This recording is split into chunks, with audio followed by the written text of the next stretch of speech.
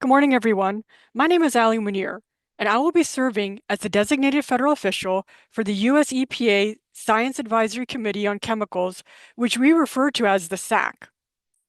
For this meeting, and in my role, I will be opening this public meeting, and I want to thank Dr. Robin Ann Gentry for agreeing to serve as the chair of the committee for this meeting. I also want to thank the members of the committee, ad hoc peer reviewers, and the public for attending this important meeting. We appreciate the time and effort of the committee members in preparing for this meeting, including taking into account their busy schedules. Additionally, I want to thank EPA's Office of Pollution Prevention and Toxics, which we refer to as OPPT, and my colleagues at the Science Advisory Committees branch in EPA for their hard work in preparing for this important review of EPA's 2026 draft hazard and exposure assessments for 4,4,1-methylethylene bis 2,6-dibromophenol or TBBPA, 1,2-dichloropropane, 1,12-trichloroethane, trans-1,2-dichloroethylene, and ethylene dibromide. By way of background, the SACC is a federal advisory committee that provides independent scientific peer review and advice to the EPA on chemical-related issues regarding the impact of proposed regulatory actions on human health and the environment. The SACC provides advice and recommendations to EPA.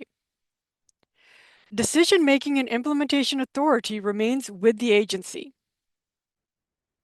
The SACC is comprised of experts in toxicology, environmental risk assessment, exposure assessment, and related scientists. When needed, the expertise of these members is augmented by ad hoc peer reviewers who are temporary participants in the SACC activities, providing additional scientific expertise. In order to assist in reviews conducted by the SACC committee, as the DFO for this meeting, I serve as a liaison between the SACC and the agency. I'm also responsible for ensuring provisions of the Federal Advisory Committee Act, or FACA, making sure that they are met. SACC meetings are subject to all FACA requirements. These include open meetings, timely public notice of meetings, and document availability to the public. Copies of all EPA presentation materials, written public comments, and other documents related to this meeting are available in the public docket at regulations.gov. The docket number and the website are noted in the meeting agenda. As the designated federal official for this meeting, a critical responsibility is to work with appropriate agency officials to ensure that all appropriate ethics regulations are satisfied. In that capacity, committee members receive training on provisions of the federal conflict of interest laws and scientific integrity trainings. In addition, each participant has filed a standard government confidential financial disclosure report. Our Deputy Ethics Officer for the Office of Mission Critical Operations and their team, in consultation with the Office of General Counsel, have reviewed these reports to ensure that all ethic requirements are met. The SACC will review challenging scientific issues over the next 5 days. We have a very full agenda, and the meeting times are approximate. Thus, we may not keep to exact times as noted due to discussions and public comments. As we move through the proceedings, we will move to the next agenda item if an item takes less than the anticipated time. We strive to ensure adequate time for agency presentations, public comments, and committee deliberations. For presenters, SACC members, and public commenters, please identify yourself when you speak into the microphones, since this meeting is being webcasted, transcribed, and recorded. Members of the committee and ad hoc reviewers are encouraged to fully consider all written and oral public comments submitted for this meeting. I would like to note that we have a live video webcast of this meeting through YouTube. To access it, please go to the link in the meeting website listed in the agenda. Please note that registration to attend this meeting is open until the last day of this meeting. For members of the press, EPA Media Relations staff are available to answer your questions about this meeting. Please address all questions to press@epa.gov. At the conclusion of the meeting, the SACC will prepare a report as a response to the questions posed by the agency, the background materials, presentations, and public comments. This final report also serves as the meeting minutes. We anticipate the final report and meeting minutes will be completed approximately 60 days after the meeting is concluded. Again, I wish to thank the committee, ad hoc peer reviewers, and the public for your participation. I'm looking forward to both a challenging and interesting discussion today and also over the next 4 days. I will now turn the meeting over to our esteemed chair, Dr. Robin Ann Gentry. Dr. Gentry? Thank you, Allie. And thank you to all of the career EPA staff that are supporting this committee, especially those in the program office who have worked diligently in compressed timeframes to produce the peer review documents. And thank you as well to the public for joining us. Congratulations to both our newest members joining the committee for the first time and our returning members who continue to bring their expertise and continuity to this work. I would also like to take a moment to recognize the full committee joining us today. We have a group of scientific experts representing a range of disciplines relevant to the chemicals under review, along with our ad hoc expert members who round out our technical expertise for this meeting's specific charge. I want to thank each of you for the time and preparation you've put into this review. I really appreciate those efforts. And I would now like to go into a roll call and introductions. If you will, please provide a very brief introduction when I call your name, and we will proceed through the roll. For completeness, I'm Robin Ann Gentry. I'm a PhD and board certified toxicologist. I'm also a principal and senior toxicologist with Ramble with over 35 years of experience in human health risk assessment. And first, I'd like to introduce my co-lead, Miss Allison Jenkins. Good morning. I'm Allison Jenkins. And yes, as Robin Ann said, I'm going to be the co-lead for this meeting, and I look forward to working with all of you. I was on the SACC, the last group, and so I'm happy to be a returning member. I'm a human health toxicologist and risk assessor at the Texas Commission on Environmental Quality, where I've been here a little over 30 years. Before that, I worked in consulting and also for the Air Force. Thank you. Thank you. Dr. Apte? Yeah, hello. My name is Udayan Apte. I'm a professor in the Department of Pharmacology, Toxicology, and Therapeutics at the University of Kansas Medical Center. I'm a board certified toxicologist with my research in effect of environmental chemicals on the liver, including PFAS, and my expertise is in chemical carcinogenesis and human health effects. Thank you. Dr. Baker? Hello, I am Marissa Baker. I'm an associate professor of occupational health at the University of Washington in Seattle. My background is in occupational health, industrial hygiene, and exposure sciences. Thank you. Dr. Barranco? Hello, my name is Wade Barranco. I'm a board certified toxicologist and employed at the Lyondell Chemical Company. My expertise is in regulatory toxicology and human risk assessment. Thank you. Dr. Burgoon? Good morning. I'm Dr. Lyle Burgoon. I'm a board certified toxicologist. I'm also a risk assessor and a biostatistician, bioinformatician by training. I'm president and CEO of Raptor Farm and Tox, and I used to work at EPA and the U.S. Army previous to that. Thanks. Thank you. Dr. Chen? Hello, everyone. I'm a new member of the committee, and I'm a research professor at Dartmouth College. I am an aquatic ecologist who works on chemicals in aquatic food webs. Thanks. Thank you. Dr. Dorson? Top of the day to you, gentle people. Mike Dorson, board certified toxicologist, 46 years of experience doing risk assessments. My gosh. currently work at an environmental science NGO, Toxicology Excellence for Risk Assessment, and previously at US EPA, where I had the pleasure of developing lots of the risk assessment guidelines. I was also temporarily a professor at the University of Cincinnati College of Medicine. Thank you. Thank you. Dr. Ike. Good morning. My name is Stephanie Ike. I'm an assistant professor at Emory University with a primary appointment in environmental health and a secondary appointment in epidemiology. Most of my work focuses on health effects of chemical exposure as I'm trained as an epidemiologist, and a lot of that work focuses on chemical mixtures. Thanks. Thank you. Dr. Fong. Hello, good morning. I'm a returning member of SACC, and I am the technical leader for Smarter Chemistry at Apple, and my primary areas of focus are in toxicology and green and sustainable chemistry. It's nice to be back. Thank you. Thank you. Mr. Garvey. Good morning. This is Greg Garvey. I'm a new member of the SACC.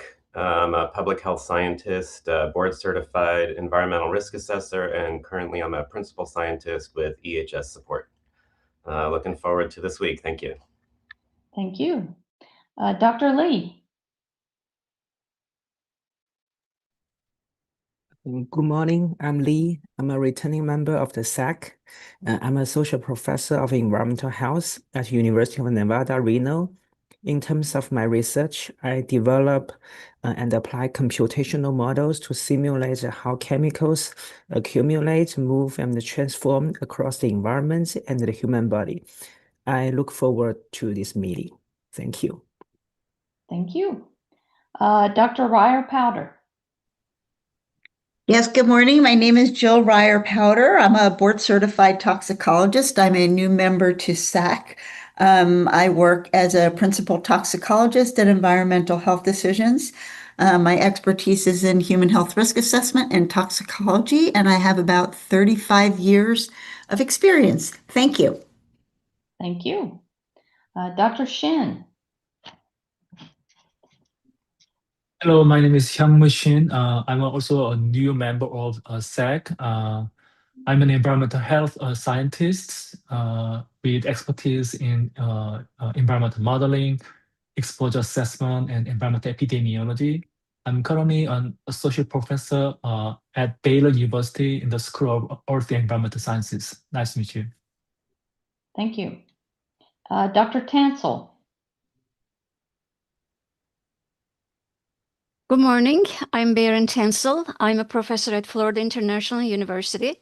I'm a registered professional engineer. My expertise is in fate and transport of contaminants and environmental exposure. I have over 35 years of experience. Thank you. Dr. Thompson. Hi, my name is Chad Thompson. I'm a senior managing scientist at Tox Strategies LLC. I have expertise in toxicology and risk assessment, where I've been consulting for about 15 years. And prior to that, I worked at EPA or ORD and SIA for about 6 years. Okay. Thank you. Mr. Wright. Good morning. My name is Mike Wright. I'm the retired Director of Health, Safety, and Environment for the Steelworkers Union, which, despite its name, represents the majority of organized chemical workers and workers in the chemical-related industries like paper and rubber and plastics. I was trained as an industrial engineer and also in public health, specifically industrial hygiene. My expertise for these purposes is in the assessment of occupational exposure. Okay, thank you. And now our ad hoc members for this meeting, Dr. Haber. Good morning. I'm Lynn Haber. I'm a professor in the Department of Environmental and Public Health Sciences at the University of Cincinnati.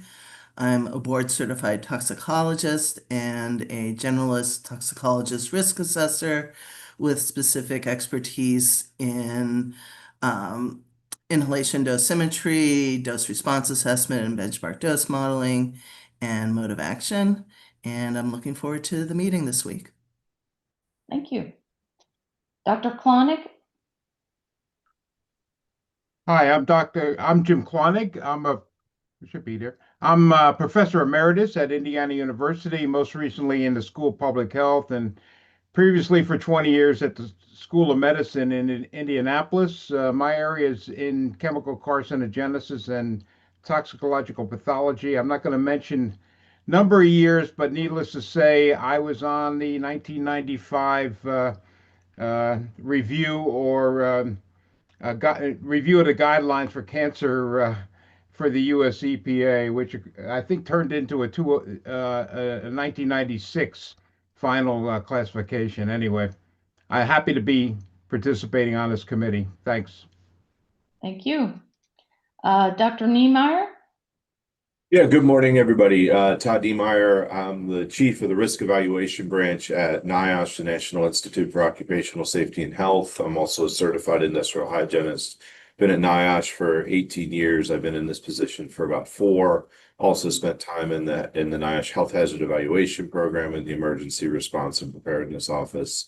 Also spent time in consulting before that. Happy to be here. Thank you. Thank you. Dr. Osmitz? Good morning. Thanks for the opportunity to be here. I'm Tom Osmitz, a board-certified toxicologist and principal at Science Strategies. Prior to working in human health and risk assessment and the application of new approach methodologies in Science Strategies, I was in the consumer product industry at SC Johnson. All right, thank you. So this completes the introductions of the committee. We may now move to the agenda, which would be to have welcoming remarks from Dr. Nancy Beck, Principal Deputy Assistant Administrator, Office of Chemical Safety and Pollution Prevention. Dr. Beck? Great. Okay. Good morning, everyone. Thank you, Dr. Gentry. Thank you all for joining us today. I want to begin by welcoming the new members of the SACC, including our ad hoc members today, and expressing my deep appreciation to all the members, new and existing, for your time, the expertise, your judgment for this important review. I want to particularly thank Drs. Gentry and Ms. Jenkins for stepping up to be our chairs. Having served on the SACC for a few years, you both knew what you were getting into and you stepped up nonetheless. So thank you very much for that. We know each SACC member carries a full professional and personal workload. We are grateful that you've all chosen to serve the public by participating today.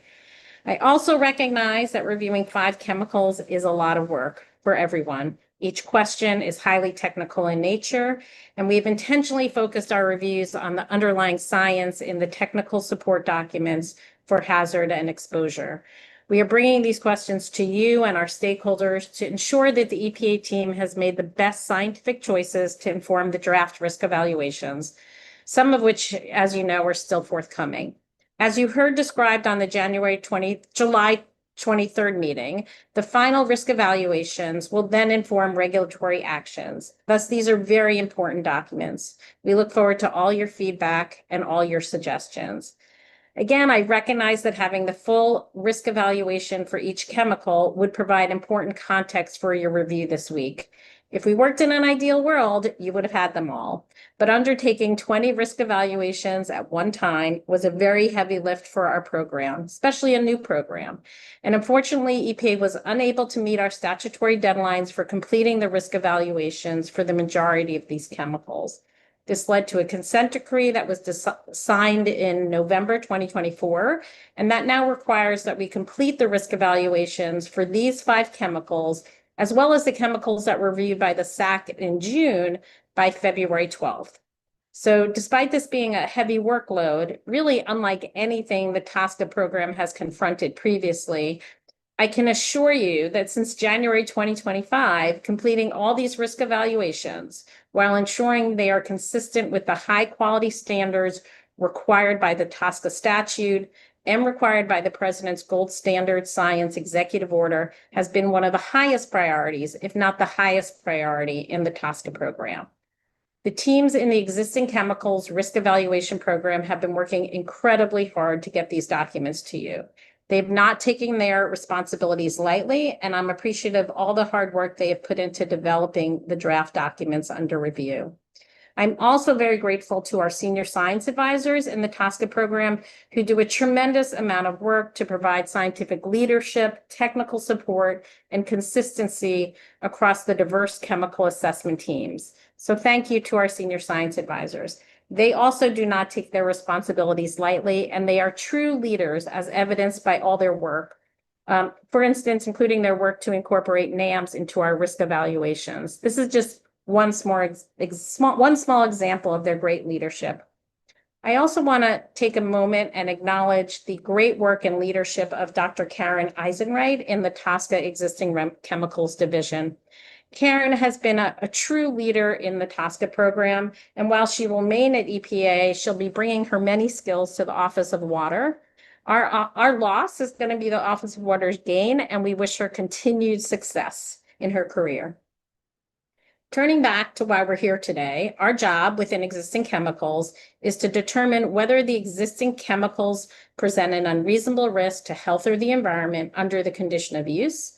And if we find such risks, we will need to take action to reduce or eliminate the unreasonable risks. Independent peer review and public comment are essential parts of the TSCA risk evaluation program. This step tests our assumptions, sharpens our methods, and strengthens public confidence that we are making decisions consistent with the best available science while using all the reasonably available information.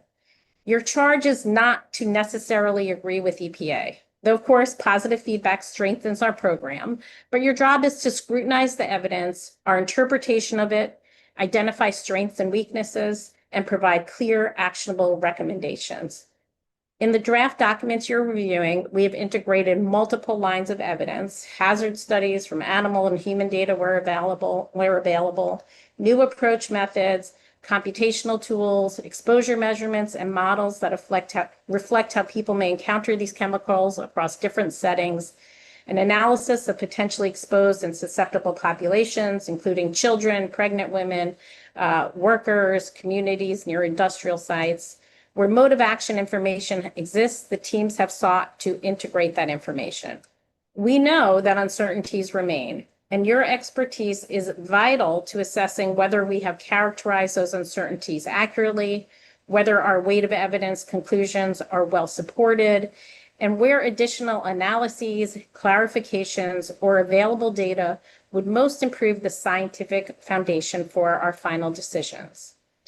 During the July 23rd meeting, there were detailed discussions on the charge questions. We are thankful to everyone's input on these charge questions, from the SACC members to the public, and I can assure you the team has worked thoughtfully to incorporate this feedback into the charge questions.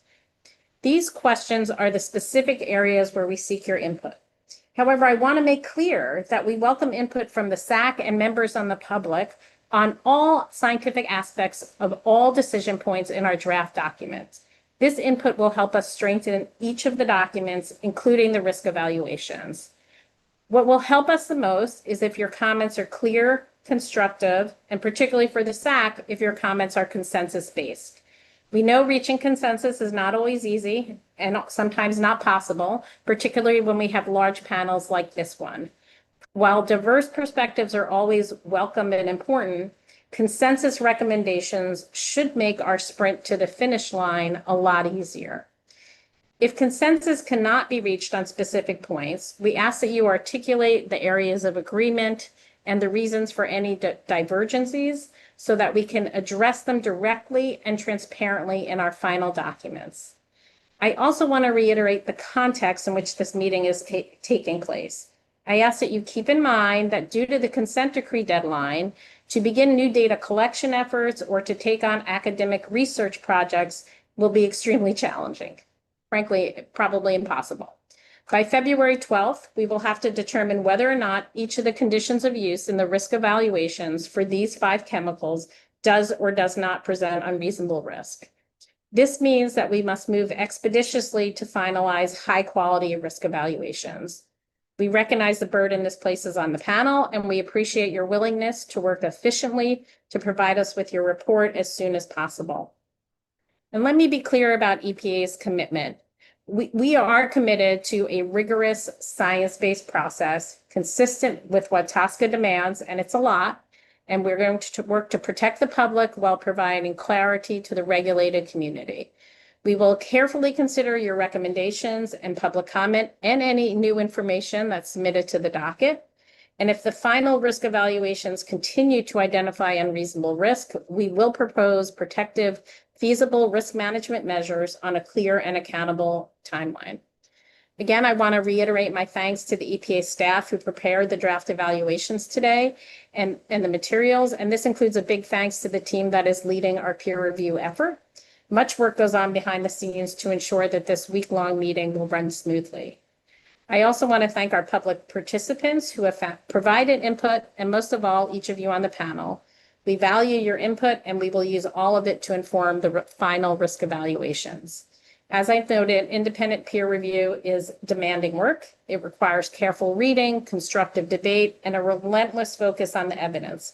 Your efforts strengthen our science and ultimately the protections that the people count on. We look forward to your discussion and receiving your final report.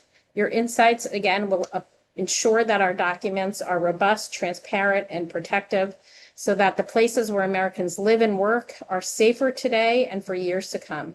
And with that, I will turn it back to Ali so you can begin your hard work. Thank you very much. Oh, or turn it back to Ramanan. Thank you, Dr. Beck. I will now hand things over to Dr. Steve Dutton, Director of Existing Chemicals Risk Assessment Division, Office of Pollution Prevention and Toxics, for his welcome and introductory comments. Dr. Dutton? Great. Thank you all, and good morning, everybody. Thanks for joining us today to everybody who's online or gathered in conference rooms. I'm Steve Dutton. I'm Director of the Existing Chemical Risk Assessment Division in the Office of Chemical Safety and Pollution Prevention. And I'm happy to kick things off here with a brief introduction for this week's meetings to help set the stage for everyone. If we can go to the next slide, please. First of all, I'd like to just start by thanking our SACC members, new and old, for joining us here, as well as our public commenters who play an important role, as you heard from Dr. Beck. We look forward to hearing your feedback and answering any questions you may have about our work. Your review and feedback is critically important for ensuring the success of the TSCA program and meeting our consent decree timelines specific to the current set of chemicals that we'll be discussing this week. Next slide, please. The next three slides actually will be showing you the order of presentations, topics that we'll be covering today, starting with TBBPA and 1,2-dichloropropane. Next slide, please.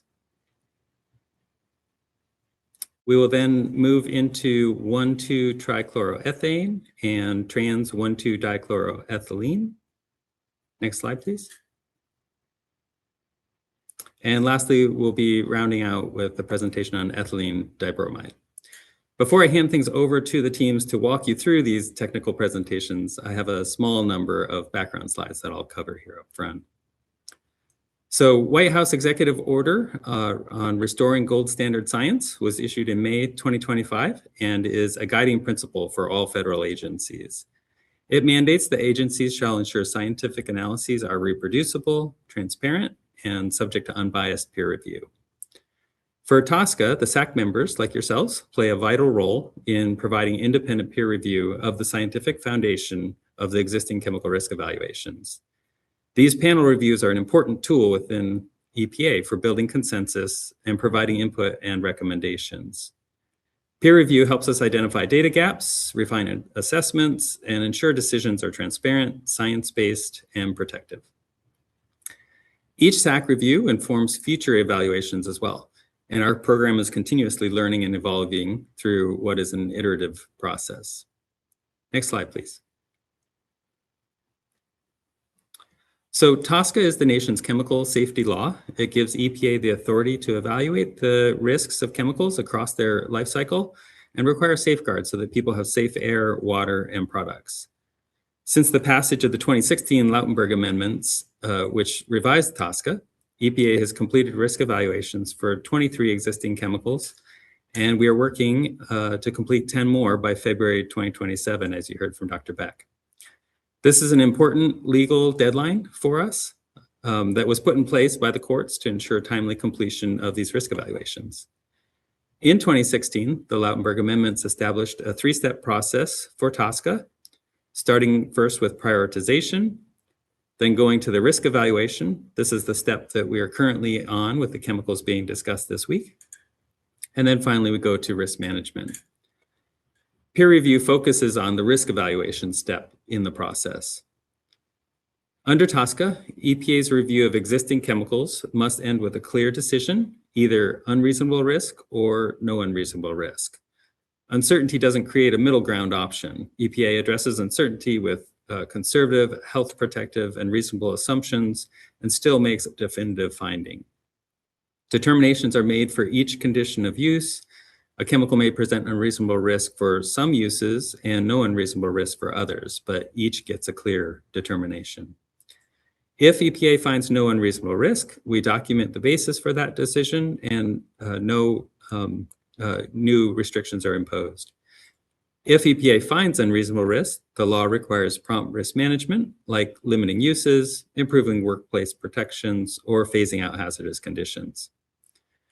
TSCA sets a high bar. EPA must evaluate chemicals using the best available science and all reasonably available information, weigh the full body of evidence, and focus only on the health and environmental risks, not the costs, when making the risk determination. And finally, EPA must consider risks of potentially exposed or susceptible subpopulations, including infants, children, pregnant women, the elderly, workers, and communities with higher exposures to ensure protections are health protective for everyone. Next slide, please. In a few of my previous slides, as well as throughout discussions this week, you'll hear some specific terms that I'd like to just take a moment here to explain, because they're incredibly important to our risk evaluations and based on definitions that are found in the statutes. Starting with best available science, that term is found in TSCA section 26H and requires EPA to document that the risk evaluation is consistent with the best available science. And in determining the best available science, EPA considers several factors as applicable. First of all, the extent to which the scientific information, technical procedures, measures, methods, protocols, methodologies, or models employed to generate the information are reasonable for and consistent with the intended use of that information. Next, the extent to which the information is relevant for the administrator's use in making a decision. The degree of clarity and completeness of the information, the extent to which the variability and uncertainty in the information are evaluated and characterized, and lastly, the extent of independent verification or peer review of the information. Another important term is reasonably available information, which is found in TSCA section 26K. EPA defines this to mean information that EPA possesses or can reasonably generate, obtain, or synthesize for use in risk evaluations, considering the deadlines specified in TSCA section 6 for completing such evaluations, regardless of confidential business information claims. Weight of scientific evidence, found in TSCA section 26I, is another important term. Weight of scientific evidence assessment is based on the strengths, limitations, and interpretation of data available across multiple lines of evidence, and how these different lines of evidence may or may not fit together when drawing conclusions. The multiple lines of evidence come from a variety of scientifically relevant sources, including but not limited to published or publicly available studies in the peer-reviewed scientific journals, studies conducted in accordance with OECD or other EPA guidelines, and any other reports, scientific information, or lines of evidence that are sufficient quality, relevance, and reliability to evaluate across studies and endpoints to incorporate into an overall assessment. Conditions of use, or COUs, as you may hear them referred to during this meeting, are defined as the circumstances as determined by the administrator under which a chemical substance is intended, known, or reasonably foreseen to be manufactured, processed, distributed in commerce, used, or disposed of. And the last term on the list here is unreasonable risk. This term is not defined in the statute or the regulations because of the unique nature of each risk evaluation and the need to make this determination on a case-by-case basis. But EPA has historically weighed different factors when making this determination, including but not limited to the effects of the chemical substance on health and human exposure to substances under conditions of use, the effects of the chemical substance on the environment and environmental exposures under the conditions of use, the population exposure, severity of the hazard, and uncertainties in the evidence. Next slide, please. EPA seeks SACC's input on new methods, approaches, and scientific issues as described in the charge questions. And risk characterization calculations that are routine in nature are typically not included in the SACC review.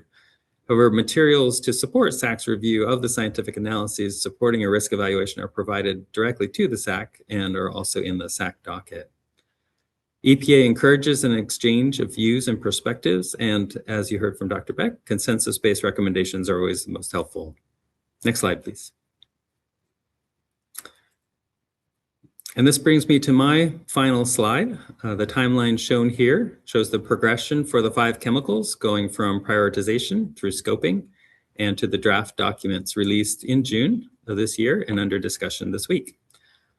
Looking forward, we anticipate releasing the last few risk evaluations for public comment later this summer and finalizing all risk evaluations this fall and winter, but no later than the February 12th, 2027, which is our consent decree deadline for these chemicals. I very much appreciate all the input from my staff who have pulled these documents together and the work that the SACC has already prepared and completed as they reviewed these documents, and look forward to your review throughout this week. Thank you, and I'll hand the meeting back over to Dr. Gentry. Okay, thank you, Dr. Dutton. And now we will move into the technical portion of today's meeting. I will turn it over to the agency for the OPPT technical presentation. We'll start with TBBPA, the human health hazard, addressing charge questions 1, 2A, and 2B, and presenting on OCSPP's Office of Pollution Prevention and Toxics is Dr. Devin Alul. Dr. Alul? Hi, Devin Alwell, US EPA. Thank you. Hello, my name is Devin Alwell, and I will be presenting the Human Health Hazard Assessment for TBBPA. Next slide, please. First, I would like to acknowledge and thank all of the authors, contributors, and technical supporters that contributed to the development of the TBBPA risk evaluation. Next slide, please. This slide shows the risk evaluation document map for TBBPA, which is broken up into exposure TSDs and a hazard assessment TSD. This portion of the presentation will focus on sections of the human health and environmental hazard TSD supporting the TBBPA risk evaluation. Next slide, please. I will first discuss the human health non-cancer assessment for TBBPA as it relates to charge question 1. The slides will discuss the selected key hazard studies and outcomes, benchmark dose modeling, and preliminary PODs by exposure duration. Next, I will discuss the TBBPA cancer assessment, which includes a review of TBBPA cancer study data, a mode of action analysis, and EPA's preliminary TBBPA cancer classification. Next slide, please. Now I will discuss the draft TBBPA non-cancer PODs selected for intermediate and chronic exposure durations as it relates to charge question 1. Next slide. TBBPA has been previously assessed by multiple authoritative organizations. Generally, key endpoints selected for human health risk characterization are consistent across assessments for non-cancer health outcomes. For EPA's human health hazard assessment, EPA used key human health hazard domains and toxicity effects identified by prior assessments as a starting point, which included high-quality guideline or guideline-like studies.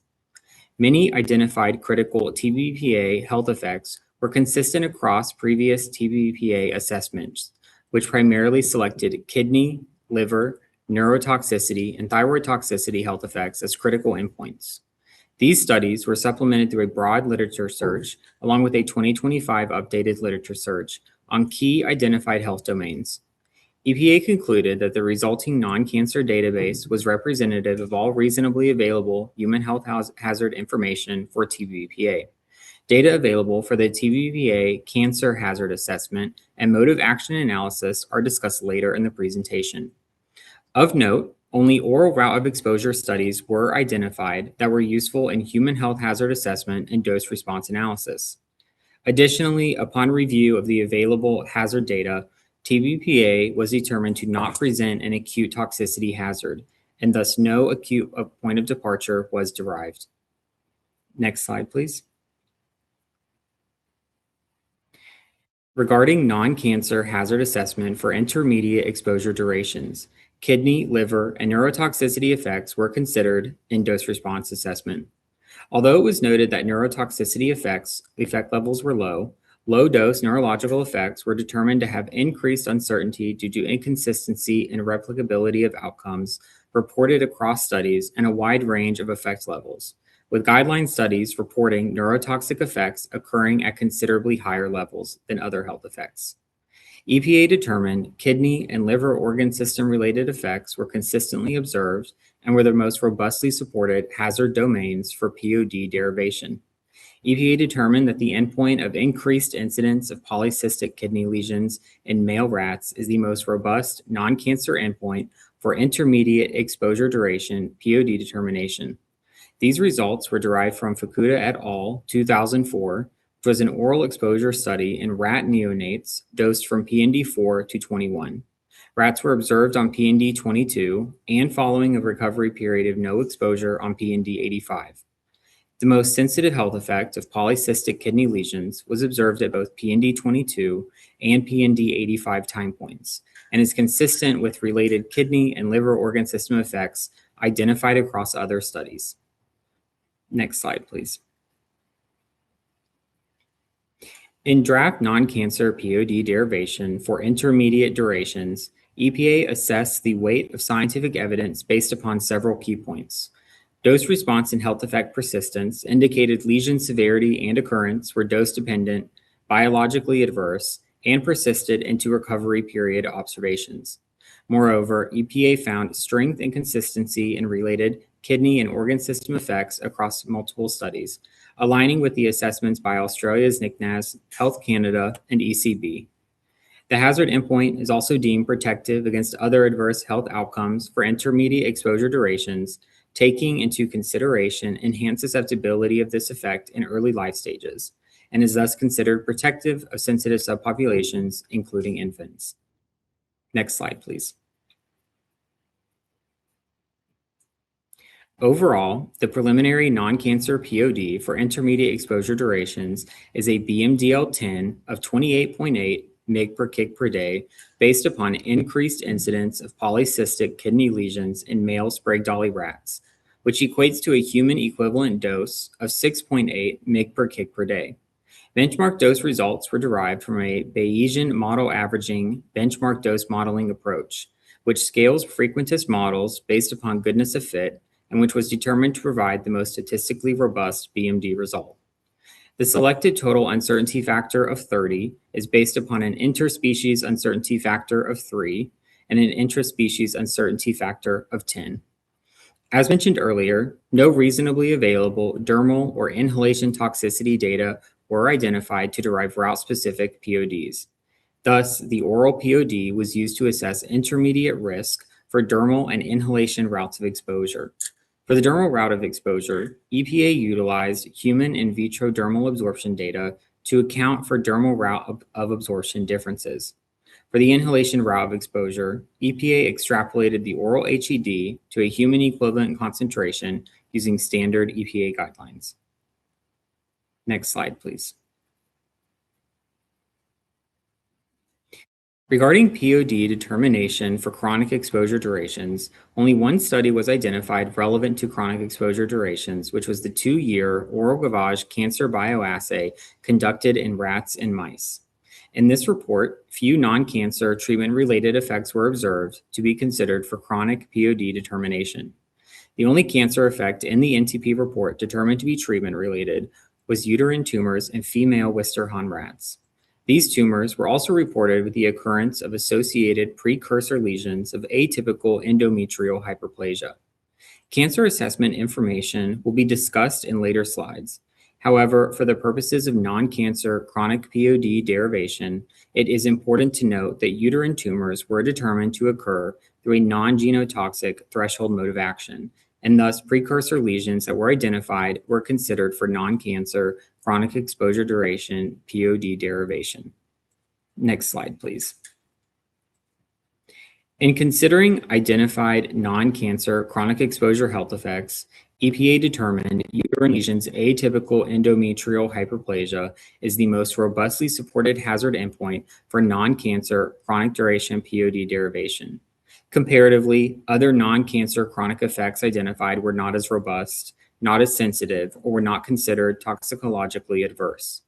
These preneoplastic lesion results from the 2-year oral exposure study occurred at a lowest observed adverse effect level of 250 mg/kg per day, which was linked with uterine tumors observed in high-dose group rats. Next slide, please. In draft non-cancer POD derivation for chronic durations, EPA assessed the weight of scientific evidence based upon several key points. The dose response and persistence of findings revealed adverse atypical endometrial hyperplasia at all doses, which related to uterine tumor outcomes showing a dose response trend. NTP cancer bioassay results and the interpretations of precursor lesions and tumor data were evaluated with EPA's guidelines for carcinogenic risk assessment and are supported by a nonlinear MOA, which aligns with prior assessments conducted by EFSA. Lastly, the selected non-cancer endpoint is considered protective against all toxicity outcomes associated with chronic exposure durations. Next slide, please. Overall, the preliminary non-cancer POD for chronic exposure durations is a BMDL10 of 18.5 mg/kg per day based upon increased incidence of atypical endometrial hyperplasia in female Wister-Hahn rats, which equates to a human equivalent dose of 4.4 mg/kg per day. Bayesian model averaging benchmark dose modeling was determined to provide the most statistically robust BMD result. However, it is noted here there is a large fold difference between the BMD and BMDL for this data. The selected total uncertainty factor of 30 is based upon an interspecies uncertainty factor of 3 and an interspecies uncertainty factor of 10. As mentioned earlier, no available dermal or inhalation toxicity data were identified to derive route-specific PODs. Thus, the oral POD was used to assess chronic risk for dermal and inhalation routes in a similar manner to as was done for the intermediate exposure duration non-cancer POD, using human skin dermal absorption data for the dermal route of exposure and extrapolating the HED to an HEC for the inhalation route of exposure. Next slide, please. Now I will discuss the TBBPA mode of action analysis for uterine tumor formation and EPA's preliminary TBBPA cancer classification as it relates to charge questions 2A and 2B. Next slide, please. Regarding TBBPA genotoxicity, multiple assay types have evaluated potential TBBPA mutagenic or genotoxic effects. All identified studies report negative or non-genotoxic results, except for 2 common assay studies. However, these studies did not report consistent results, and there was lack of additional data, such as cytotoxicity markers, for confident results interpretation of the reported in vitro outcomes. Considering the weight of non-genotoxic test results for TBBPA identified across different test systems, EPA concluded a negative genotoxic potential for TBBPA, which is in agreement with assessments by EFSA, IARC, NCNAS, and ECB. Next slide, please. As mentioned previously, the only clear exposure-related cancer outcome for TBBPA is uterine tumors in female Wister-Hahn rats. Given TBBPA is not genotoxic, EPA conducted a carcinogenic mode of action analysis for uterine tumors. Available experimental evidence consistently identify that TBBPA-induced uterine tumors are associated with the molecular initiating event of inhibition of estrogen sulfotransferase enzyme SALT1E1, which can increase uterine estrogen bioavailability. Next slide, please. The figure on the right shows the levels of organization and general pathway events for the SALT1E1 mode of action for uterine tumors. This mode of action was developed based upon supporting in vitro, in silico, and in vivo associations. The MOA is organized according to chemical agnostic frameworks for uterine adenocarcinomas, including the EFSA panel on plant protective residues AOP for uterine tumors, and the AOP for chemicals inhibiting the SALT1E1 metabolism pathway. Next slide, please. In summary of the MOA, the molecular initiating event of SALT1E1 inhibition leads to increased uterine estrogen bioavailability and thus overactivation of estrogen receptor signaling pathways. EPA identified some evidence suggesting increased uterine estrogen bioavailability may increase reactive catechol-quinone production through disrupted estrogen metabolism, which may produce an environment of highly reactive quinones to exacerbate pre-existing TP53 mutations, to also increase cellular proliferation through the secondary pathway. However, the evidence for this event was inconsistent and not robust, and is not supported by any gene tox or metabolite formation data. Overall, these key events, particularly through ER-mediated pathway activation, increase uncontrolled cellular proliferation. Next slide, please. Ultimately, this MOA leads to the adverse outcomes of uterine pre-neoplastic lesions, which have been reported in the NTP cancer bioassay as atypical endometrial hyperplasia and uterine tumor formation, as observed by uterine adenomas, adenocarcinomas, and MMMT tumors combined. Next slide, please. EPA utilized comprehensive cancer hazard assessment information to evaluate uterine tumors and the associated MOA under EPA's guidelines for carcinogenic risk assessment in the modified Bradford-Hill criteria, resulting in a weight of scientific evidence. Lines of evidence include key event data for this MOA were derived from a study using the same rat species and dose level as the study demonstrating dose-dependent uterine tumor formation. Temporal data associated with key events provided indirect evidence of ER-mediated pathway activation and cellular proliferation preceding observation of uterine tumors. Furthermore, consistent associations were observed across multiple evidence streams supporting the uterine tumor MOA. Specifically, experimental evidence for the key events follow a logical biological sequence along well-characterized conserved pathways, and other modes of carcinogenic action have been ruled out, supporting the inhibition of SALT1E1 as the molecular initiating event. Overall, existing data supports a non-genotoxic, non-linear threshold of carcinogenic concern that is relevant to humans. Next slide, please. Under EPA's guidelines for carcinogenic risk assessment, and considering the weight of scientific evidence for the carcinogenicity of TBBPA, EPA preliminarily determined that TBBPA is not likely carcinogenic to humans at doses below levels associated with the non-cancer chronic POD, which is based on the effect of atypical endometrial hyperplasia and which is tied to uterine tumors with a non-genotoxic, nonlinear threshold mode of action. The non-cancer chronic POD thus accounts for health effects associated with chronic TBBPA exposure, including non-cancer and cancer outcomes. Next slide, please. Thank you for your attention, and I will now take any questions from the committee.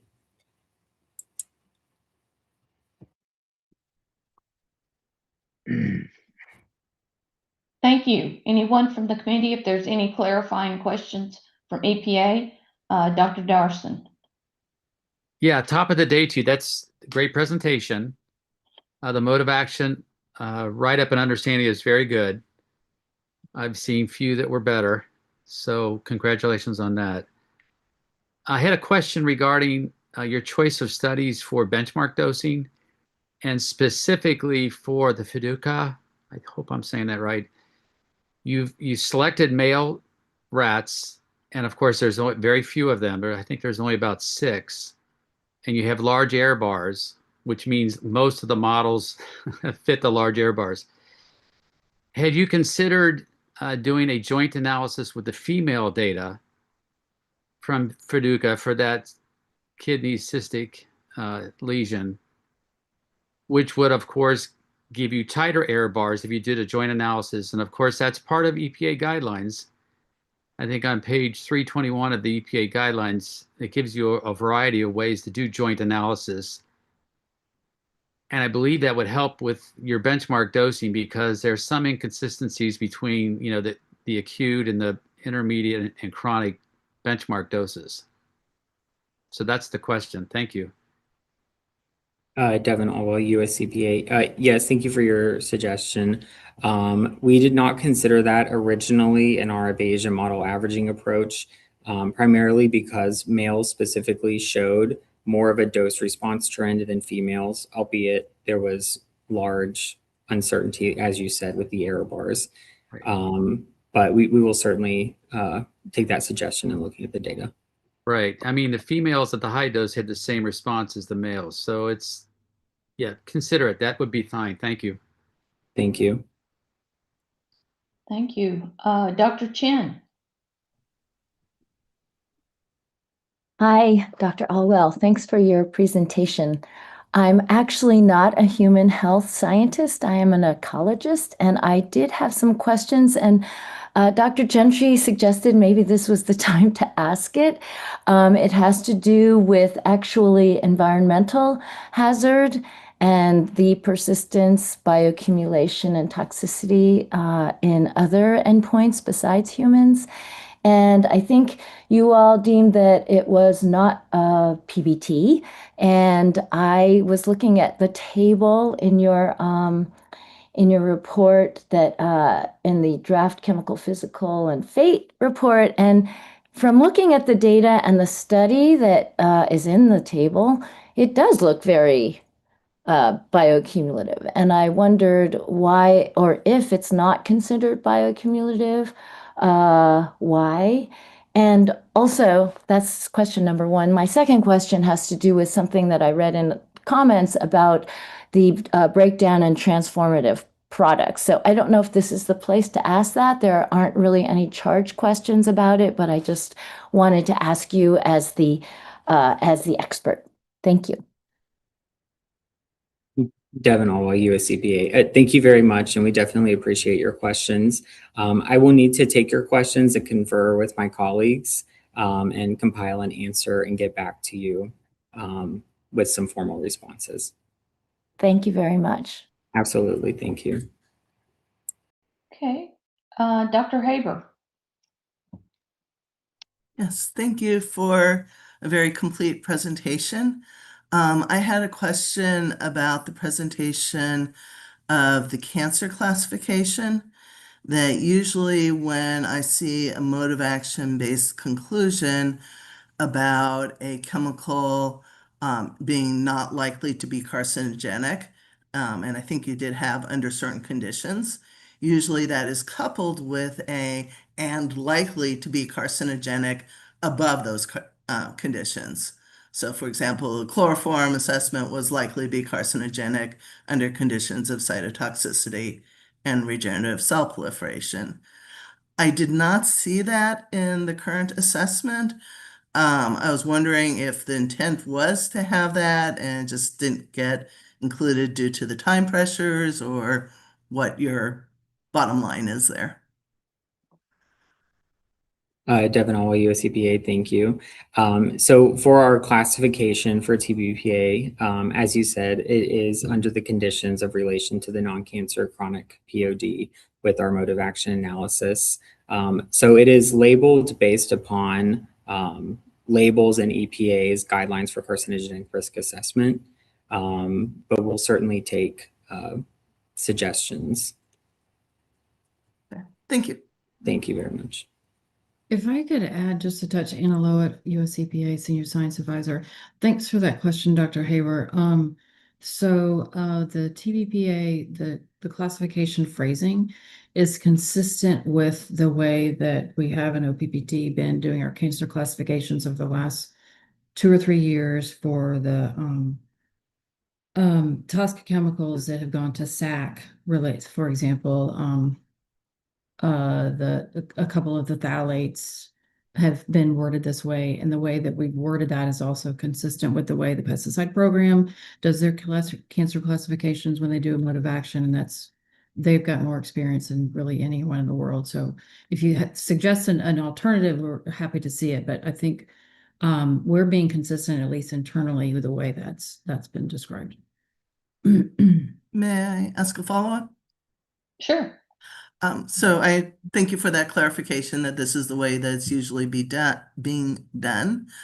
Could you provide some additional insight as to why that second part that we see in the cancer guidelines is not being included or has not recently historically been included of and likely under X conditions? I think to some, Analoa, again, I think it's implicit in the statement that it's unlikely to cause, I can't remember the words off of my head, at doses that don't cause these effects. So it's implicit that the opposite also occurs. And our assessments, as they are intended to be risk-based, are intended to be protective and safe of all toxicities. And so, as you can see from Dr. Alwell's presentation, we always are always comparing our points of departure from non-cancer and cancer together. And so I think the totality of that is how we've landed on this. Thank you, Lynn Haber. Okay. Dr. Dawson. You're on mute. Pardon me. We had some additional public comments on the benchmark dosing for the endometrial hyperplasia. And when I looked at the results on page 165, it turns out that none of the models fit. And of course, when you look at the dose response curve, you can see why none of the models fit. So EPA might want to consider not struggling with this. I mean, you could use I suppose, the low AL, which is very high, or you can defer to the cancer plus hyperplasia modeling that you've done as well, where the models do seem to fit. So that's just another suggestion for EPA to consider. So Dr. Dowson, just a question. So is that a clarification question for EPA, or is that part of your recommendations, in which case maybe hold that comment for the discussion? That's a good, Dr. Lowett, that's a good point. I guess the question would have been, none of the models fit for hyperplasia, so why did EPA go for it anyhow? I mean, that's just the question. But it's good enough. I thank you. Devin Ollie. Oh, I'm sorry. I was just going to remind the committee members as you begin to ask your question to state your name for the record. Did you want to add anything else, Dr. Allwell, before I move to another question? I'm sorry I interrupted. I would like to answer Devin All USCBA if Dr. Dorson would like me to provide a response to his question. Okay. I was just going to add that our frequentist models do not provide reliable fits overall for that atypical endometrial hyperplasia outcome, but that is why we did include a Bayesian model averaging approach. So there is strength in the posterior weighting of those frequentist models together. But we do look forward to your comments and suggestions on the BMD modeling. Thank you. Okay, thank you. Thank you. Thank you. Dr. Thompson. Yes, Chad Thompson. Yeah, that was my recollection about the modeling, is that none of the frequentists fit. And so you opted to use the Bayesian model average. And is there currently policy that supports that? If none of your frequentist models work, but you get a result with the Bayesian model average, is there, I can't recall whether there was sufficient discussion of the interpretation of the Bayesian model averaging results as to whether there were concerns about the fits there. Again, that seems like it's something new. I don't think there's official policy yet for adopting the Bayesian model average approach. So just maybe you could weigh in there.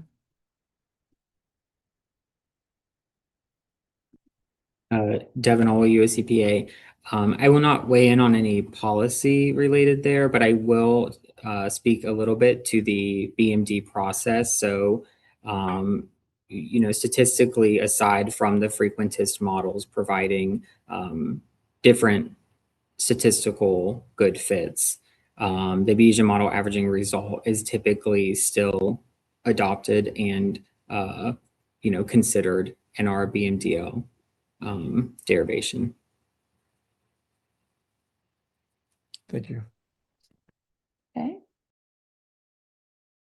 All right. If there any more clarifying questions from the committee? Yeah, so very quickly, I just want to remind everybody at the committee that the only types of questions that should be asked to the program officer are just clarifying questions about the technical presentation. This isn't the point where we talk about recommendations or policy or anything else, just clarifying questions on what was presented by the EPA presenter. Thank you. Okay, I think now we can move to the next presentation on 1,2-dichloropropane, and that will be Dr. Dean.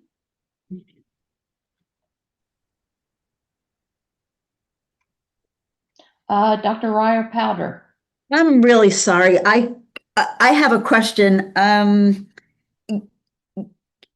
Can you or can the previous presenter just give a brief overview of how they rate the quality of a study when they're going to use it to set an HED, please? Devin Ola, USCPA. Thank you. So initially we go through data quality evaluation, which provides a TSCA study quality metric, and those will be notated for each study throughout the TSD. I hope that answers your question. Just a quick follow-up question. So it's documented somewhere, the steps you go through and then how you come up with the particular rating for a study, whether it's high quality or low quality. Is that the case? Yes, there will be systematic review files that are included with the TBBPA overall risk evaluation package. That will include that. And were both of the studies that you discussed here, were they both high quality studies? They were. So the Fukuda et al. 2004 was determined to be a high quality study that was used for our oral intermediate exposure duration non-cancer POD. And then our NTP 2014 cancer bioassay was also a high quality study. Okay, thank you very much. And this is Jill Ryer Powder. Thank you. Thank you. Okay, I guess we will move on to the next presentation. Dr. Dean.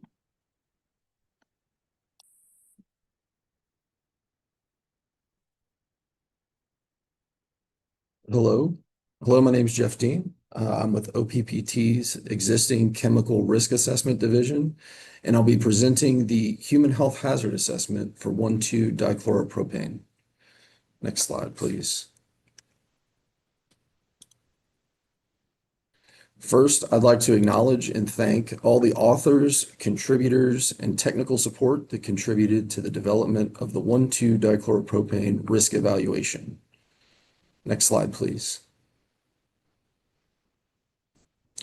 This slide shows the risk evaluation document map for 1,2-DCP, which consists of systematic review TSD, technical support document, exposure assessment, technical support document, and a hazard assessment technical support document. This presentation will focus on the human health sections of the human health and environmental hazard technical support document supporting the 1,2-dichloropropane risk evaluation. Next slide, please. There are two charge questions on 1,2-dichloropropane. I'll first discuss the human health non-cancer assessment for 1-2 DCP as it relates to charge question 3. The slides will discuss the selected key hazard studies and preliminary points of departure by exposure duration. After that, I'll discuss the 1,2 dichloropropane cancer assessment, which includes a review of 1,2 DCP cancer study data, mode of action analysis, and EPA's preliminary 1,2 dichloropropane cancer classification. Next slide, please. So now I'm going to discuss the draft 1,2 dichloropropane non-cancer point of departures selected for acute, intermediate, and chronic exposure durations as it relates to charge question 3. Next slide, please. 1,2 dichloropropane has been previously assessed by multiple authoritative organizations. Generally, key endpoints are consistent across assessments for non-cancer health outcomes. For EPA's Human Health Hazard Assessment, EPA used key human health hazard domains and toxicity effects identified by prior assessments as a starting point. Critical health effects, including hematological, neurological, and upper respiratory effects, were consistent across previous 1,2 dichloropropane assessments as shown here. These key studies were supplemented through a broad literature search, along with a 2025 updated literature search on key health domains. EPA concluded that the resulting non-cancer database was representative of all reasonably available human health hazard information for 1,2 DCP. Data available for 1,2 dichloropropane, cancer hazard assessment, and mode of action analysis are discussed later in the presentation. Of note, no suitable studies were available for the dermal route for deriving route-specific points of departure. Next slide, please. For the non-cancer hazard assessment for the oral acute duration scenario, EPA identified 6 studies. None of the available oral acute studies for 1,2 dichloropropane were considered appropriate for POD derivation. 3 studies tested a single dose, so their ability to inform dose response analysis was limited. The remaining 3 studies reported no effects or were not sufficiently comprehensive for point of departure derivation. EPA determined that maternal CNS depression effects in rats from the high-quality developmental study by Kirk 1995 is the most robust non-cancer endpoint for acute oral point of departure derivation. Maternal CNS depression effects were observed within 1 hour on the first day of dosing, GD6, after a single oral gavage exposure in rats. CNS depression effects were not amenable to benchmark dose modeling because responses were only seen at the highest dose tested. Therefore, the NOEL low-L approach was used to identify a point of departure for this effect. The gap between the NOEL at 30 mg per kg per day and the low-L of 125 mg per kg per day isn't ideal. However, the dose range finding study by Dow Chemical 1989 provides dose response information to support 30 milligram per kilogram per day as the NOEL for CNS depression. Specifically, Dow Chemical 1989 reported CNS depression effects in pregnant rats, indicating a low-L of 50 mg per kg per day. This was slightly higher than the NOEL of 30 mg per kg per day identified for CNS depression from the Kirk et al. 1995 study and suggests that the NOEL is not overly sensitive. Next slide, please. For the non-cancer hazard assessment for the oral intermediate duration scenario, EPA considered 3 subchronic studies. Additionally, EPA determined that using short-term studies to derive intermediate and chronic values is appropriate when supported by evidence and are health protective for longer durations. EPA determined that hematological effects indicative of hemolytic anemia, specifically increased reticulocytes in pregnant rabbits from the high-quality developmental study by Kirk 1995, was the most robustly supported endpoint for intermediate oral point of departure derivation. The oral database demonstrates robust evidence from high-quality short-term, subchronic, and chronic oral studies in rats, mice, and rabbits for 1,2 dichloropropane-mediated effects on hematological and splenic endpoints consistent with hemolytic anemia. The hematological effect was benchmark dose modeled, with a BMDL-1SD of 27 milligrams per kilogram per day, which equates to a human equivalent dose of 11.4 milligrams per kilogram per day. Next slide, please. For the non-cancer chronic oral point of departure, EPA considered a 2-year oral gavage study in rats and mice. Few non-cancer treatment-related effects were observed for the chronic point of departure determination. Therefore, EPA considered hematological effects from short-term studies for chronic point of departure derivation. The oral database describes evidence from short-term, subchronic, and chronic oral studies in rats and rabbits for 1,2-dichloropropane-mediated effects on hematological and splenic endpoints consistent with hemolytic anemia. Therefore, EPA determined that the intermediate oral point of departure based on hematological effects was the most supported and health protective endpoint for the oral non-cancer chronic scenario. As mentioned earlier, no available dermal data were identified to derive route-specific points of departure. Thus, the oral PODs were used to assess risk for the dermal route across durations. Next slide, please. EPA is seeking SACC consideration on the following potential alternative study for the oral intermediate and chronic scenarios. Hematological effects including decreased hemoglobin, decreased hematocrit, and increased bilirubin, erythropoietic hyperplasia, and splenic hemosiderosis from the medium quality 13-week Bruckner et al. 1989 study were considered for point of departure derivation. Hematological effects were not amenable to benchmark dose modeling given that the number of animals per dose group was unclear and could not be confirmed, and data for erythropoietic hyperplasia and splenic hemosiderosis in male rats were only reported as qualitative statements without accompanying incidence data. EPA considered the refined POD derived from the Kirk study more reliable. Next slide, please. For the non-cancer hazard assessment for the acute inhalation scenario, there were limited acute inhalation studies appropriate for deriving a POD. One study exposed mice to 1,2-dichloropropane for up to 6 hours, reporting effects on liver pathology and mortality. Liver effects from this study were considered for POD identification. The same study also reported clinical signs of CNS depression in rats and mice. However, the study did not provide incidence data for CNS effects and thus was not considered for POD identification from this study alone.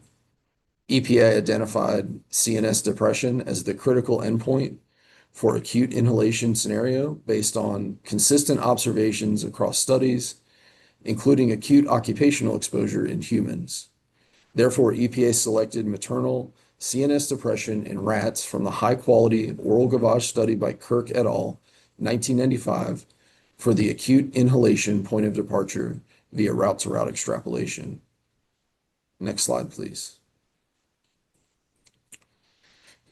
For longer durations of inhalation exposure, the most consistently observed and relevant effect was upper respiratory toxicity, specifically damage to the nasal olfactory epithelium.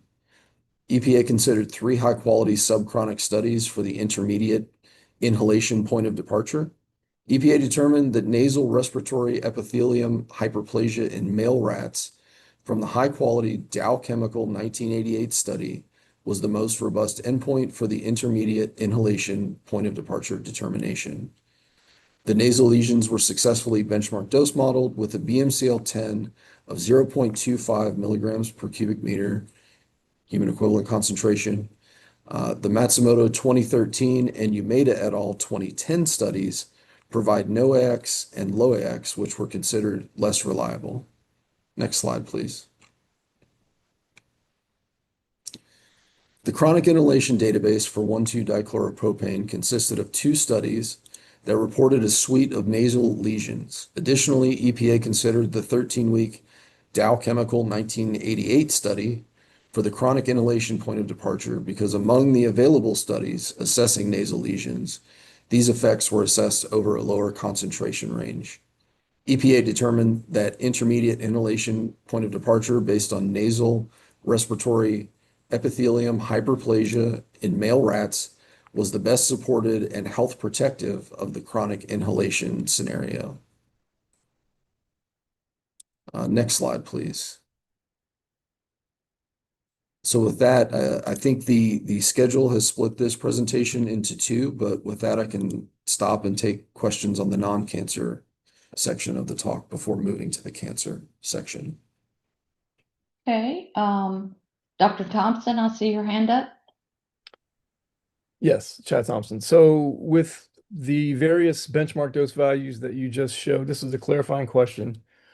Were they all, those that were dichotomous, were they all frequentist model selections? And if so, how did the Bayesian model averaging results play in, or did you even conduct the Bayesian model averaging for those endpoints? That's a great question. I do not believe that we did Bayesian model averaging. That's something that I should probably get back with the team and put together a response to get back to you with. Thank you. Thank you. Okay, thank you. Dr. Dorson. Yes, top of the day to you, gentle people again. So for the question is for the chronic oral, we're using an oral gavage study. And I'm presuming, or I guess I'm asking, so the chronic studies either didn't monitor for reticulocytes or they found effects on reticulocytes at higher doses? Yeah, yes, it's my understanding that Jeff Dean, EPA, sorry. It's my understanding that the changes in reticulocytes were observed at the highest dose in that study, and that was the only study, I believe, that looked at reticulocyte levels. So when you say that study, you mean the chronic oral studies? Or I mean, or the oral gavage study? The oral gavage study. Okay, thank you. Mike Dorson here. Thanks. Any other clarifying questions from the committee? Okay, we'll move on with the cancer section for this compound, I think is next. Oh, Dr. Haber.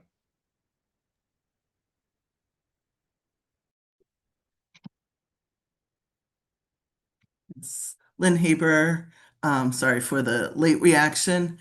I was trying to determine whether the dosimetric adjustment was used for the non-cancer approach for the intermediate RFC. And if so, what approach was used? Jeff Dean, EPA. I believe body weight 3/4 scaling was used. From the inhalation. So not the HED to HEC. So where you have an inhalation study, you use the body weight? Oh, no. Well, actually, so I better either take a few minutes to chat with the team to get back through the document and give you the correct answer, or get back to you after putting together the consensus response of the team here. Great, thank you.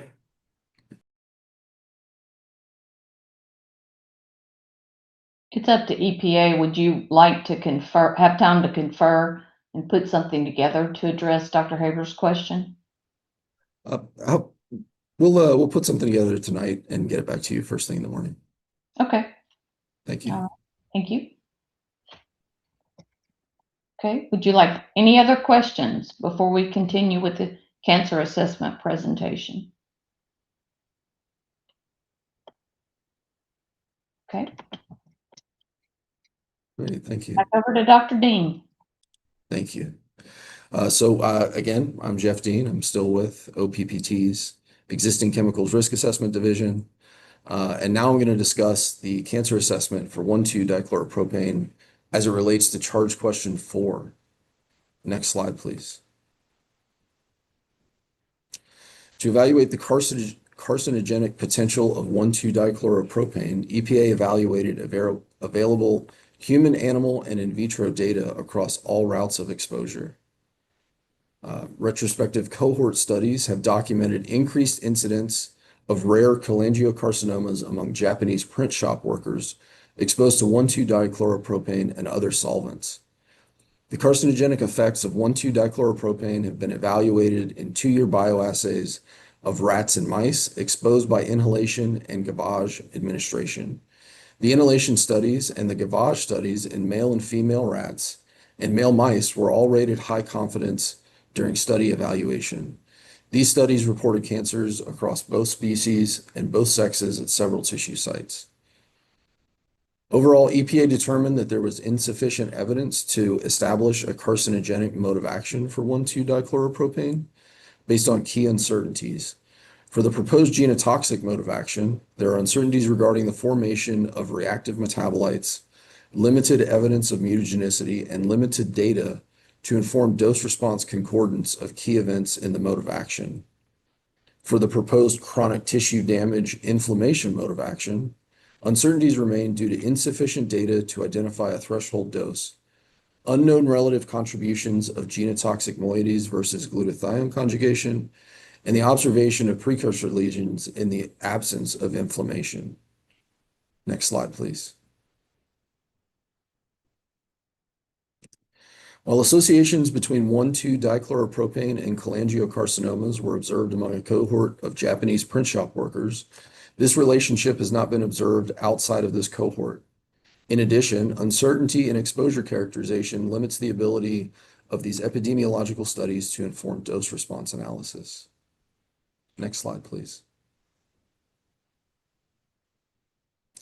Under the US EPA's 2005 guidelines for carcinogen risk assessment, and considering the weight of evidence for the carcinogenicity of 1,2-dichloropropane, EPA preliminarily determined that 1,2-dichloropropane is likely to be carcinogenic to humans based on evidence of carcinogenicity at several tissue sites in 2 species and sexes of animals in high-quality cancer bioassays.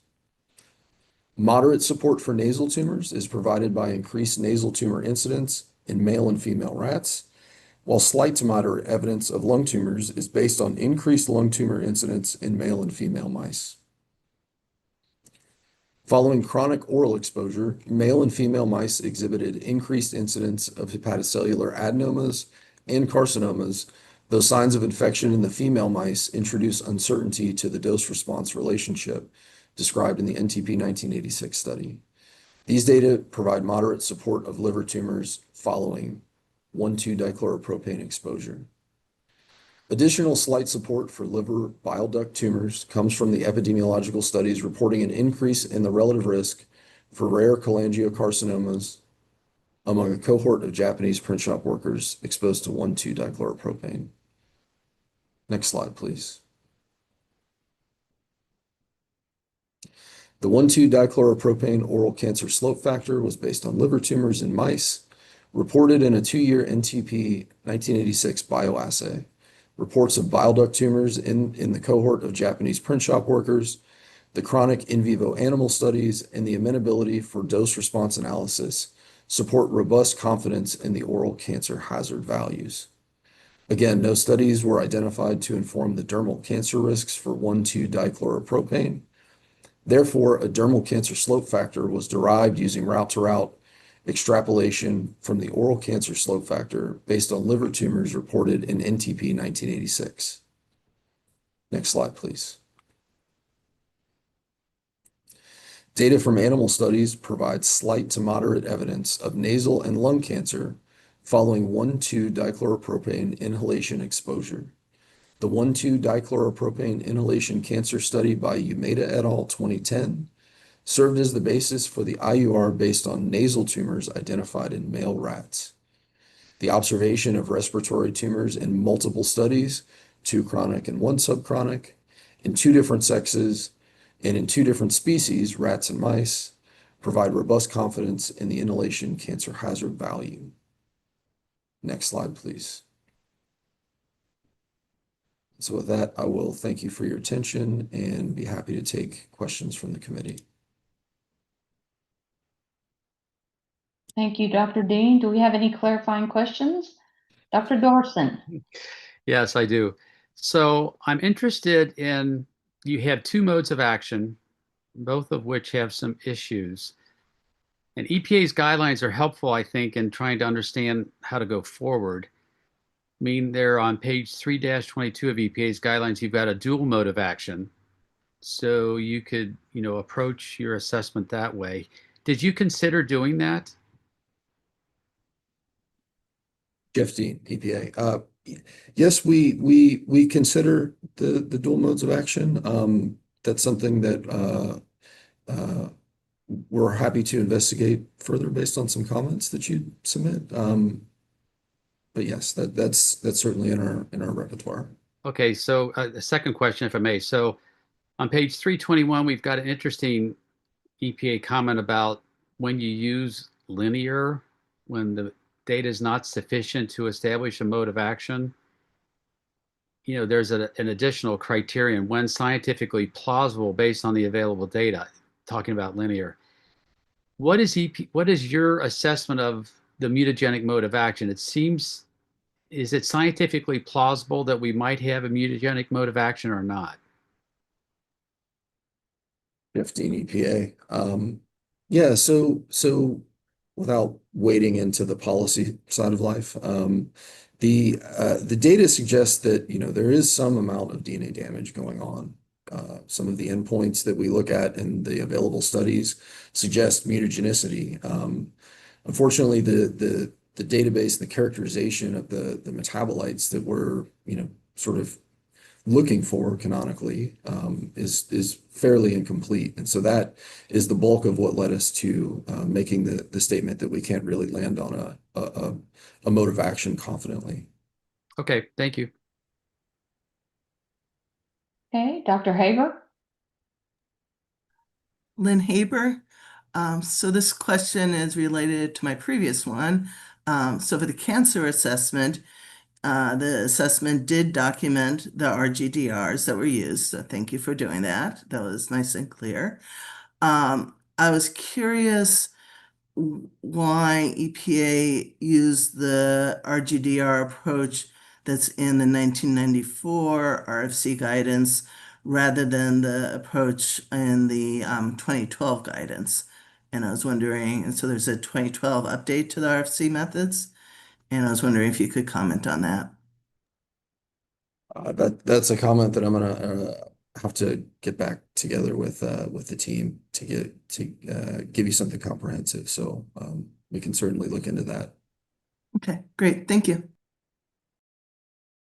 All right. Any other clarifying questions for EPA?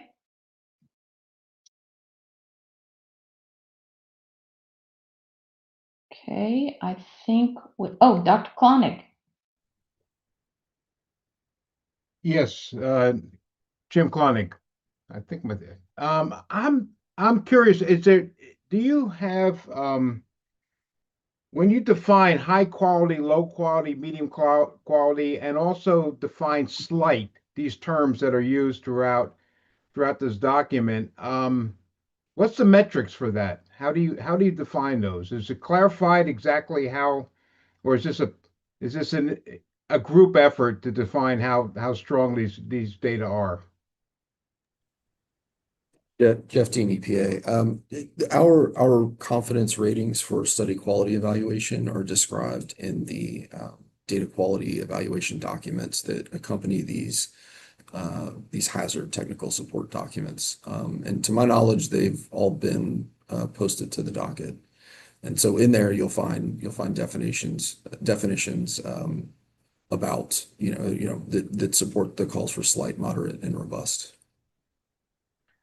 But I noticed that there was an older chronic study done by NCI, which of course went over to the NTP later on. That was I thought it was medium quality was the designation. Is there any attempt to kind of balance when the study was done versus whether it's high or low or medium quality? In other words, a study that's 20, 30 years old there were different criteria at that time to perform the study. Is there any effort to balance that with, say, a study done last year? Jeff Dean, EPA. The age of the study, I think, is largely inconsequential to our systematic review rating.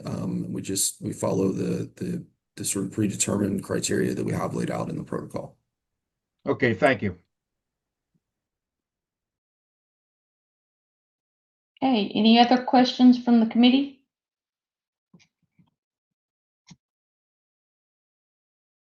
Okay, let's see.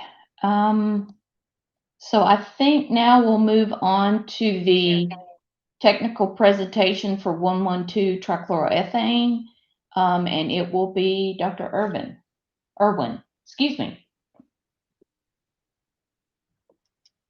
Thank you. Hello, my name is Dr. William Irwin. I'm a triple board certified toxicologist at US EPA. I will be presenting the technical content associated with the human health hazard, selection of studies, points of departure, rationale, and comparison to previous assessments associated with charge questions 5 to 9. I will be followed by Dr. Celia Schacht, who will present the technical content associated with the use of the physiological-based pharmacokinetic PBPK model used for 112 trichloroethane risk evaluation for charge question 10. Finally, Mr. Greg Masick will present the technical content associated with the use of a probabilistic modeling approach to assess thermal exposures for occupational workers for charge question 11. Next slide, please.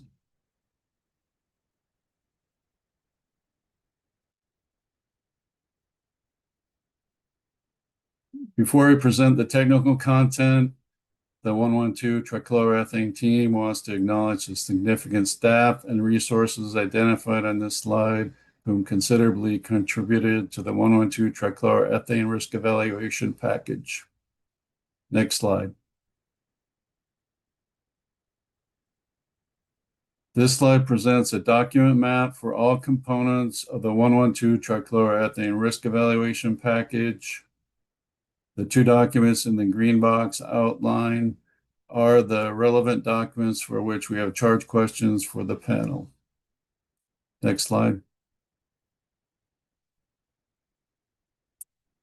This slide shows the charge question topics for the 112 trichloroethane team has for the panel, the associated charge question numbers 5 through 11, and the relevant documents for which these charge questions apply. Next slide.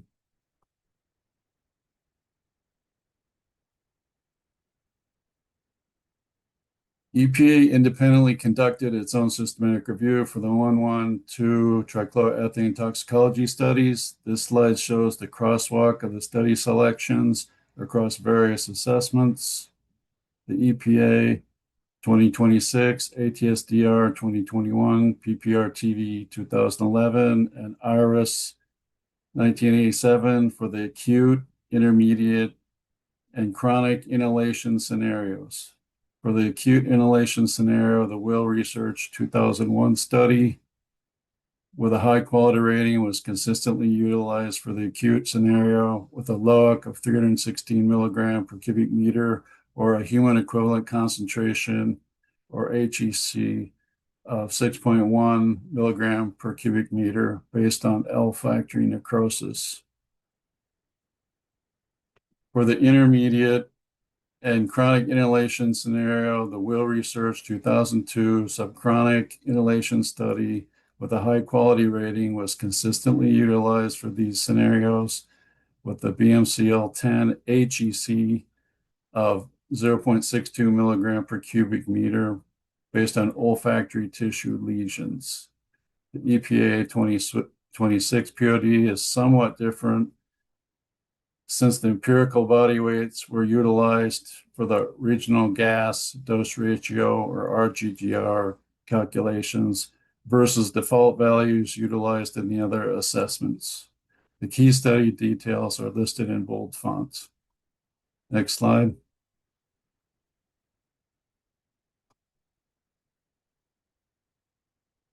This slide shows the crosswalk of the study selections across assessments, the EPA 2026, ATSDR 2021, PPR-TV 2011, and IRIS 1987 for the acute, intermediate, and chronic oral and dermal scenarios.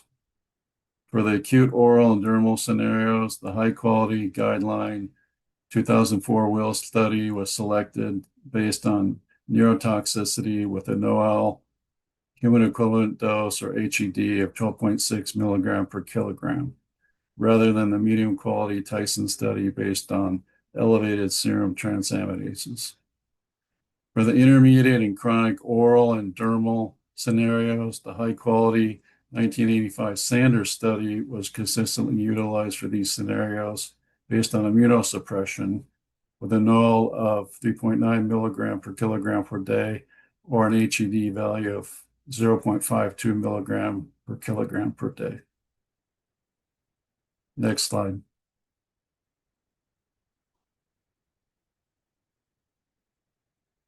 EPA identified 16 acute inhalation studies through its systematic review process with hazard effects, which included nasal effects, neurotoxicity, and death. 4 of the 16 studies received a high systematic review rating. For the 112 trichloroethane acute inhalation scenario, EPA selected the 2001 acute inhalation study in rats by Will Research with the endpoint based on olfactory tissue necrosis, having an animal LOAC value of 316 milligram per cubic meter, or a LOAC HEC value of 6.1 milligram per cubic meter, or 1.1 ppm. The human equivalent concentration has been calculated to dosimetrically adjust the POD for differences in the rat and human respiratory tracts, and as such, the interspecies uncertainty factor was reduced from 10 to 3. This endpoint is dose responsive in both sexes and protective of other hazards identified, such as neurotoxicity. It is the best available science since it is a route-specific and duration-specific guideline inhalation study with a high systematic review score based on a hazard observed in other studies. EPA has confidence in the endpoint, study selection, and POD for the acute inhalation scenario. This selection is consistent with ATSDR 2021, and details of the study are listed in the table. Next slide. This slide presents the Nicholson 1993 inhalation study as an alternative to the Will 2001 study for the acute inhalation scenario. The Nicholson study is a literature study, only 1 hour in duration, which measured neurotoxicity. The Will 2001 study is a guideline 4-hour study, which measured both neurotoxicity and respiratory tract histology, which was also utilized by ATSDR. In the Will study, olfactory necrosis occurred at LOACs over 10-fold lower than neurotoxicity. The 112 trichloroethane metabolism produces hydrochloric acid by oxidative dechlorination, which may not have reached sufficient levels in the 1 hour duration in the other study. And extrapolating a 1 hour study to 8 hours or 24 hours has uncertainty. Overall, the Will inhalation study is the best available science for the acute inhalation scenario. The details of each study are shown in the tables. Next slide. EPA identified 4 intermediate or chronic inhalation studies through its systematic review process. Hazards included nasal effects and brain effects.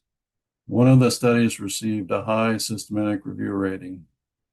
For the 112 trichloroethane intermediate inhalation scenario, EPA selected the 2002 subchronic inhalation study by Will Research in rats with the endpoint based on olfactory tissue lesions, having a BMCL10 HEC value of 0.62 milligram per cubic meter. The human equivalent concentration has been calculated to dosimetrically adjust the POD for differences in rat and human respiratory tracts, and as such, the interspecies factor was reduced from 10 to 3. This endpoint is dose responsive in both sexes and protective of other hazards identified, such as brain effects. is the best available science, so it is a route-specific guideline inhalation study with a high systematic review score based on a hazard observed in other studies.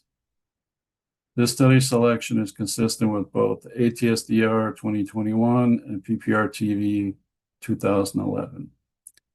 EPA's confidence in the endpoint, study selection, and POD for these inhalation scenarios. The study details are listed in the table. Next slide, please.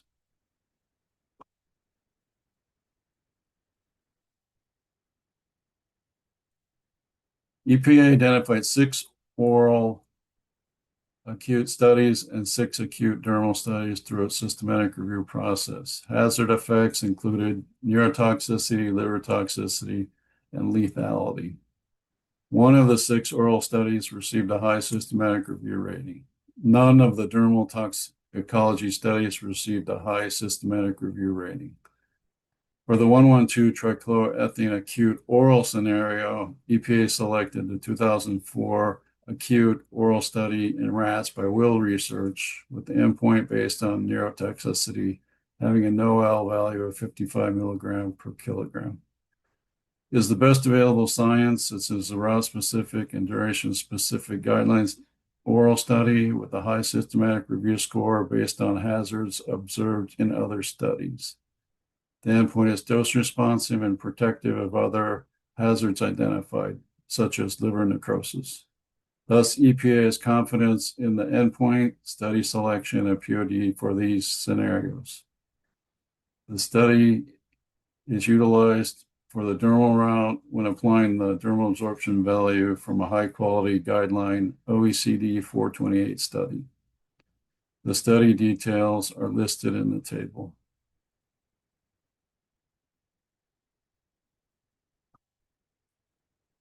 Next slide. This slide shows the alternative study for the acute oral and dermal exposures. The medium quality 1983 Tyson toxicology literature study tested only in male rats has a NOAEL of 46 milligram per kilogram based on increased serum transaminases at 92 milligram per kilogram. In context, the higher quality 2004 Will guideline neurotoxicity study, which is more consistent with other neurotoxicity findings, has a NOAEL of 55 milligram per kilogram, has more confidence. Next slide.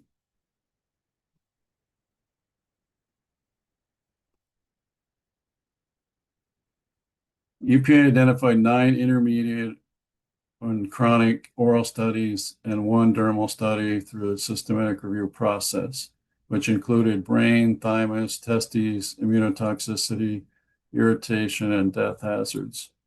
1 of the oral studies received a high systematic review rating. None of the dermal studies received a high systematic review rating. For the 112 trichloroethane oral and dermal intermediate and chronic scenarios, EPA selected the 1985 subchronic oral study in mice by Sanders with the endpoint based on immunotoxicity having a NOAEL value of 3.9 milligram per kilogram per day. It is the best available science based on a hazard observed in other studies, which is dose responsive in both sexes and protective of other hazards identified, such as neurotoxicity. This study selection is consistent with the IRIS 1987, PPR-TV 2011, and ATSDR 2021 assessments. EPA has confidence in the endpoint, study selection, and POD for these scenarios. This study is utilized for the dermal route when applying the dermal absorption value from a high-quality guideline OECD 428 study. The study details are listed in the table. Next slide, please.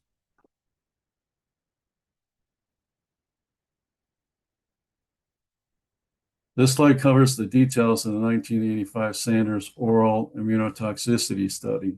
This study measured the T-cell dependent antigen response via 2 complementary methods, the spleen antibody forming cells assay and the serum hemagglutination assay. Both methods indicated immunotoxicity with NOELs of 3.8 to 3.9 milligram per kilogram per day. The spleen antibody forming cells assay had a 31% decreased immune response tested only in male mice at 38 milligram per kilogram per day with only 14 days of dosing, which has uncertainty to extrapolate to chronic durations.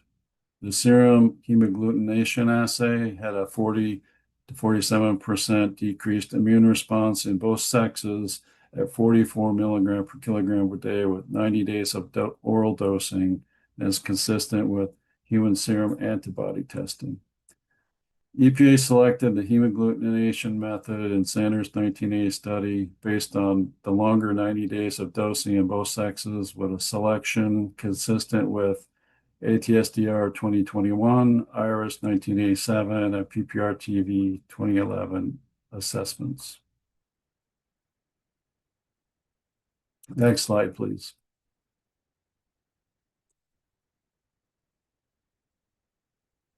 This slide lists the details and alternative study and POD for the intermediate and chronic oral and dermal scenarios. The medium quality 1985 White study had altered brain, thymus, and testes weights with a similar POD of 3.8 milligram per kilogram in a 14-day oral study tested in male mice only, which has uncertainty to extrapolate to chronic durations.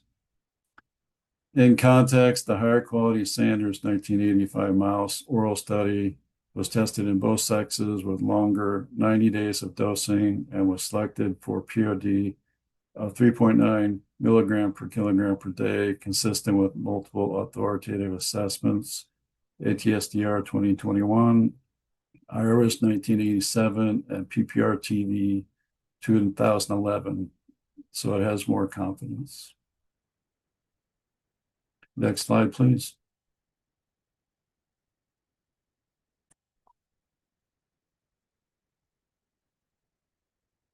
This slide shows the comparison for the 112 trichloroethane cancer evaluations across various assessments with the key points in bold font.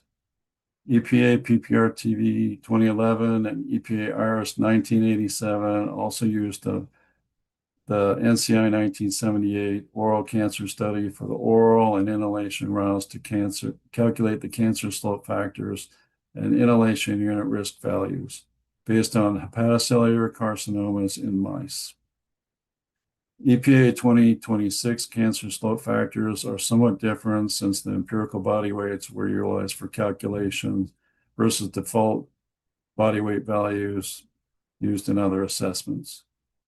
And the EPA 2026 cancer slope factors also utilized the robust Sapphire Group PBPK model for the oral to inhalation route extrapolation. Next slide.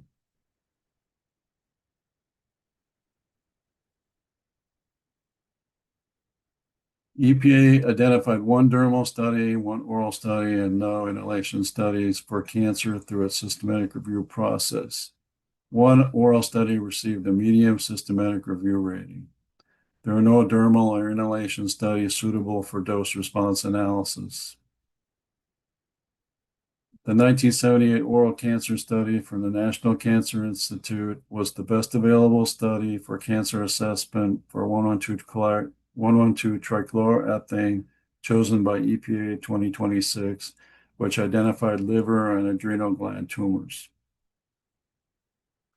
This slide shows the rationale for utilizing the 112 trichloroethane NCI 1978 cancer study with hepatocellular carcinomas in mice for cancer slope calculations.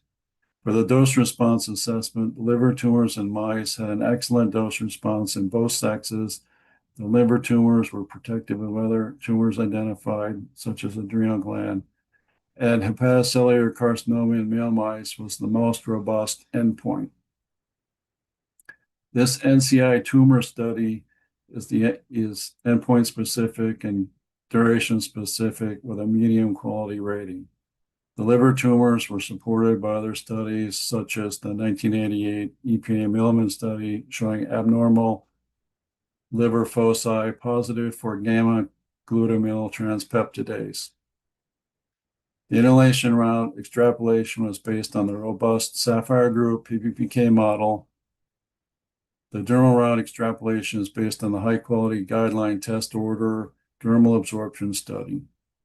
This study selection is consistent with the EPA IRIS 1987 and the EPA PPRTV 2011 assessments. The study summary is listed in the table. Next slide, please.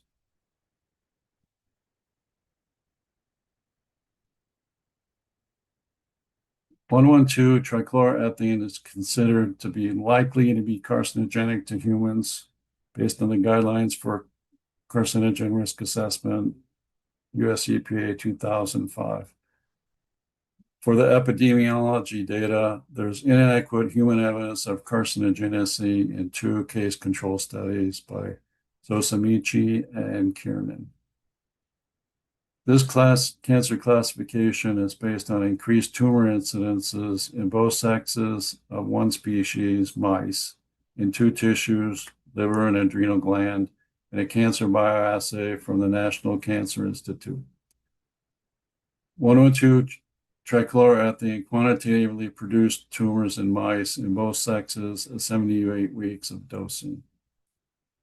There were dose-responsive hepatocellular carcinomas with statistical significance in mice in both sexes, with incidences at 33 to 37% at the low dose and 76 to 89% at the high dose.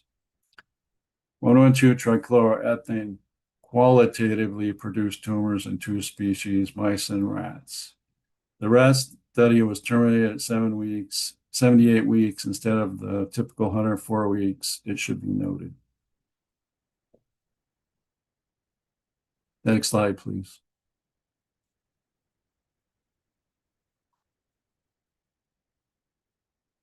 For 112 trichloroethane, genetic toxicity and mechanistic information, there were multiple in vitro and in vivo methods conducted. 22 genotoxicity assays reported positive findings by EPA analysis, taking into account the physical chemical properties and the 112 and that 112 trichloroethane produces multiple reactive metabolites such as a free radical, an acyl chloride, and hydrochloric acid. The 2-chloroacid aldehyde metabolite is a known DNA cross-linker and has pest considerations for people with aldehyde dehydrogenase 2 polymorphisms. Other relevant information includes the liver tumor incidence has a high linear correlation coefficient for dose response. The R is 0.99 for both male and female mice. The EPA Milliman study also indicated 112 trichloroethane has both tumor initiation and tumor promotion findings to be a complete carcinogen. Other mechanisms for tumor formation are not defined to apply the threshold cancer approach. Therefore, the linear low-dose cancer approach is appropriate for 112 trichloroethane. And thank you. That ends the presentation. I hope everyone has a good lunch and that none of this histopathology information affects your appetite. Well, we are going to take a few minutes to see if we have clarifying questions from the committee, and we're not going to rush to lunch too quick. We're ahead of schedule, so I think we're going to have one more presentation before we break for lunch, but I do see Dr. Dorson's hand is up. Dr. Irwin, thank you very much for a nice presentation. I had a question, and I probably missed this in the document, but it appears to be the metabolite is the toxic moiety, which is, okay, that's fine. And I didn't get, are rats or mice more like humans in the metabolism of this chemical? Is there knowledge along this line?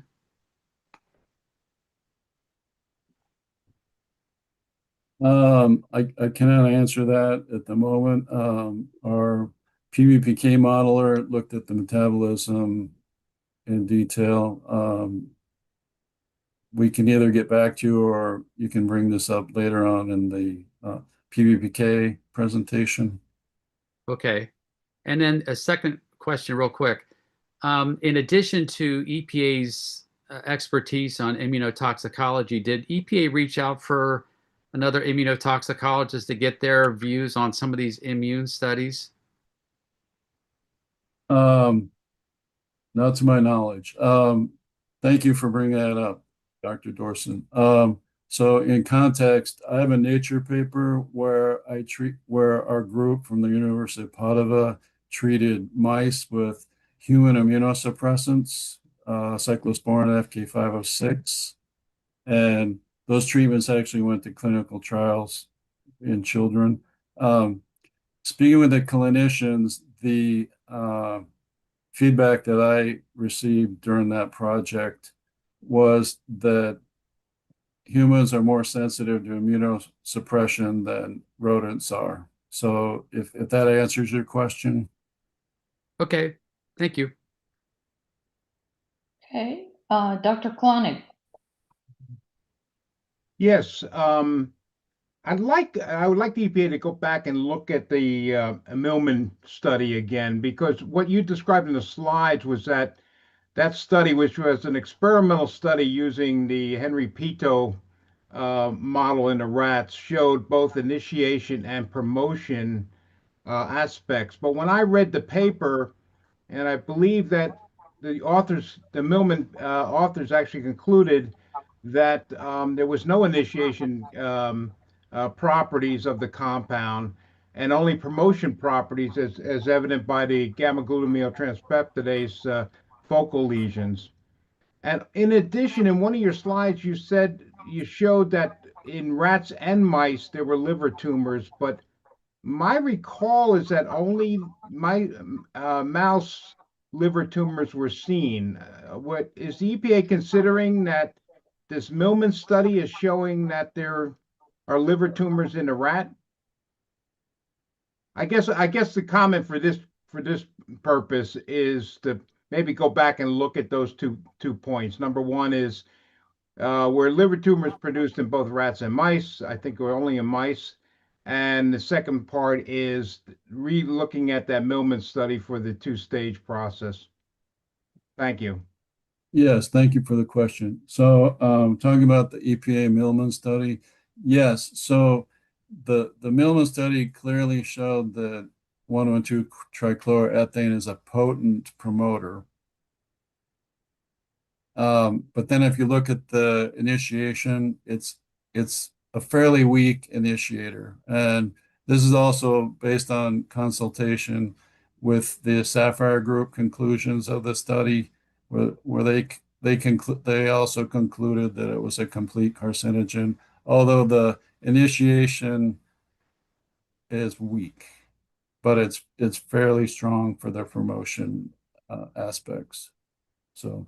Just as a follow-up, if I recall reading that paper, it had similar or less properties of initiation than phenobarbital, which was a positive control there.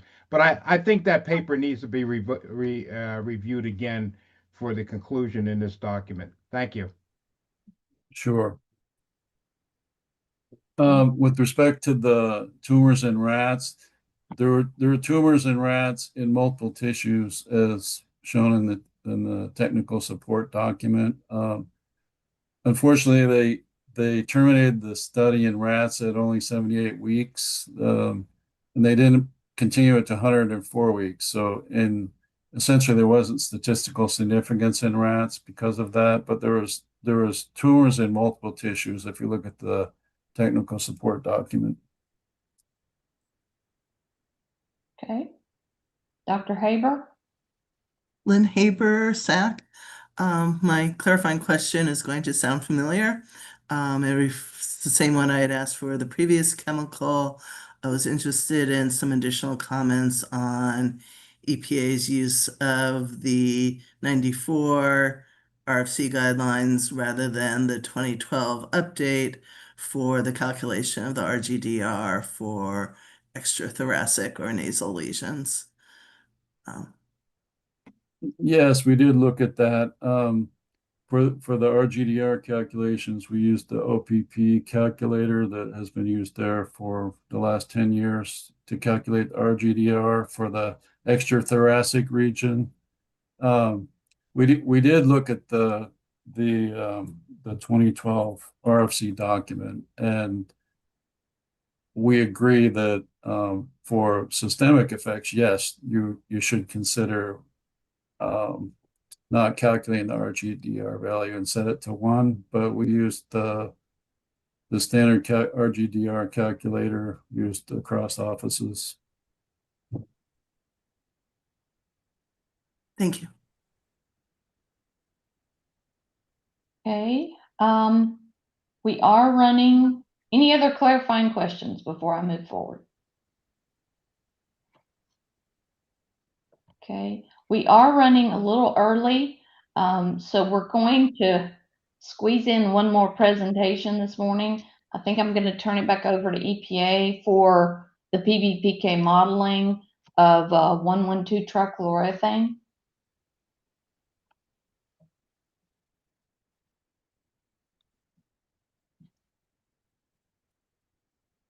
Hi, my name is Dr. Celia Schacht. I will from US EPA. I'll be presenting the background and technical content associated with the use of the physiologically based pharmacokinetic or PBPK model used for the 1,12-trichloroethane risk assessment. My presentation provides the context applicable for charge question 10. Next slide, please. EPA adapted a 2002 PBPK model for 1,12-trichloroethane, which was initially developed by the SAFFIRE group under a final enforceable consent agreement. The model was originally used to quantify the pharmacokinetics of 1,12-trichloroethane in mice and rats, and then to extrapolate inhaled concentration points of departure, or PODs, from oral PODs that were associated with various hazardous endpoints from rodent studies. The model was evaluated and parameterized with data from in vivo mouse and rat oral and inhalation exposure experiments. Elimination is assumed to occur through exhalation and cytochrome P450 metabolism. Suicide inhibition of CYP450-2E1 is a type of irreversible enzyme inhibition that causes a slower rate of production of reactive metabolites and is known to occur in female mice and not male mice or rats. Thus, blood concentrations of parent 1,12-trichloroethane in female mice following inhalation and oral gavage were significantly higher than those in male mice. As such, the model structure incorporates a suicide inhibition pathway for female mice. Next slide, please. The PBPK model was used to extrapolate inhaled concentrations from oral PODs for cancer endpoints only. While the original SAFFIRE group model was initially developed for extrapolation of non-cancer oral studies that included systemic immunotoxicity, acute neurotoxicity, and developmental endpoints in rodents, high-quality non-cancer inhalation study data from the HAP task force was available with relevant respiratory tract hazards, which was then used to inform the non-cancer endpoints that are reported in the current assessment. Because 1,12-trichloroethane toxicity may be caused by metabolic activation in the liver, the amount of 1,12-trichloroethane metabolized in the liver per liter liver tissue per day, or AML, is the applicable internal dose metric for root-to-root extrapolation for cancer endpoints for which toxicity, such as liver tumor production, is likely related to metabolic activation. This concept was consistent with observations of dose response in mice. Because metabolism was inhibited in female mice, they produced fewer liver reactive metabolites and had increased parent 1,12-trichloroethane blood levels than those in male mice. Accordingly, dose response in male mice was more sensitive than female mice, despite both sexes having received the same doses. Females developed hepatic toxicity at a slower rate than males. Extrapolation of cancer endpoints was conducted for mice only because mice developed tumors at all dose levels, which provided more information to support the use of the dose metric, amount metabolized in the liver, and the rat study was terminated at 78 weeks. The purpose of the 1,12-trichloroethane PBPK model is to conduct root-to-root extrapolation for rodents. Extension of the model to support quantitative animal-to-human extrapolation was not performed, as it would introduce unverified assumptions, increase model uncertainty, and reduce confidence in internal dose metrics due to a lack of data for critical human kinetic parameters, such as metabolic parameters to describe satchel metabolism, tissue to blood partition coefficients, and validated descriptions of metabolic pathways. Because 1,1,2-trichloroethane is metabolically active and dosimetric predictions are highly sensitive to metabolism parameters, lack of human relevant data to inform those parameters would introduce uncertainty. Thus, the PBPK model was used for root-to-root extrapolation for rodents only, and mouse-to-human extrapolation was done using a default interspecies scaling factor, which will be described more in the following slides. Next slide, please. The next few slides will describe the process by which the PBPK model was used to calculate the human equivalent concentrations, HECs, and inhalation unit risk, IUR. First, the PBPK model converted the mouse external oral dose from the 1978 NCI study by simulating exposure conditions for the PBPK model parameterized for mice. Mice were given 1,1,2-trichloroethane in corn oil for 5 days a week for 78 weeks. Overall doses were weighed as 195 milligrams per kilogram per day and 390 milligrams per kilogram per day for low and high doses, respectively. Time averaged or 7-day per week doses are approximately 139 and 279 milligrams per kilogram per day. Both the 5-day per week and 7-day per week dosing regimens were simulated for transparency. The internal dose, or amount metabolized in the liver per liter liver per day, was calculated for the mouse external oral POD. Next, reverse dosimetry was used to calculate the external inhaled concentration, POD, for mice that would produce the same hazard as the internal dose. Next slide, please. Next, the inhaled POD for the mouse was converted to an HEC using a default adjustment factor. In the absence of human data to parameterize a human PBPK model, HECs can be calculated from the rodent inhalation equivalent concentration. Gases leading to systemic health effects were calculated using the default methodology, which adjusts the average exposure concentration by the regional gas dose ratio, ARG-GDR, which for systemically acting gases is assumed to be the ratio of the animal and human blood to air partition coefficients. When the animal partition coefficient is higher than the human partition coefficient, the ratio is set to 1 per EPA guidance. Thus, the HECs are equal to the inhaled PODs. Next slide. As described in section 2.4.6 of the draft Human and Environmental Hazard Assessment for 1,1,2-trichloroethane, the next step is to derive the IUR through dose response modeling, where the PBPK-derived HEC is used as input to the benchmark dose software to derive the cancer slope factor. Next slide, please. In the process of deriving an IUR using the PBPK model, EPA noted deviation of linearity in the relationship between the PBPK predicted internal doses, amount metabolized in the liver by cytochrome P450 enzymes, and the external dose, the highest administered dose for female mice only. The figure shows the amount of 1,1,2-trichloroethane metabolized in the liver plotted as a function of external oral dose or inhaled concentration, where the oral dose regimen assumes 1,1,2-trichloroethane administered for 5 days per week oral gavage in corn oil over a range of doses. The leftmost figure indicates the oral dose to internal dose relationship, where the triangles represent male mice and circles represent female mice.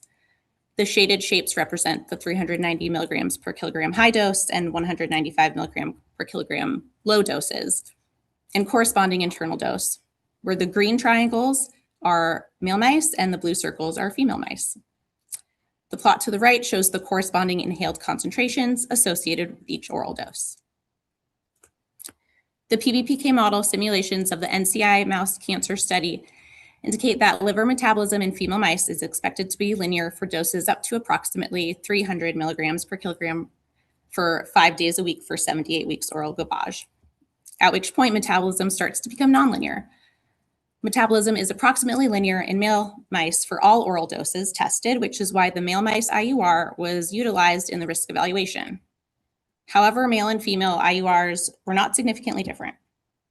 The BMD values utilized to calculate the cancer slope factor, as well as low doses for both male and female mice, were in the linear dose range. Inhalation exposures that were extrapolated from the oral doses via the PBPK model occur in dose ranges for which metabolism is linear. As a result, internal dose metrics relevant to tumor formation are expected to scale proportionately with exposure under inhalation conditions and are not affected by nonlinearity seen only at the high dose in female mice. Next slide. The study author noted that body weights of male and female mice were not markedly affected by treatment, indicating that the high dose of 390 milligrams per kilogram per day did not exceed the maximum tolerated dose. The dose metric is a partial metric, and the PBPK indicated cytochrome P450 metabolism nonlinearity at higher doses for female mice may indicate that the dose metric does not account for all potential uncertainties of the MOA in female mice, including the formation of reactive intermediates, DNA adduct formation, or the impact of glutathione-mediated metabolism. Next slide. Thank you for your attention, and I can take questions. Thank you very much. Any clarifying questions from the committee? Dr. Darson? Yes, thank you very much for a very nice presentation. The clarifying question has to do with, since the PBPK model there's two, is harmonizing, if that's the right word, the tumor response between males and females. Did EPA consider doing a joint analysis of both data sets together to get a tighter benchmark dose?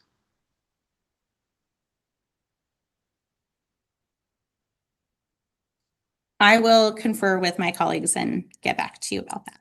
Okay, and the second question relates to what I asked Dr. Irwin earlier. EPA says that the most sensitive species as a default and the most, appropriate species is what you do. And I don't really understand, are rats or mice, which one is metabolically more similar to people? Is it rats or mice, or we don't know?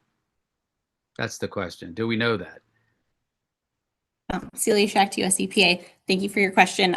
I will also confer with my colleagues and get back to you. Okay, thank you very much. All right. Thank you. Dr. Lee? Okay, so this is Lee.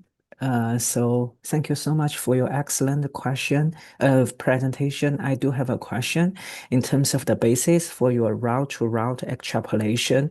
So I noticed that when you did this, you used a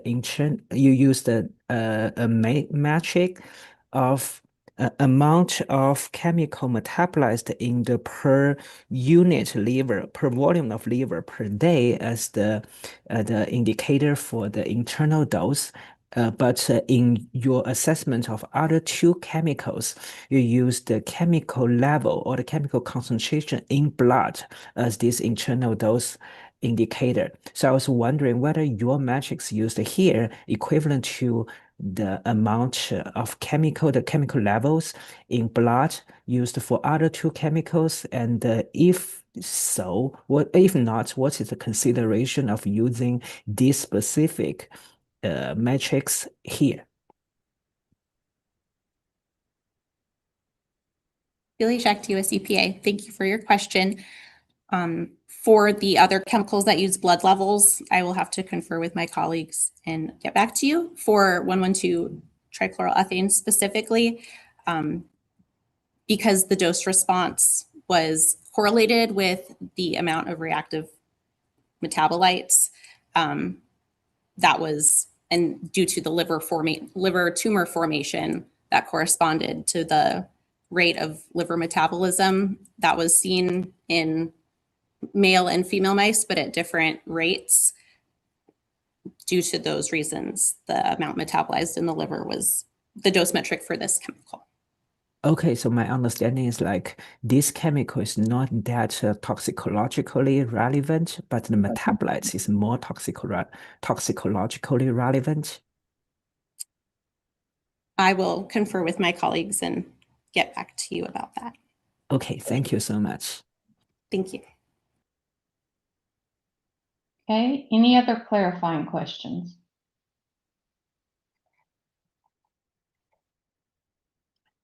Okay, I think we are close to our lunch break. So maybe we want to go ahead and break. Those of you on the committee, I would suggest just staying on, don't disconnect from this line.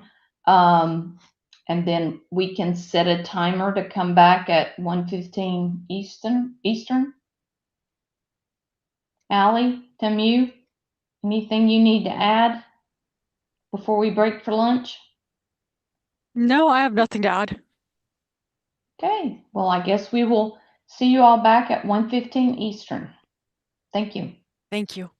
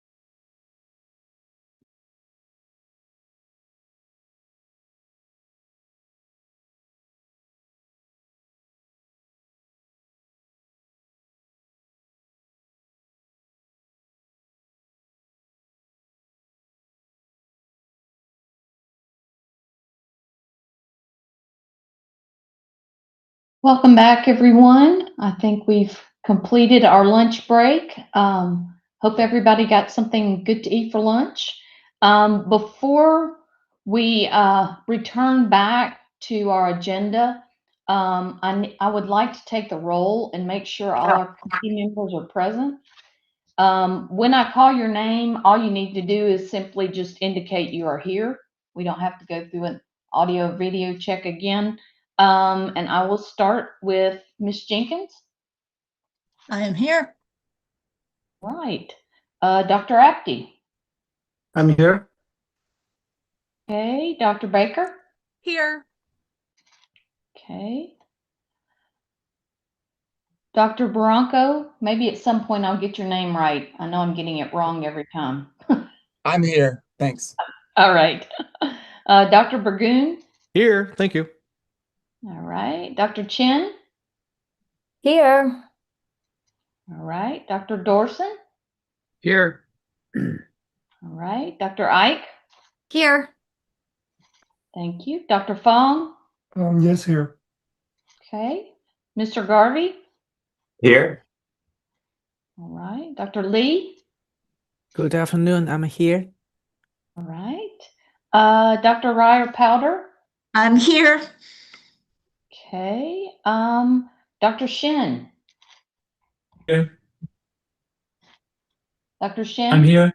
Okay. I'm here. All right. Dr. Tansel. I'm here. All right. Dr. Thompson. I'm here. All right. Mr. Wright.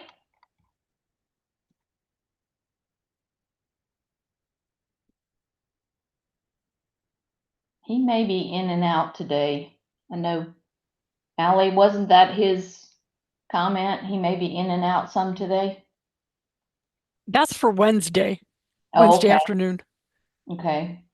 Well, I don't see him online anymore, unless I missed him. Oh, I see him. All right, I'll come back to him. Dr. Haber. I'm here. Okay, Dr. Klonick. Here. All right, Dr. Niemeyer. Here. Okay, and Dr. Osmitz. Present. Okay, and there's Mr. Wright. I see him here. Okay, you're on mute, but that's fine. So now I'm going to turn it over to my co-lead, Ms. Jenkins, and she is going to lead some of our presentations and discussions this afternoon. Ms. Jenkins. Thank you, Dr. Gentry. Good afternoon, everyone. I'm going to turn it over to the agency for the OPPT technical presentation on 1,1,2-trichloroethane occupational dermal exposure assessment, and that's for questions 11A through C.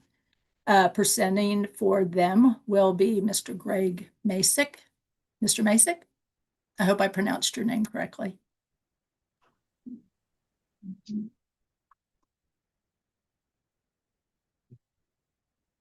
Hello, my name is Greg Masick.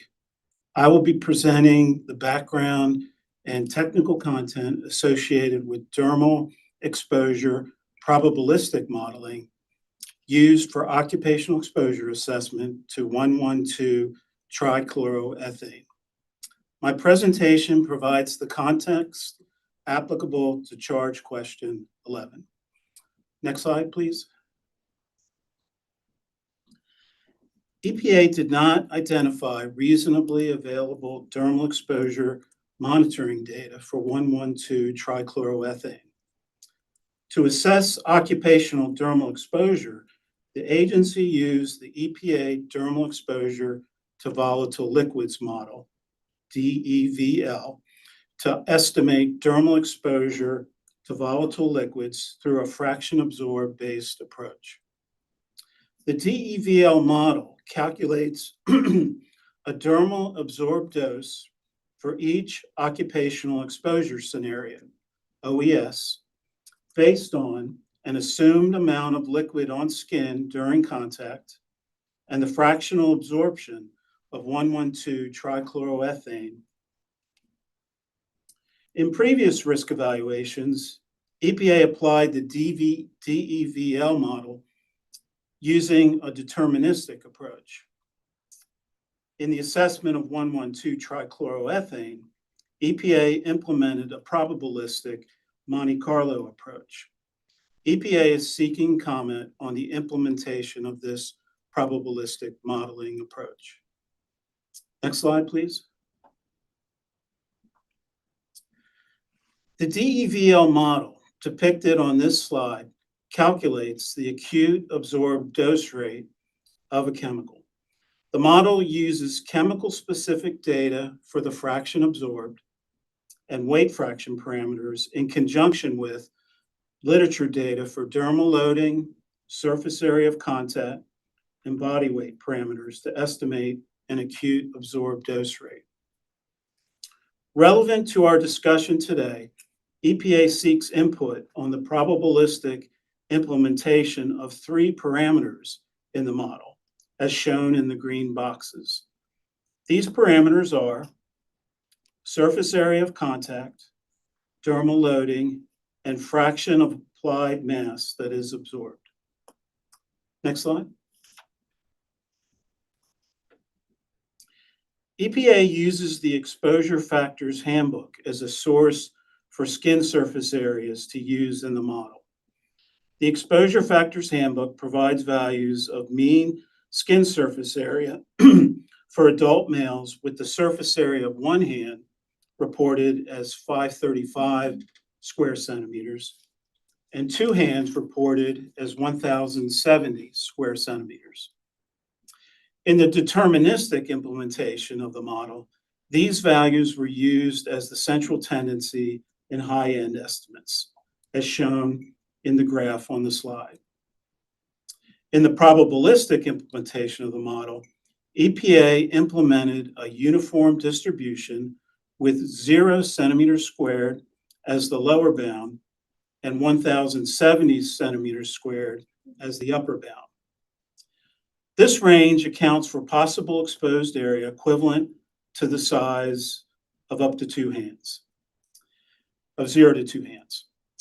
The upper bound value represents dermal exposure equivalent to 2 hands. However, the area exposed may not be limited to just 2 hands. The upper bound accounts for a scenario where only a portion of the hands are exposed, with the remaining area made up by forearm or other skin surface area exposure. Next slide, please. In the risk evaluation, in the risk evaluation for 1,1,2-trichloroethane for the parameter of dermal loading, EPA assumed a uniform distribution with the lower bound set at 0.7 milligrams per square centimeter and the upper bound of 2.1 milligrams per square centimeter. In comparison, in the deterministic implementation of the DEVL model for exposure to non-spray liquids, EPA utilized 1.4 milligrams per square centimeter for the central tendency estimate and 2.1 milligrams per square centimeter for the high-end estimate. These values are based on experimental studies on human subjects of non-aqueous liquids to measure the quantity of liquid remaining on the skin after contact. The liquids utilized in the study included mineral oil, cooking oil, and bath oil. The oils were selected for their suitability for human use, they're non-toxic, and their varying viscosities. The oils had better retention and thus ease of measuring chemical retention on skin after contact. In the study, an initial wipe test was performed that consisted of the subjects wiping their hands with a cloth saturated with the test oil. The amount of liquid retained on the hands was measured immediately after the application. The dermal loading values derived from the study ranged from 0.7 to 2.1 milligrams per square centimeter, with a midpoint of 1.4 milligrams per square centimeter. These values may overestimate dermal loading because 1,1,2-trichloroethane is less viscous and more volatile than the test oils. EPA did not identify dermal loading data for 1,1,2-trichloroethane or other volatile chemicals. The DEVL model accounts for volatility using a fraction absorbed parameter, which is discussed on the next slide. Next slide, please.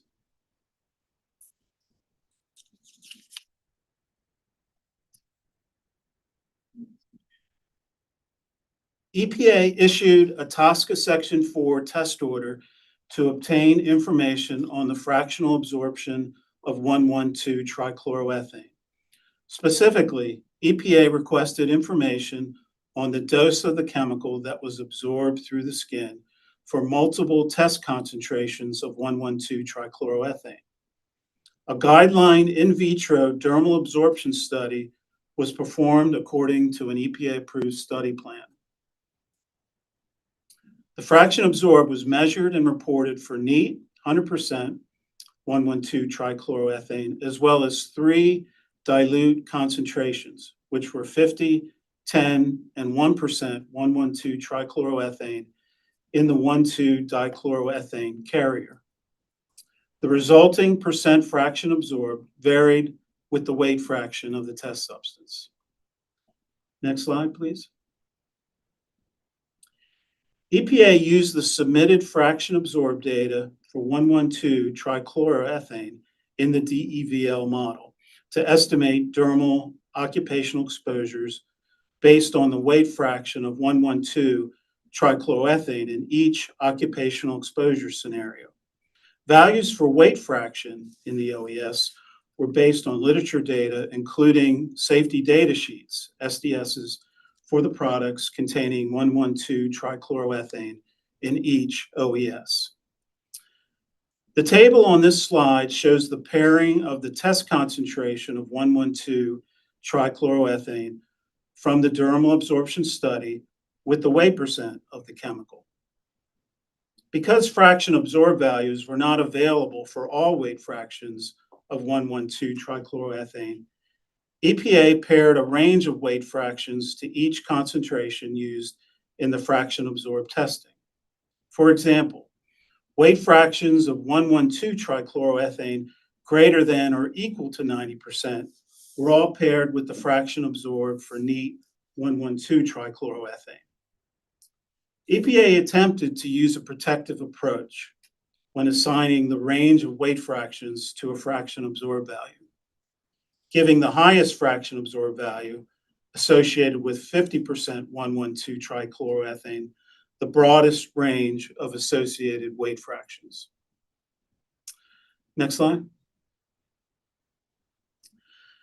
Thank you for your attention. This concludes the technical presentation on the probabilistic approach for occupational dermal exposure assessment using the DEVL model and for 1,1,2-trichloroethane.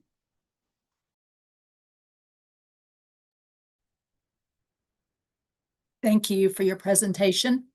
And now let's go to committee members for any clarifying questions. Mr. Garvey. Hello, this is Greg Garvey. I did have a question about 11A and the use of the 0 to 1070 for the skin surface area. In table APX A-18, summary of dermal model input values of the chemistry fate and release document, it lists the lower bound as 535 and the upper bound as 1070, which to me conflicts with what's in the charge question, what you presented. So I don't want to discuss the usefulness of either value, just wanted to bring that up today. For your comment, that actually sounds like a mistake that maybe carried over from previous where we used deterministic approach. So we'll correct that for the final and point out that we indeed used 0 to 1070 in a uniform distribution. So thank you. Okay, are there any other questions from anybody else? I don't see any. So with that, I think we'll move on to the next presentation, which is on trans 1,2-dichloroethylene, the non-cancer assessment, and this will cover questions 12 and 13A through sub-question 13D. And this will be with Dr. Shoety from EPA. Thank you.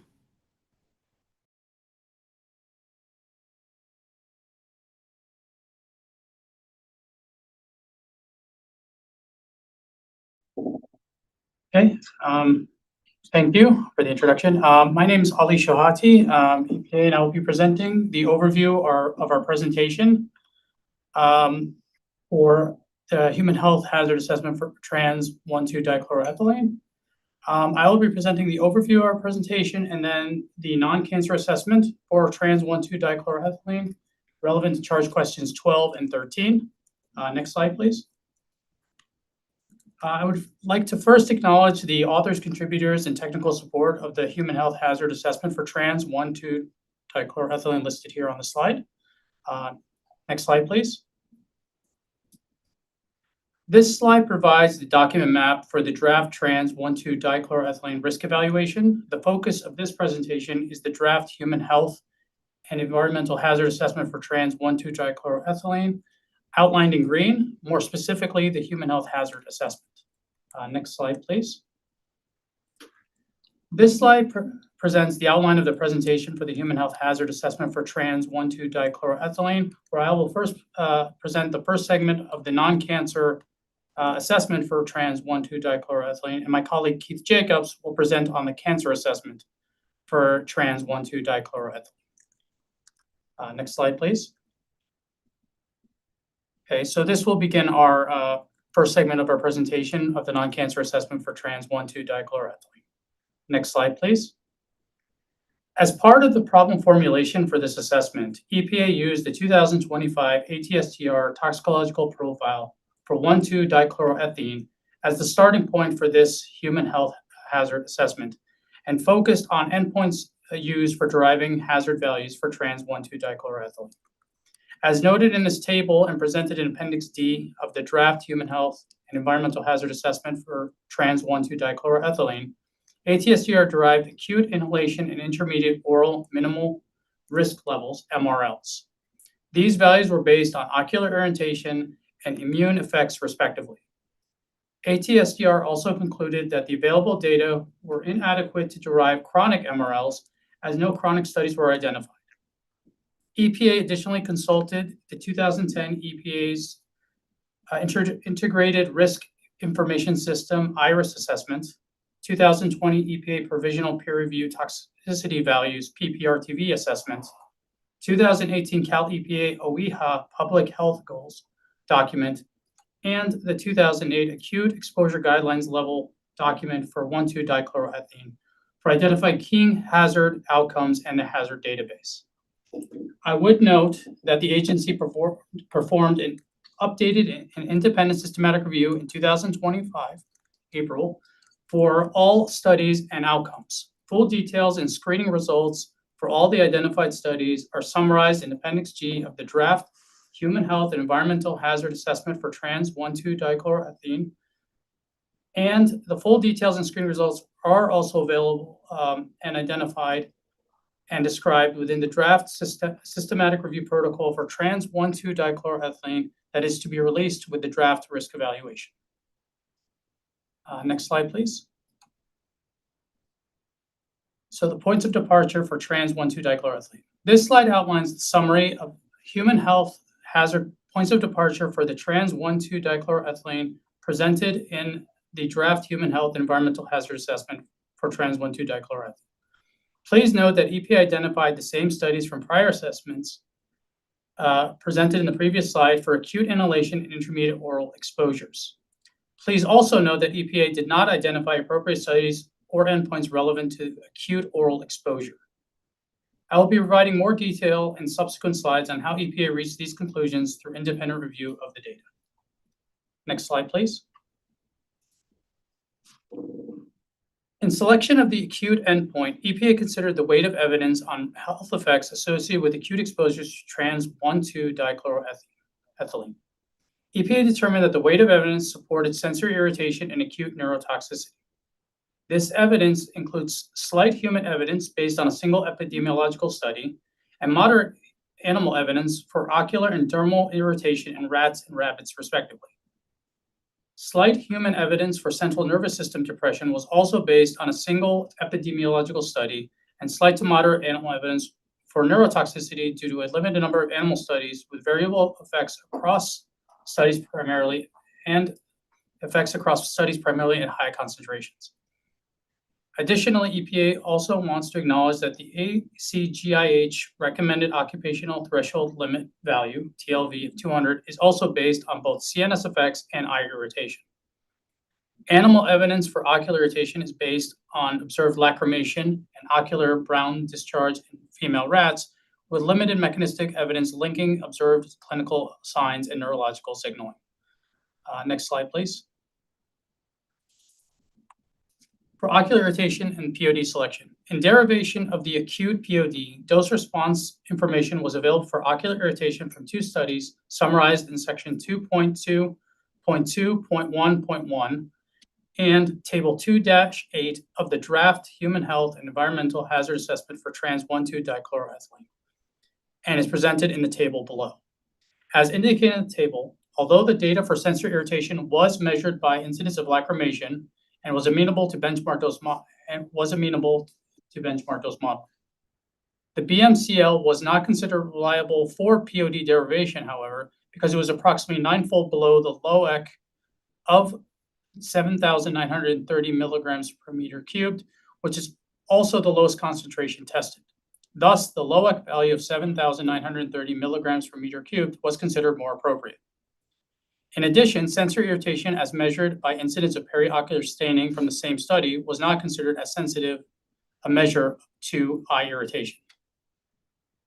As indicated, the case report by Lehman Schmidt Kale 1936 was not amenable to benchmark dose modeling nor chosen as the acute POD due to differing symptoms in the two subjects of the study, but were integrated in the weight of evidence for selection of ocular irritation for the acute inhalation point of departure. EPA determined that the LOEC from Hurt et al. 1993 is the POD best supported by the weight of scientific evidence.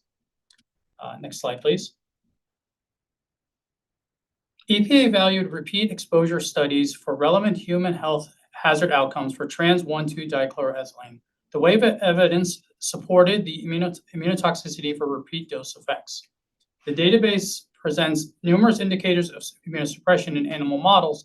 However, individual endpoints and measurements were inconsistent across species, sexes, and the studies themselves. Next slide, please. With regard to the immunotoxicity hazard database, to summarize the immunotoxicity hazard database, reduced leukocytes and lymphocytes varied across rodent studies via oral and inhalation routes. Effects on the thymus were variable, with decreases in one study but not in others. Effects on functional immunity indicated to decreased antibody-forming cells in only male mice, and no other effects on other indicators of humoral or cell-mediated immunity in the same study were observed. Mechanistic data in vitro provided evidence of decreased phagocytic activity. Next slide, please. EPA determined that decreased antibody-forming cells, or AFCs, from Shop et al. 1985 outweighed the inconsistent results for immune effects across other studies and selected this endpoint for POD derivation based on the literature and outlined in section 2.3.1.2.4 of the draft Human Health Environmental Hazard Assessment for trans-1,2-dichloroethylene. Variability in other immunometrics were considered to be attributed to assay timing and post-exposure or chemical volatility. Next slide, please. In light of the uncertainty in the immunotoxicity database, EPA is also seeking SACC feedback on the following alternative endpoint options. These include the use of reduced lymphocyte counts from the study from Dupont Haskell Lab 1998, or the limited and metabolic effects observed in the study by Barnes et al. 1985, and for the study by NTP in 2002. Next slide, please. In addition to the proposed alternative endpoints presented on the previous slide, EPA is also seeking SACC input on the application of the Joint Food and Agriculture Organization of the United Nations, FAO, World Health Organization Meeting on Pesticide Residues, JMPR, guidance document, to trans-1,2-dichloroethylene with regard to the derivation of a hazard threshold for the intermediate and chronic exposure duration. Concepts described in this guidance have been used for consideration in pesticide risk assessment by EPA in the Office of Pesticide Programs, and EPA is requesting staff feedback on its applicability within the trans-1,2-dichloroethylene risk assessment. Next slide, please.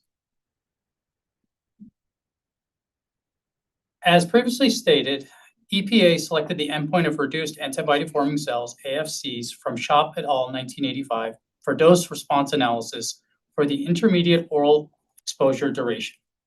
EPA derived a human equivalent dose from the benchmark dose lower 95th confidence limit at 1 standard deviation, HED-PMDL 1 standard deviation, equal to 21.4 mg per kg per day based on AFCs per million spleen cells at day 4 post-antigen presentation. EPA applied a total uncertainty factor of 30 based on an interspecies uncertainty factor, UFA, equal to 3, based on allometric scaling, and intraspecies uncertainty factor, UFH, equal to 10. As no immunotoxicity studies in the database longer than 90 days duration, nor other studies investigating functional immunity were identified, EPA therefore extrapolated from the oral intermediate Shop et al. 1985 POD to cover all routes and all repeat dose durations. A subchronic to chronic uncertainty factor, UFS, was applied for extrapolation to chronic scenarios. This was supported by stronger AFC response at 90 days compared to a short-term 14-day study also performed by Shop et al. 1985.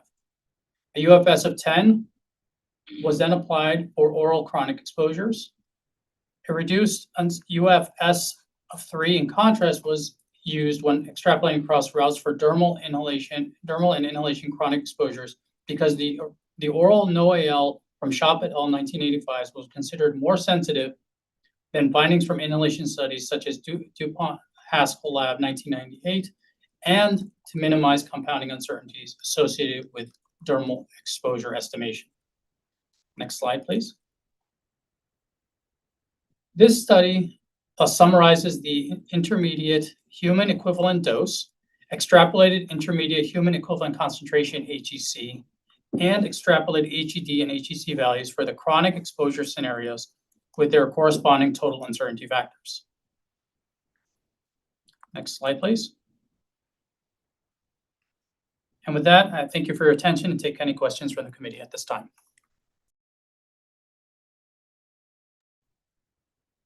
Thanks, Dr. Shohati. Now we'll go to the committee for clarifying questions, and I see we have some. Mr. Wright?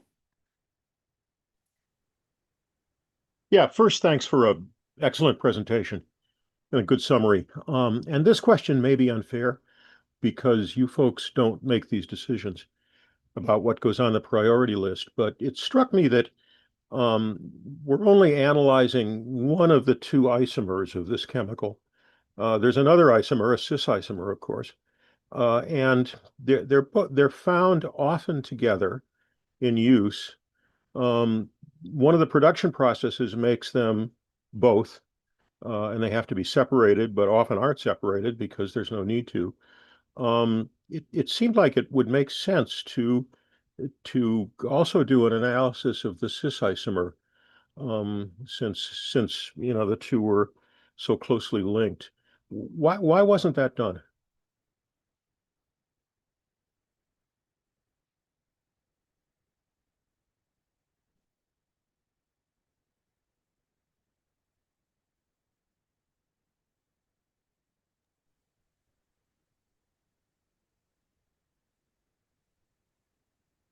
Hello, this is Kathy Denisio, Senior Science Advisor, EPA. Apologies, we were shuffling to the computer here. As you note, the choice of the trans isomer was part of the prioritization process. And TSCA requires that at least 50% of the chemicals that we conduct our existing chemicals risk evaluations on be drawn from the 2014 update of the TSCA work plan. Trans-DCE was on the TSCA work plan, and cis 1,2 DCE was not on the TSCA work plan. So in December 2019, we designated 1,2 dichloroethylene as a high priority for risk evaluation. And that's why we are assessing this trans isomer today. Okay, let me ask one other follow-up question. If a excuse me, if a worker or somebody else is exposed to a mixture of both, how would that be handled by EPA? Would the cis isomer be entirely ignored, or would there be some combination factor? And I know that's a risk management question, but I think it's an important one. Yeah, I think that we'd have to get back to you on that. I'd need to talk with the team about how that was handled, but we are focusing. I guess my only response now is that the risk evaluation is focused on the trans isomer. I'd have to talk with our risk management and the team if there's about how the cis isomer would be considered in terms of exposure. Okay, I should say that this is only my own curiosity. This doesn't really affect the analysis of the trans isomer. Okay. Thank you. Thank you for the question. Dr. Dorson? Yes, another good presentation. Thank you very much. Real quick question. I must have missed it in the document itself, but are the points of departure with the Haskell lab, the DuPont work, and the Barnes, are they similar to the Shop et al. Study? Please.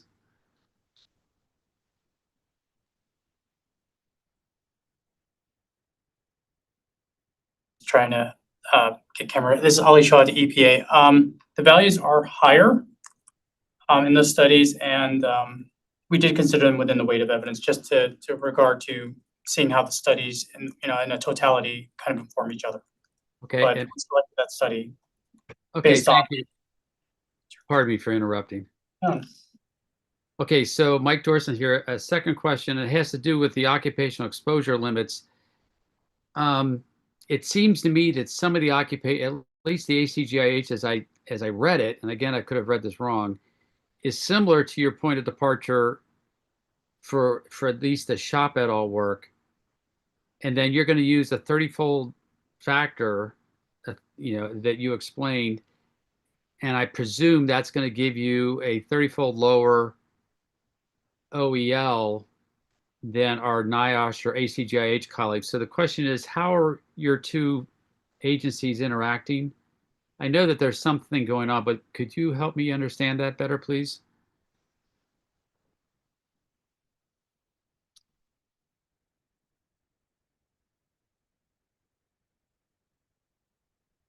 Hi, this is Kathy Denisio, Senior Science Advisor. I can respond to that.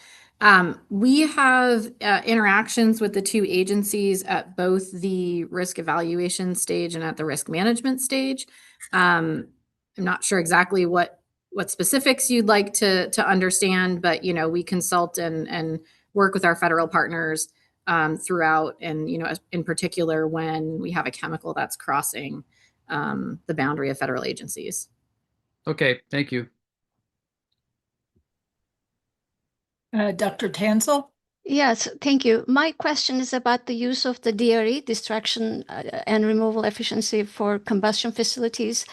So was this 99.99% removal, was it used, it's external requirement, not everybody complies, I guess, but is it also used for internal, inside the facility exposure conditions?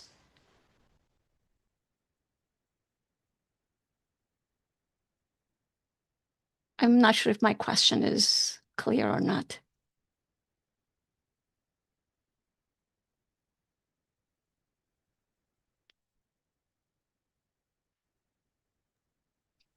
Hi, this is Karen Eisenreich, EPA. We're asking for a clarification on your question. Are you specifically talking about trans TDCE here? Yes, there's an assumption, or this 99.99, which is the requirement. And was this also, this number was also used for the internal, inside the facility, combustion facility conditions? Because it applies for at the stack. But Right, inside, I think this is part of, sorry, this is Karen Eisenreich, EPA. This is part of our exposure analysis and not part of our hazard analysis for TDCE. So and the charge questions are directly on the hazard technical support document, not the exposure document. So I'm not quite sure, we're not sure where this is referred to in our hazard document. Yes, I'm trying to understand how the model was used for in-shop conditions. It's okay. That's okay. Oh, okay. In the study, in the shop study, the conditions in that study? Yes, when you are using the model, was this also considered as a condition of exposure, this 99.99 number? Or was it just the external? What model are you referring to? We're just confused on exactly what you're asking. I'm looking at table 4.9 in the report. So yeah. Okay, we'll take a look at that table and see what we can get back to you with on your particular question. Thank you. Okay, thank you. Thank you. Are there any other clarifying questions? Anybody else have a question? I do not see any. So next, I do see some other hands. Dr. Thompson? Yes. So Chad Thompson, can you clarify with your question about the WHO jumper, a question that you had in your charge question? What you're exactly driving at? Are you suggest, because I think the conclusions there were in that report were cases where you wouldn't develop an ADI or potentially wouldn't develop a reference dose. Is that what you're potentially driving at, or are you looking at for some other, is there some other nuance to that question?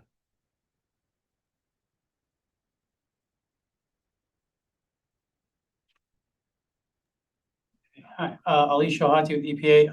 The requested part of the charge question was the utility of that guidance document and how it applies to TDCE, and we were looking for insight from the SACC to provide recommendations or guidance on how, whether or not that approach is suitable for this risk evaluation. That was kind of the intent of the charge.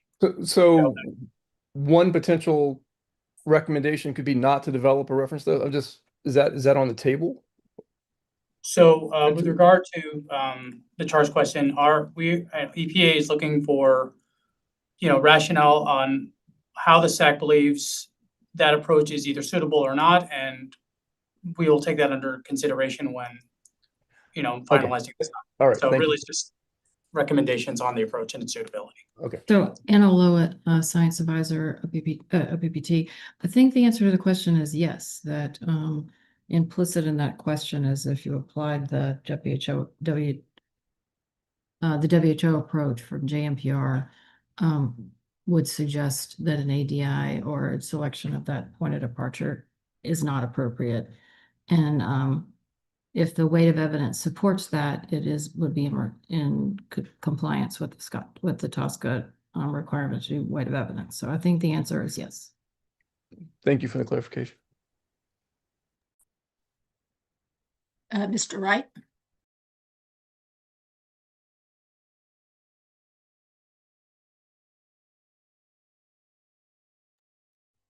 Mr. Wright, did you have another question?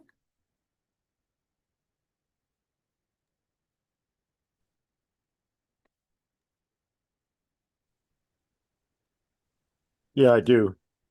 Be a little easier if I put my audio on. This is just a response to a previous question, and I forget who made it, and I apologize for that. But there was a question about the interaction between agencies charged with worker protection, like OSHA, and EPA. And one of the key things there is that OSHA does not believe it has the power to regulate a chemical unless the risk is at least 1 in 1,000. And EPA begins at 1 in 10,000 and goes up to 1 in 1 million. I won't try to explain why that is because it would take a while, but I will say that it's very confusing for groups of workers, and often leads to a lot of sort of bitter feelings that that they don't think they're being protected as much as the public is. But that's I think the main difference between the way OSHA and EPA handle risk assessment.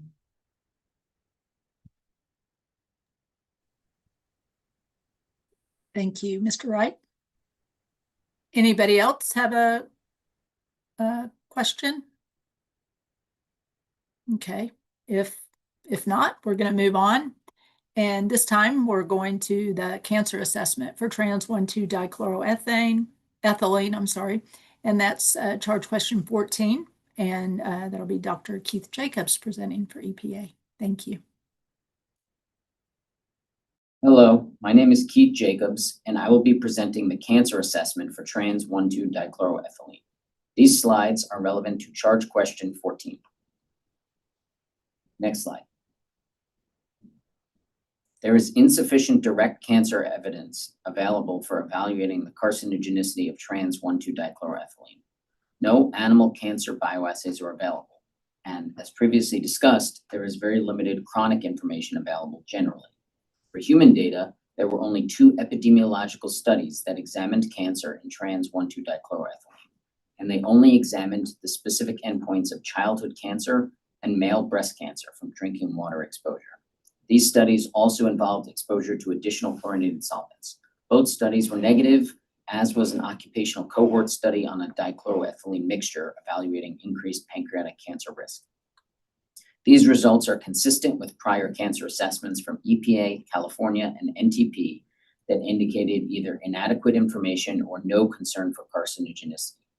Notably, the EPA IRIS classification of inadequate information was published prior to the aforementioned 2 drinking water studies. Next slide. In the absence of any cancer bioassays, an alternative approach to that described in EPA's guidelines for carcinogen risk assessment is needed. Therefore, EPA used a structured weight of scientific evidence approach that has been used in prior TSCA risk evaluations for evaluating the extent to which gaps in carcinogenicity data impart significant uncertainty on human health risk when considering all other available data. This approach is called the Rethinking Chronic Toxicity and Carcinogenicity Assessment for Agrochemicals Project, or RECAP. EPA has previously applied this approach for other TSCA chemicals. It was adapted to the available trans 1,2-dichloroethylene hazard database by integrating available evidence on epidemiology, non-cancer information, mechanistic and metabolism data, and in silico evidence. Next slide. A key aspect of RECAP analysis is the consideration of cancer data and other supporting evidence from toxicological analogs. Read Across can use structurally and toxicologically similar analogs to fill in data gaps in the cancer database for the chemical of interest. Trans 1,2-dichloroethylene exhibits suicide inhibition that inhibits oxidative CYP enzymes as a consequence of its metabolism. This makes the chemical quite unique from other chlorinated solvents and hinders the utility of read across to other potential analogs when comparing based on structure alone. This suicide inhibition does also apply to the cis isomer, although likely to a lesser extent. Based on this information, EPA determined that the toxicology of other structurally analogous chlorinated solvents were not relevant to trans 1,2-dichloroethylene, and only the cis or mixed isomers of 1,2-dichloroethylene were used for read-across analysis. Next slide. In the absence of cancer data, non-cancer findings can provide evidence of early key events such as metaplasia, dysplasia, inflammation, etc. Based on tissue types commonly associated with cancer, there was no evidence of precancerous lesions or indications of early key events in any cancer mode of action.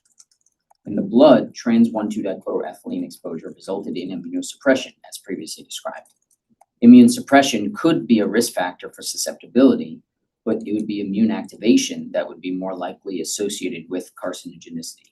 The only other potentially relevant indicator was increased thymus weight from exposure to the cis isomer, but this finding is of low relevance without corresponding histopathology. There were inconsistent findings of liver toxicity from the trans isomer and no effects seen with cis or mixed isomers. One in vivo mechanistic study did provide some evidence for fat accumulation and degeneration following 16 weeks of inhalation exposure in rodents, but the significance of this finding is unclear without corresponding apical outcomes. Other relevant data includes an absence of kidney toxicity from either isomer, qualitative respiratory histopathology in a single acute study on trans, and no indication of endocrine effects from either isomer. Next slide.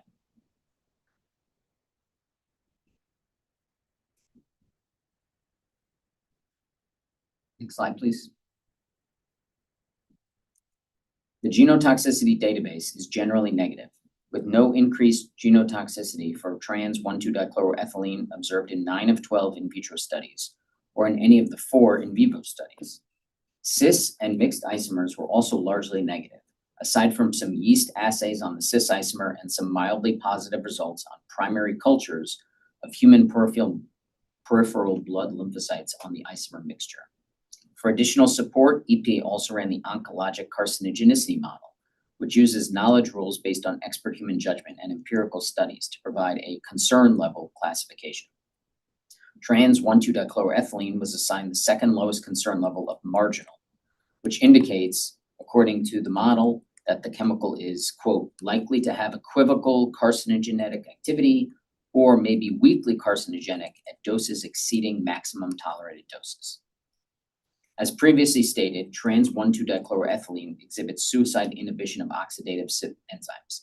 This reduces the availability of reactive metabolites that are typically responsible for macromolecule damage and formation of reactive oxygen species. Consistent with this, the genotoxicity database is largely consistent with and without metabolic activation, and the effect of suicide inhibition would only increase over continued exposure. Next slide. After applying the recap framework, EPA has preliminarily concluded that quantitative cancer risk assessment of trans-1,2-dichloroethylene is not warranted, and carcinogenic effects from trans-1,2-dichloroethylene are not expected. The overall weight of scientific evidence supports this finding and indicates that additional cancer bioassays would be unlikely to provide evidence leading to a different conclusion. But uncertainty does remain based on the absence of direct cancer data, chronic toxicity data, or reliable analogs with that information. EPA therefore has slight to moderate confidence in this conclusion. Next slide. Thank you for your attention. I now welcome any questions. Thank you, Dr. Jacobs. Are there any clarifying questions from the committee?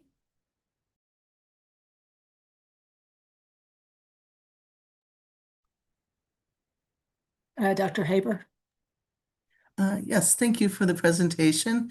It was good to see that EPA is incorporating this approach across multiple program offices. And I was glad to see that you were looking at the mechanistic data and in silico data. I did notice that neither your presentation nor the assessment mentioned anything about using ToxCast data or any omics.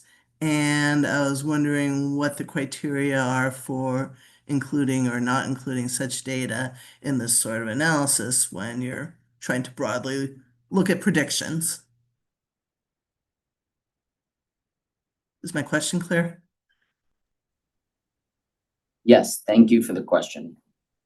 We can certainly consider that information and we welcome your recommendation if that is a suggestion.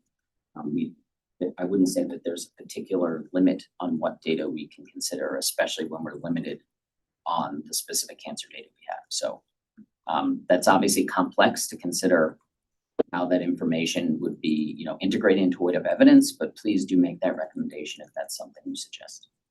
Okay, great. Thank you.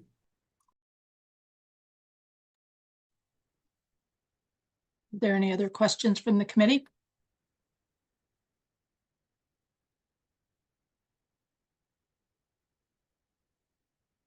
I don't see anything. Oh, I see one more question. Dr. Ryer Powder. I'm sorry about that. It takes me so long to figure out where that little hand is. Is there guidance available to say when you can use read across and when you can't use read across? There are several frameworks that have been published. I know that ECHA has put out frameworks. We have worked on our own that have been used in other assessments and other TSCA risk evaluations. I wouldn't say that there's one set of rules that we follow, but there are existing considerations that we do take into account. But if, again, we welcome any comments of the committee as suggestions on how we might have otherwise considered our approach.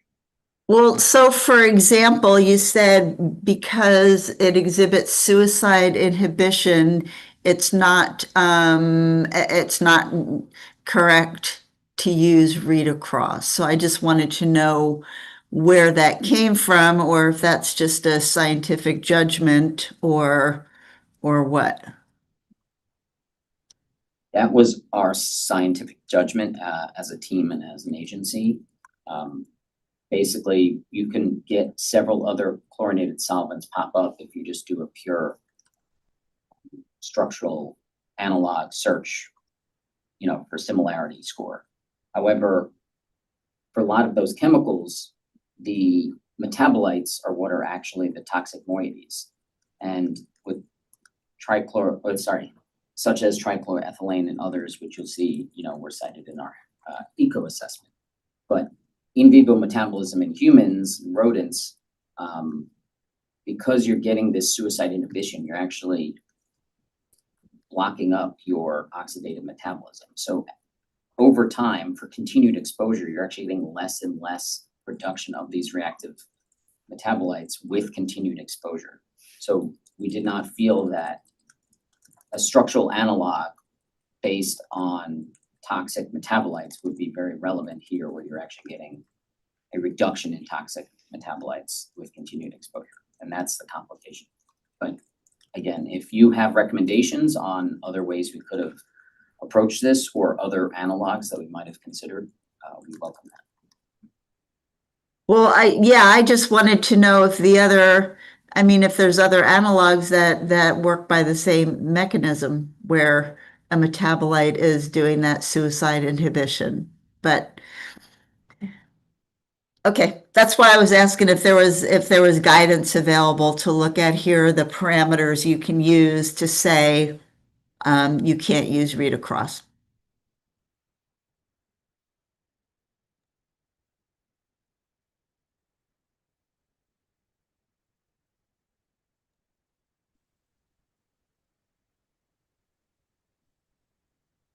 Okay, thank you. Does EPA want to respond or acknowledge, I guess?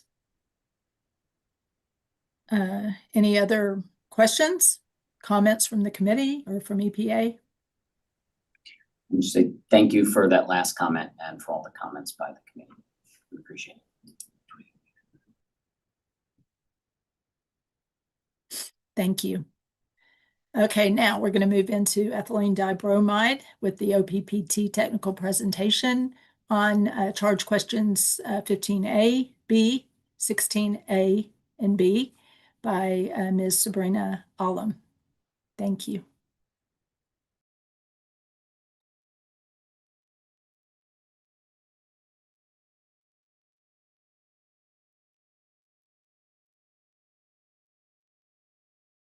Hello, my name is Sarah O, and I'm a toxicologist in the Prioritization and Data Review branch within the Chemical Information Prioritization and TRI division. Today, I will share a brief overview of the document map and organization of the presentation before I pass the baton to my colleagues. Next slide, please. I would like to acknowledge the authors, contributors, and support received for the draft chemistry, fate, release, and exposure assessment for ethylene dibromide and draft hazard assessment for ethylene dibromide. Next slide, please. This figure is also included in the draft risk evaluation and depicts the general organization of analysis contained in each of the documents.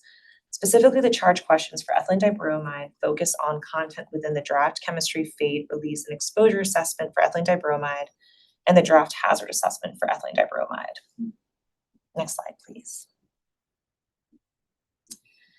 This slide presents the outline of the presentation for ethylene dibromide related to the topics for the charge questions 15 through 21. My colleague Sabrina Alam will be presenting the technical content associated with charge questions 15 and 16, followed by my colleagues Dr. Cindy Nguyen and Dr. Martin Phillips, who will lead you through our non-cancer and cancer analysis related to charge questions 17 and 18. The TBBPA modeling related to charge questions 19 and 20 will be discussed by Dr. Celia Schecht, and we will conclude the presentation of the avian threshold estimate by Dr. Janine Betke. This concludes the introduction to ethylene dibromide, and without further ado, we will proceed to the presentation for charge questions 15 and 16.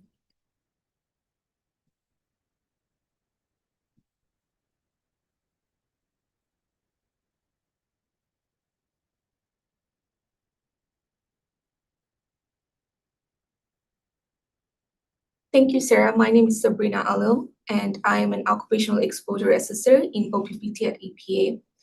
I'm presenting the technical data for charge question 15 relating to occupational inhalation exposure assessments and charge question 16 relating to occupational and consumer inhalation exposure assessment for ethylene dibromide.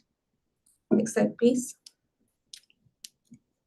This slide presents the key elements typically addressed in TSCA occupational exposure scenarios. The occupational exposure scenarios are central to EPA's occupational exposure assessments and are structured to provide a comprehensive understanding of exposure. First, occupational exposure scenarios usually begin with a process description outlining the specific operations or tasks associated with the scenarios. This helps clarify how the chemical is handled and what activities are involved. Next, EPA identifies the work activities linked to the occupational exposure scenarios, detailing the roles and responsibilities of workers who may be exposed during these processes. EPA then examines the chemical release sources associated with the occupational exposure scenarios, which include at any points where ethylene dibromide may be emitted into the workplace environment, such as during manufacturing, processing, or repackaging. Another critical component in the process is quantifying the number of sites and workers associated with each occupational exposure scenario. This allows EPA to estimate the scale of potential exposure. Finally, EPA presents environmental release and exposure estimates for each occupational exposure scenario using available monitoring data or modeling approaches. Next slide, please. This slide presents how occupational exposure scenarios are mapped to conditions of use within EPA's assessment framework. Occupational exposure scenarios are constructed around already identified conditions of use for a chemical of interest. It is important to note that EPA does not create new conditions of use during this mapping process. Instead, every occupational exposure scenario is linked to at least one existing condition of use. Conditions of use can be organized into occupational exposure scenarios in a variety of ways, as illustrated in the diagrams and examples on this slide. Sometimes the occupational exposure scenario name is very granular and reflects the subcategory, such as import and repackaging, while in other cases it is broader and only reflects the life cycle stage, such as industrial uses. This flexibility allows EPA to capture both specific and high-level exposure scenarios. In summary, the mapping process ensures that each occupational exposure scenario is grounded in real-world use patterns, providing a foundation for exposure assessment and risk evaluation. Next slide, please. As described in Section 5 of the draft Chemistry, Fate, Release, and Exposure Assessment for Ethylene Dibromide Technical Support document, EPA applies an occupational exposure data hierarchy as a framework when conducting occupational inhalation exposure assessments under TSCA. This hierarchy reflects the relative quality and relevance of available information and is organized into three main tiers: monitoring data, modeling approaches, and occupational exposure limits. Monitoring data provides direct empirical evidence of exposure, therefore is more preferred. EPA further prioritizes monitoring data based on how directly they apply to the occupational exposure scenario being assessed, favoring personal breathing zone and area measurements over analogous measurements. Analogous data are defined as measurements for the same chemical, but from a similar activity or process. If monitoring data are limited, outdated, or not representative of the exposure scenario, EPA uses a modeling approach. There could be different types of modeling approaches, and this includes surrogate monitoring data from other chemicals and exposure and release models. Occupational exposure limits may also be used, but only when monitoring data and modeling options are unavailable. Next slide, please. In some cases, EPA closely follows the data hierarchy using the single category of highest ranking data available in the assessment.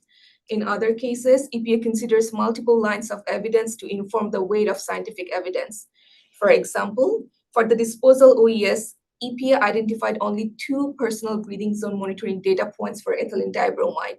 Therefore, EPA supplemented the assessment with surrogate personal breathing zone monitoring data from 1,2-dichloroethane to inform the weight of scientific evidence. For ethylene dibromide, the 3 OESs EPA is going to present the next slide. EPA did not identify any ethylene dibromide exposure monitoring data from the US in the last 50 years. Next slide, please. For the 3 OESs listed here, EPA used personal breathing zone monitoring data to inform inhalation exposures. For these 3 OESs, available exposure monitoring data were limited to 5 NIOSH reports and an industrial hygiene report published between 1977 and 1978. The NIOSH reports were part of an industry-wide study of the health effects of occupational ethylene dibromide exposure gathered for developing recommended standards for occupational exposure. Data were collected from 6 different facilities, including ethylene dibromide manufacturing and processing facilities in the US. These data sets are about 50 years old. There is uncertainty as to how industrial practices such as engineering controls may have changed over the last 50 years and how that may affect current exposure levels. Ethylene dibromide is no longer manufactured in the US. However, EP used exposure monitoring data from ethylene dibromide manufacturing facilities based on the similarity of worker activities, such as loading and shipping for relevant OESs.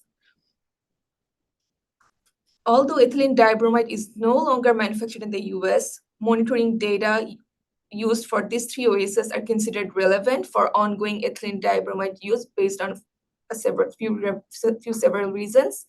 One is the similarity of worker activities or job roles, ethylene dibromide use concentrations overlap, and similarity in the process descriptions.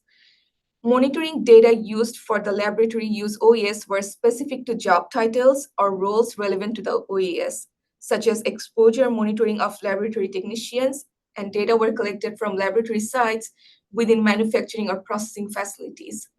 Laboratory sites were located within the ethylene dibromide manufacturing and processing facilities, but they were located in separate building or areas.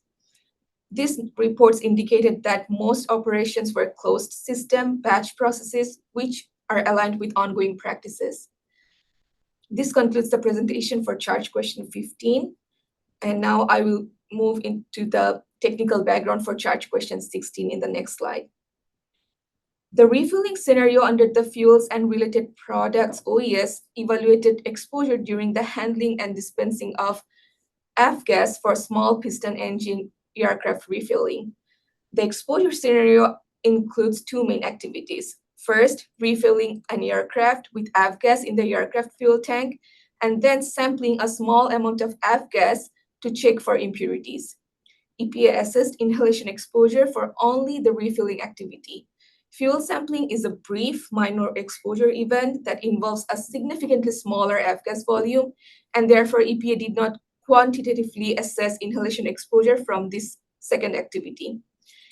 EPA assessed full-time workers whose job is to refuel aircraft. EPA assumed a worker typically refuels 1 to 8 aircraft within 1 8-hour work shift per day. Each refueling event takes about 5.3 minutes. EPA considered the possibility of the presence of occupational non-users near the worker activities and assessed inhalation exposure for occupational non-users. EPA also evaluated consumer exposure for pilots or aircraft owners who refuel their own aircraft with F-gas at self-refilling stations. Although the consumer exposure scenario is similar to that for workers, the relevant exposure frequency for consumers is much lower than that for workers. Liquid F-gas contains about 0.07 to 0.1 weight% of ethylene dibromide. Next slide, please. EPA did not identify any exposure monitoring data relevant to the refueling scenario. Therefore, the agency relied on a multi-step modeling approach to estimate inhalation exposure.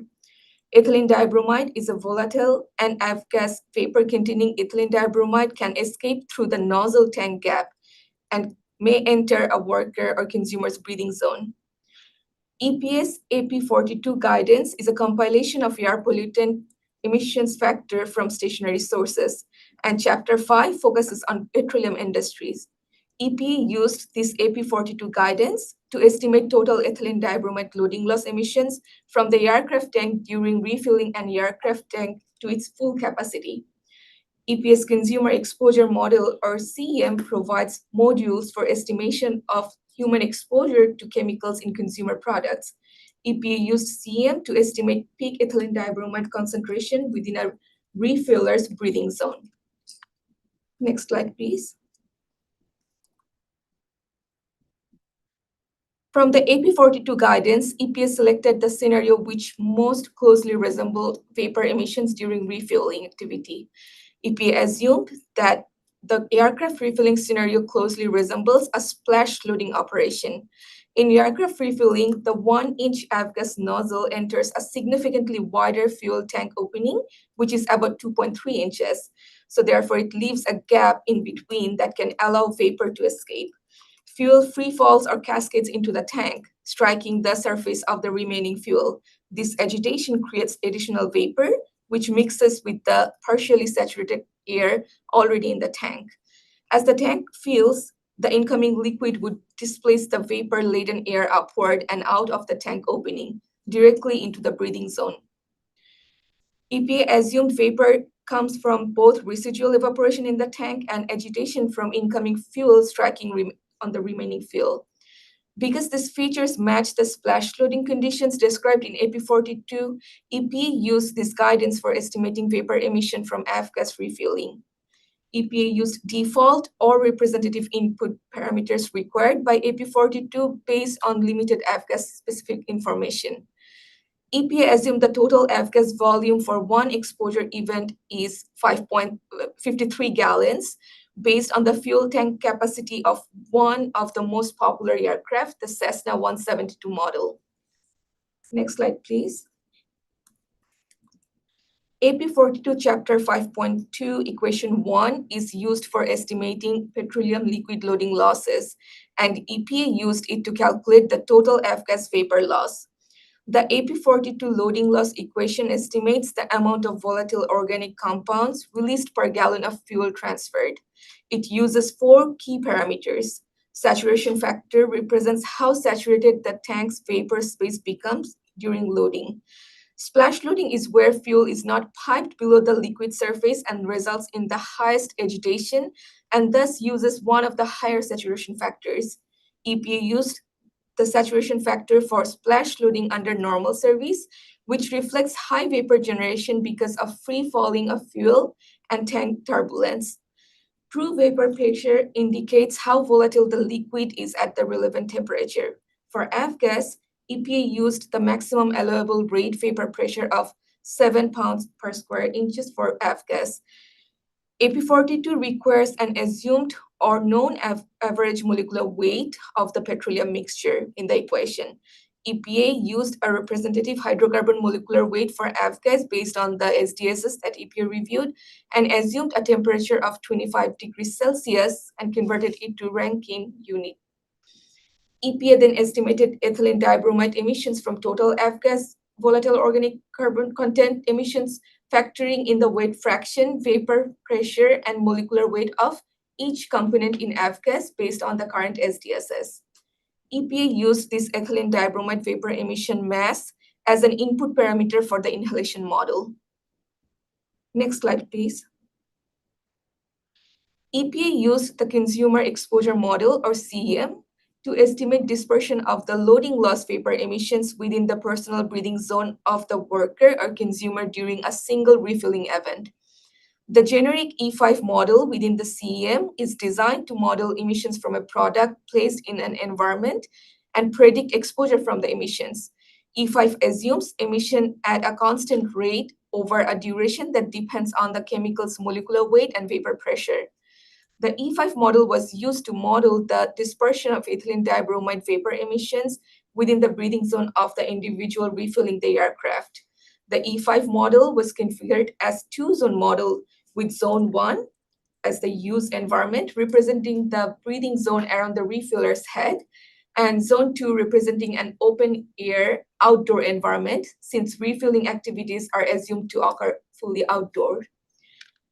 Dispersion of ethylene dibromide vapor emissions in the ambient environment was accounted for by several parameters, such as wind speed and air exchange rate. EPA used the ethylene dibromide emission rate as calculated by using AP42 as an input parameter. The model predicted peak ethylene dibromide concentration in the breathing zone. The peak concentration in the breathing zone was used to estimate inhalation exposure for both workers and consumers. Next slide, please. Here we highlight the key input parameters for the CEM model used to calculate the peak concentration of ethylene dibromide in the breathing zone. EPA used the estimated ethylene dibromide vapor emission from a single refilling event calculated using the previously described AP42 guidance. A wind speed of 10,754 meters per hour was used based on the 50th percentile wind speed in the US. This 50th percentile wind speed value was estimated using average wind speeds recorded from 917 automated surface observing system, or ASOS, located in airports across the US between 2005 and 2026. The duration of exposure to ethylene dibromide emissions was assumed to be 5.3 minutes per exposure event based on a flow rate of 10 gallons per minute and a gas tank size of 53 gallons. The breathing zone of the individual refilling the aircraft was assumed to be a sphere of 0.2 cubic meter, assuming that the opening of the aircraft fuel tank is positioned within the sphere. This is the most conservative default near zone volume in CEM. The model showed that within the breathing zone, the ethylene dibromide concentration rises rapidly to a peak and remains approximately constant until the refilling session ends. This suggests the refiller is continuously exposed to ethylene dibromide for the duration of refilling. Thank you for your attention. This concludes the presentation for charge questions 15 and 16. Next, we will proceed to the presentation for charge questions 17 and 18 by my colleagues, Dr. Sydney Gwen and Dr. Martin Phillips.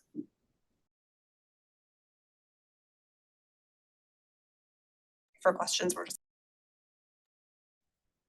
Do we want to go on to this next presentation or take questions on the previous? I think we should take questions. Yes, let's take questions on the Okay. presentation. Thanks. Okay, so any clarifying questions for charge questions 15 and 16? Dr. Lee. Okay, thank you so much. This is Dr. Lee, a SACC member. So thank you so much for your excellent presentation, which is very useful and helpful. And I just have one minor question. So you consider inhalation during the refueling process in this exposure assessment. But my question is about what is missing here is the thermal absorption through the contact with AV gas.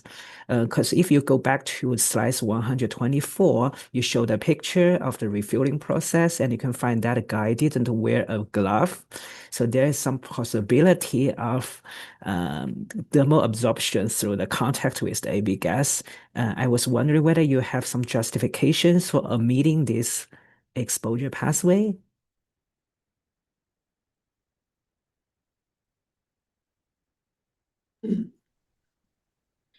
Hi, this is Sabrina Alum, EPA. Thank you for your question. We considered dermal exposure and we assessed dermal exposure for this scenario for both workers and consumers. And we presented that in the exposure technical support document. But we don't have a charge question specific to the dermal exposure for workers under the occupational exposure assessment. We have a separate set of questions, but that goes under the hazard assessment that is relevant for dermal exposure. Okay, so one more follow-up clarifying question. So if I remember it correctly, you did a separate simulations for refueling and the sampling processes. And do you think the thermal absorption exposure applies to both scenarios or just for the sampling process? Thank you, Sabrina Alum from EPA. Yes, so we considered both activities. One is the refueling and the other is sampling. And we assessed dermal exposure for both scenarios with our assumption that the dermal exposure occurs once a day. Like for workers, even though a worker is refueling maybe 8 aircraft a day, our assumption is the dermal exposure is one-time event and it can occur from any activities. It could be from refueling or could be during sampling. So yes, we took into our consideration. Okay, thank you so much for the clarification. Thank you. Dr. Dorson? Yeah, again, thank you very much for the presentation. I'm a little bit, the question has to do with the occupational consumer scenario value of 0.43 parts per million. I believe that's the number that you're quoting in the document. And it compared to the OSHA Pell, that's 20 part per million, probably much older. The NIOSH REL of 0.045 parts per million, which is lower. And the NIOSH immediately dangerous to life and health of 46 ppm. I guess the question is, how does your evaluation compare to these other organizations, these other federal groups? Am I reading that right? That it is different, right? Hi, this is Kathy Denisio from the EPA. I think if there's a question we may need to get back to, this is separate from the scope of the charge question. So what's described in the charge question and the summary that Sabrina just described is the actual exposure estimates, whereas I think what you're referring to are OEVs, which is the occupational exposure value, which is that back calculation from the hazard values and the uncertainty factors to what exposure level would bring you to the benchmark. Right. And there's going to be additional discussion on that in the hazard charge questions that are coming up. Okay. So I think, yeah, it might be better to hold and or come back to that if you still have questions. Yes, thank you very much. Sorry. Thanks. Are there any other clarifying questions from the committee on those charge questions 15 and 16? I don't see any others. So I think we'll move on to the human health hazard assessment for ethylene dibromide. And that's going to cover quite a few questions. Those are charge questions 17 and going through 18 with many sub-questions. And the EPA presenters are going to be Dr. Sydney Nguyen and Dr. Martin Phillips from OPPT. Thank you.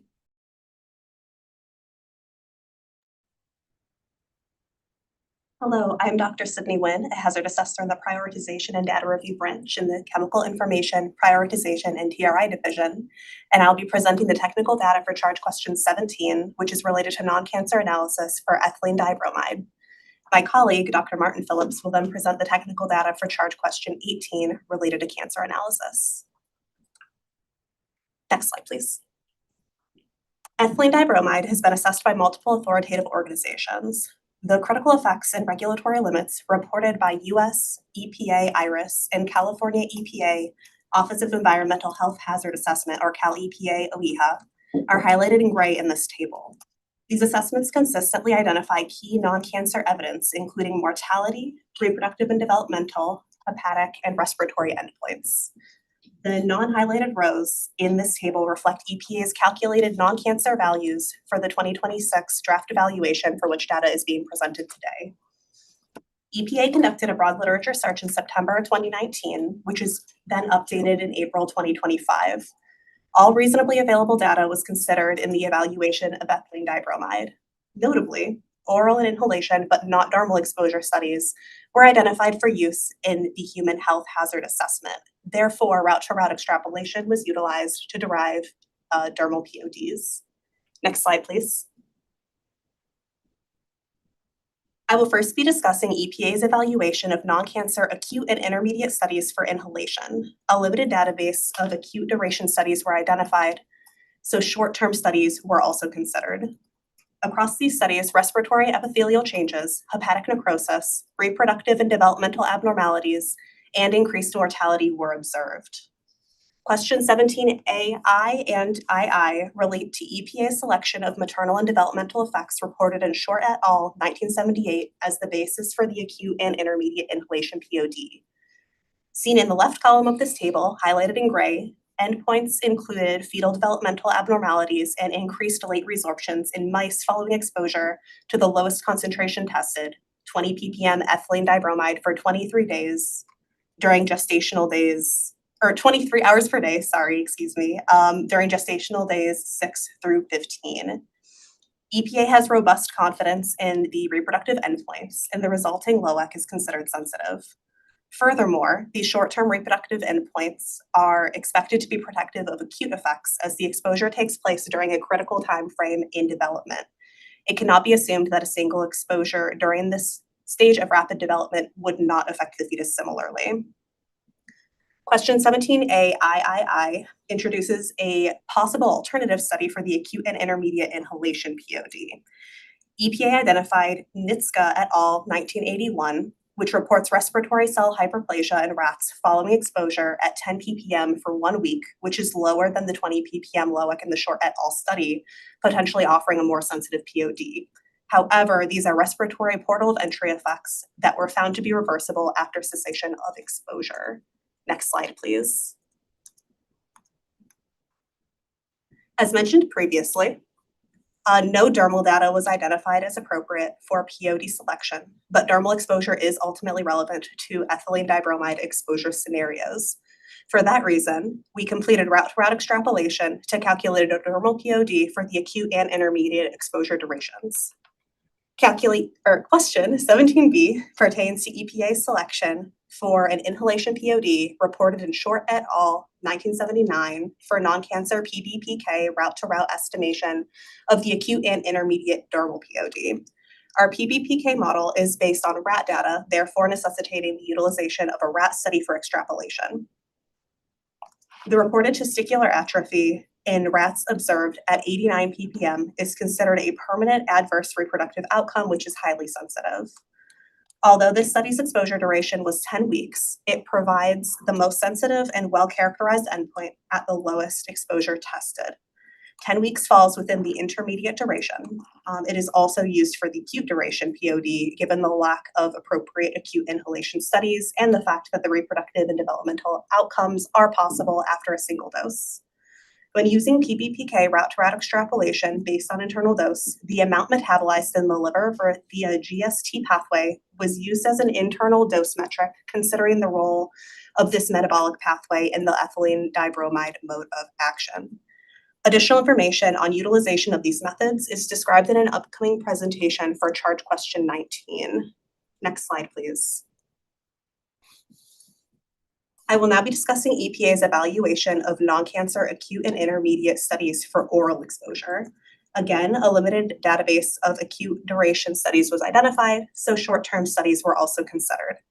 Across these studies, respiratory epithelial changes and degenerative lesions in the adrenal, testes, retina, liver, and spleen were observed. Question 17CI pertains to the study selected for the acute and intermediate oral exposure non-cancer POD, Ghanayam et al., 1986.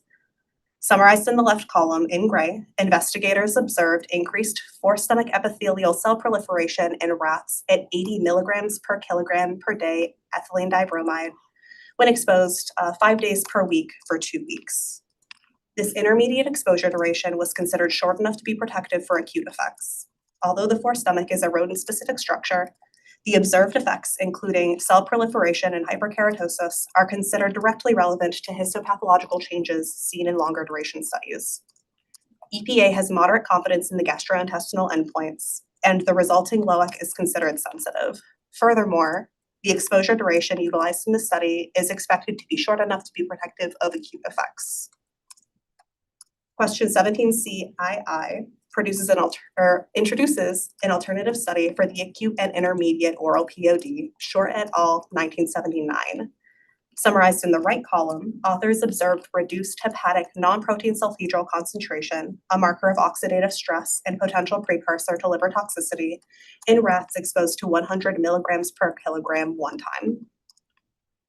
Ultimately, the reduction in hepatic non-protein sulfhydryl concentration is not a direct adverse effect or apical endpoint and therefore considered less sensitive than the histopathological changes that were observed in Ghanayam et al., 1986. Next slide, please.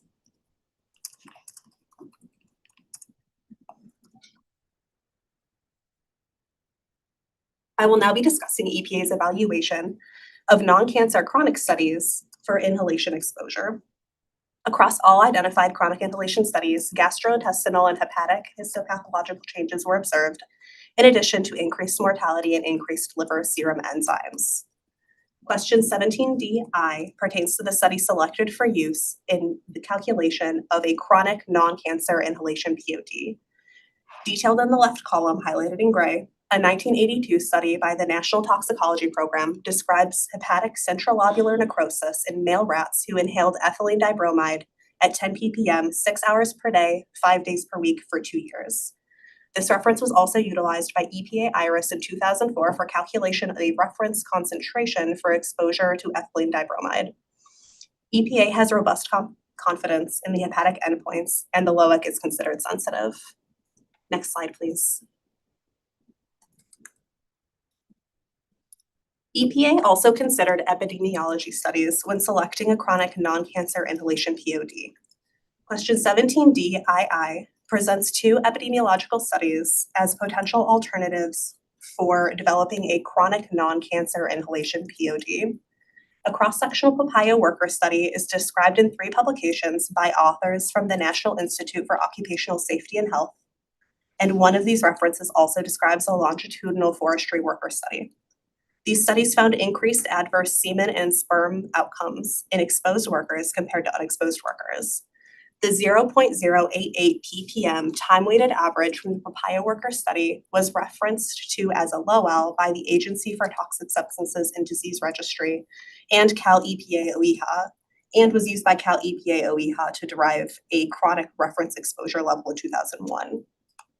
However, US EPA did not consider this value to be a LOEL because it was based on an average exposure level rather than on a comparison of 3 or more exposure levels. Additionally, the cross-sectional study design of the papaya worker study limits potential inferences about causality. Although the forestry worker study had a more relevant longitudinal design, and reported a lower time-weighted average ethylene dibromide level. Quantitative results from comparisons of 3 or more levels of exposure was not reported. Therefore, EPA concluded that these epidemiology references did not contain sufficient data for quantitative dose response assessment. Next slide, please. Question 17D, III, solicits feedback related to the use of default approach and PBPK for inhalation to dermal extrapolation to calculate retained human equivalent dose, or HEDs, described as the biologically effective absorbed dose. Chronic inhaled PODs were derived from the NTP 1982 study in rats.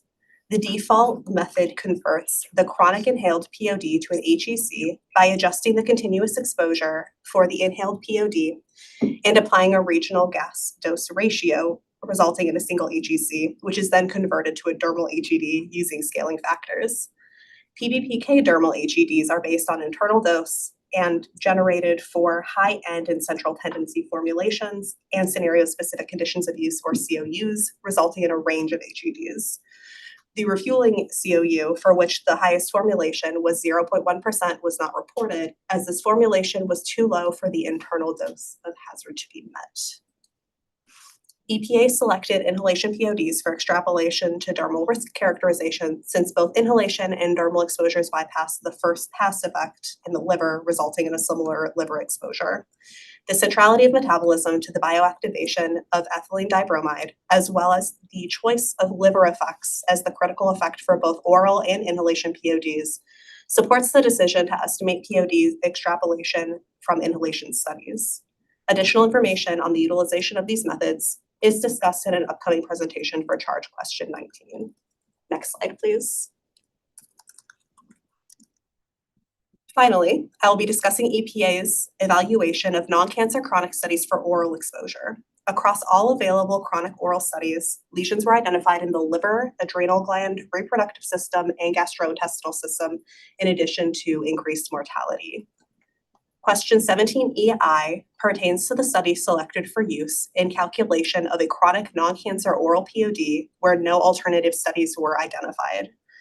This 1978 reference by the National Cancer Institute was utilized by EPA IRIS in 2004 for calculation of a reference dose value for exposure to ethylene dibromide. In EPA's 2026 draft about risk evaluation, we consider the same exposure effects highlighted by the IRIS program: increased incidence in liver peliosis and necrosis, testicular atrophy, and adrenal cortex degenerative lesions observed in rats who received ethylene dibromide by gavage at a time-weighted average of 38 milligrams per kilogram per day, 5 days per week. Around week 41 of exposure, the rats in the study showed increased mortality, and authors provided dosing breaks to extend observation.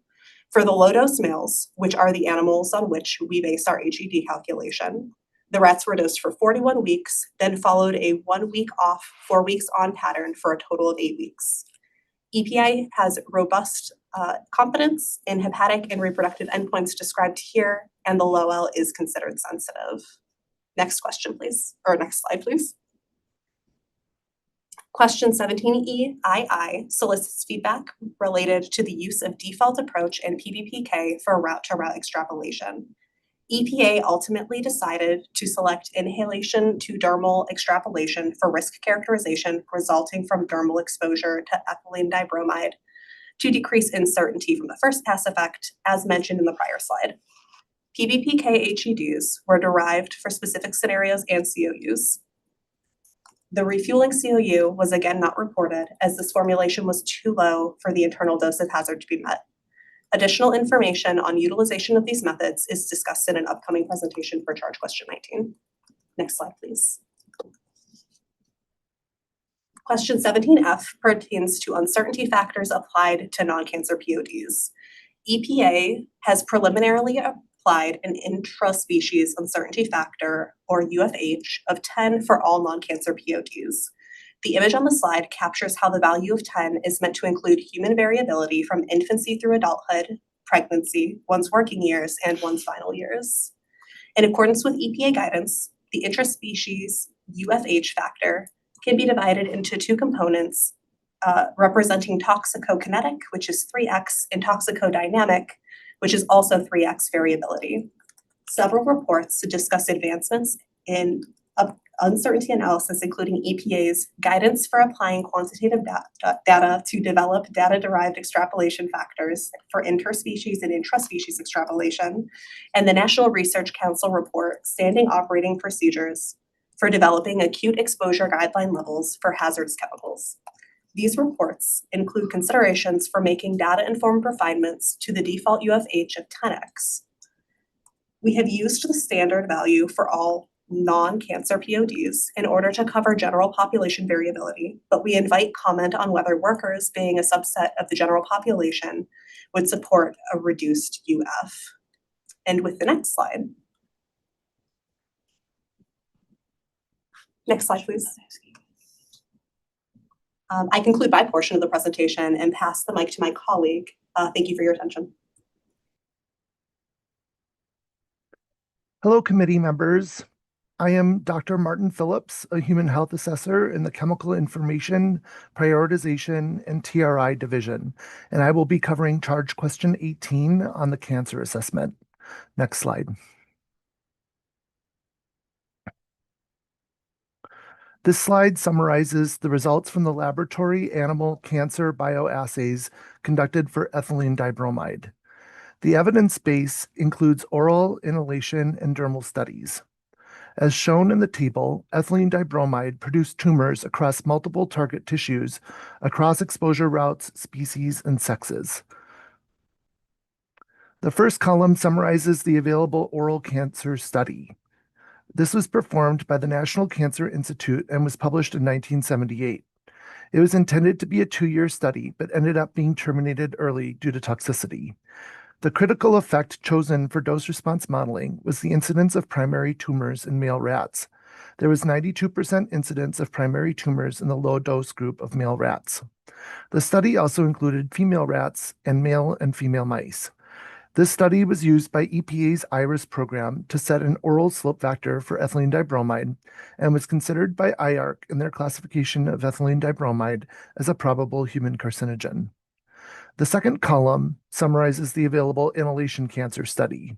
This was performed by the National Toxicology Program, which took over the Cancer Bioassay Program from NCI in the late 1970s, and was published in 1982.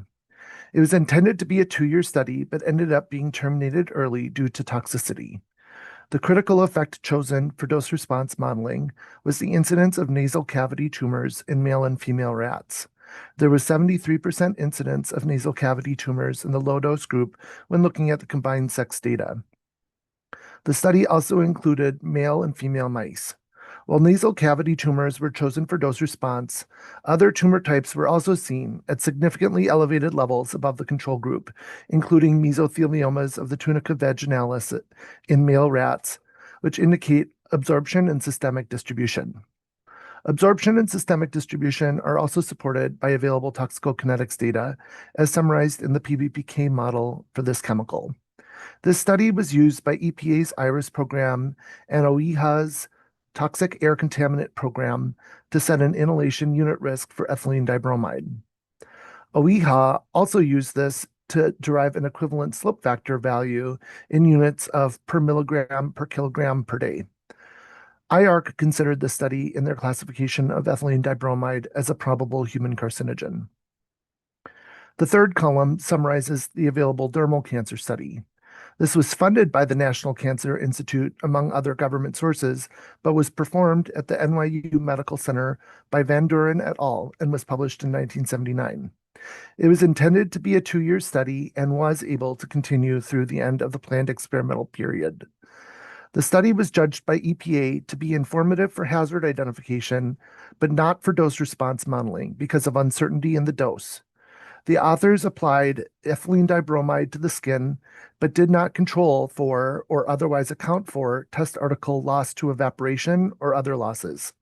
This would have biased the dose-response relationship and underestimated the potency of ethylene dibromide. In addition, only 3 tissue types were examined for tumors, affecting the sensitivity of the study to detect the selected health outcome, being carcinogenicity. These studies represent the basis upon which EPA has made a preliminary conclusion that ethylene dibromide is likely to be carcinogenic to humans, as defined in the EPA cancer guidelines. With that context, we are looking for feedback in two areas. First, consideration of the quality of these studies, and second, the strengths and uncertainties of EPA's preliminary cancer classification for ethylene dibromide. Next slide, please.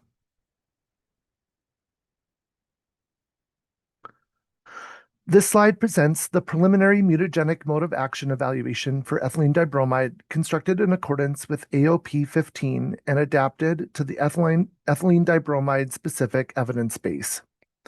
The objective was to gather and organize available mechanistic evidence into an adverse outcome pathway, or AOP, framework, which links molecular initiating events and key events to the adverse carcinogenic outcome. The proposed mechanism begins with ethylene dibromide exposure through oral inhalation and/or dermal routes, followed by metabolic activation through two parallel/concurrent pathways. The first is the conjugative pathway mediated by glutathione S-transferase, or GST, producing glutathione-derived intermediates and formation of highly reactive intermediates, including thyranium ions, also known as episulfonium ions. The second is the oxidative pathway mediated by cytochrome P450 enzymes, which generate reactive electrophilic intermediates, including 2-bromoacidaldehyde. Both pathways converge on the same molecular initiating event, which is DNA alkylation. Consistent with the AOP framework, the downstream key events include key event 1, formation of DNA adducts, including direct covalent interaction with genetic material. Key event 2, DNA damage, including repair-associated changes and strand breaks. Key event 3, mutation fixation and genomic instability, reflected by point mutations such as insertions and deletions, transitions, and transversions. These events should support progression toward the adverse outcome of carcinogenesis. Although the oxidative pathway generates reactive metabolites, the resulting DNA adducts appear less abundant and less mutagenic compared with those formed through the conjugative pathway, which form DNA crosslinks that are much more mutagenic and lead to double-strand breaks. The oxidative pathway may still contribute to overall genotoxicity under specific metabolic conditions, particularly with glutathione depletion or higher dose exposure scenarios. Still, the GST conjugative pathway is considered the predominant pathway contributing to mutagenesis. Ethylene dibromide itself is also positive in mutagenicity assays. Next slide. This slide presents the preliminary cytotoxic mode of action of ethylene dibromide.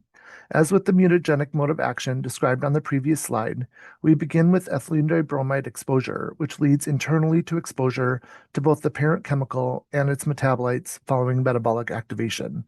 The molecular initiating event in this pathway is an increase in cytotoxicity in epithelial cells. Consistent with the AOP framework, the downstream key events include key event 1, increased inflammation, key event 2, increased regenerative cell proliferation, key event 3, increased hyperplasia. These events support progression toward the adverse outcome of carcinogenesis. EPA expects this mode of action to operate in tandem with the mutagenic mode of action and to become more prominent at higher exposure levels. At the highest levels of exposure, it is likely that both modes of action contribute to the tumors observed in rodent bioassays. Next slide.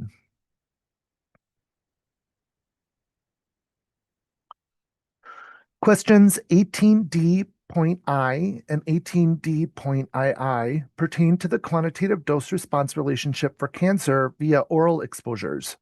The left panel shows the dose-response relationship from when EPA calculated an oral slope factor for cancer using the incidence of primary tumors in male rats from the NCI study. EPA's benchmark dose software, BMDS, was used for modeling, and the best fitting model was a multi-stage cancer model with a degree of 1, and the slope factor was calculated to be 0.15 per milligram per kilogram per day before adjustment with an ADAF, age-dependent adjustment factor. Because the issues with the top dose group, EPA wanted to see how uncertainty in that data point affected the slope factor calculation. Early attrition at the high dose meant that some animals died before tumors developed, potentially depressing the incidence of primary tumors in this dose group.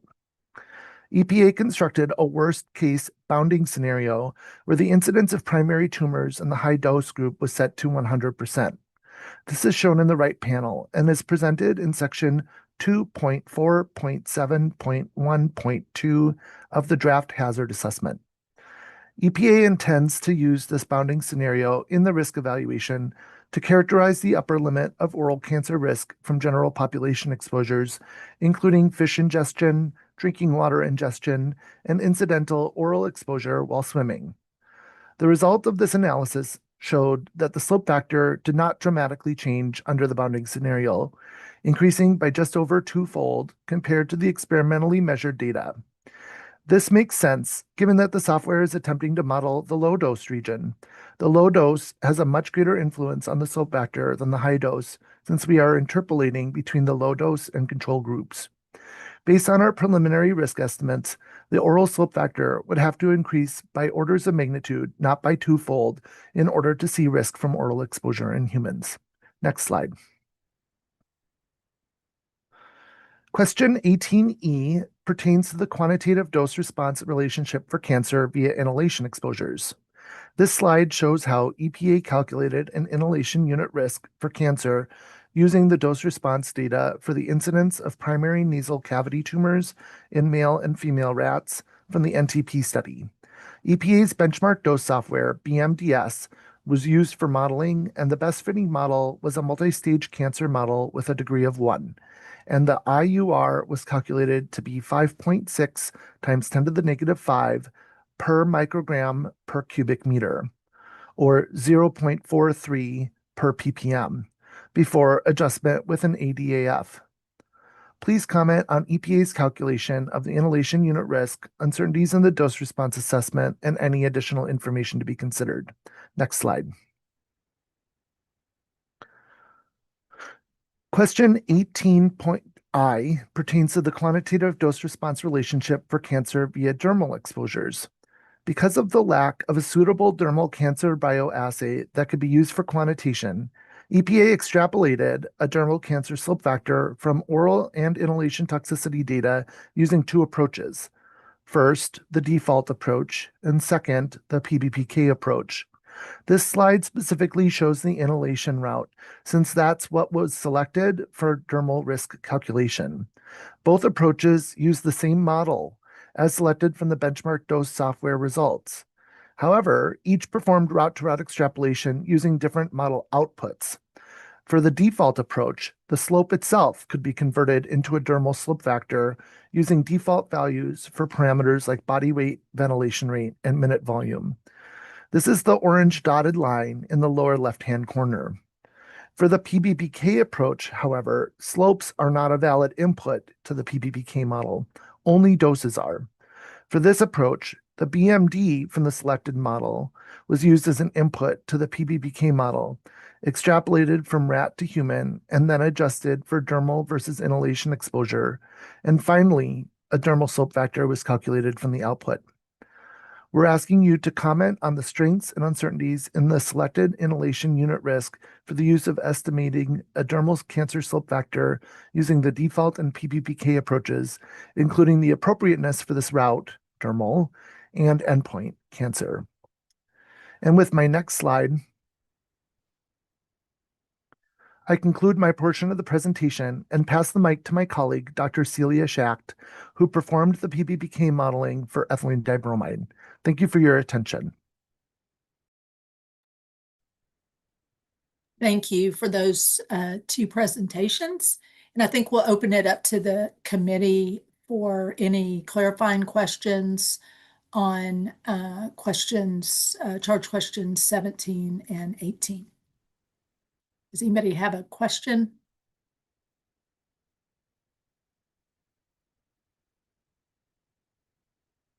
I think we'll need to go back. We didn't open it up, I think, all the way back to 15. I'm trying to look at where we stopped last. Yeah, I think for Sydney Wynn it was. It started with We chart. got 17. Yeah. Any committee questions?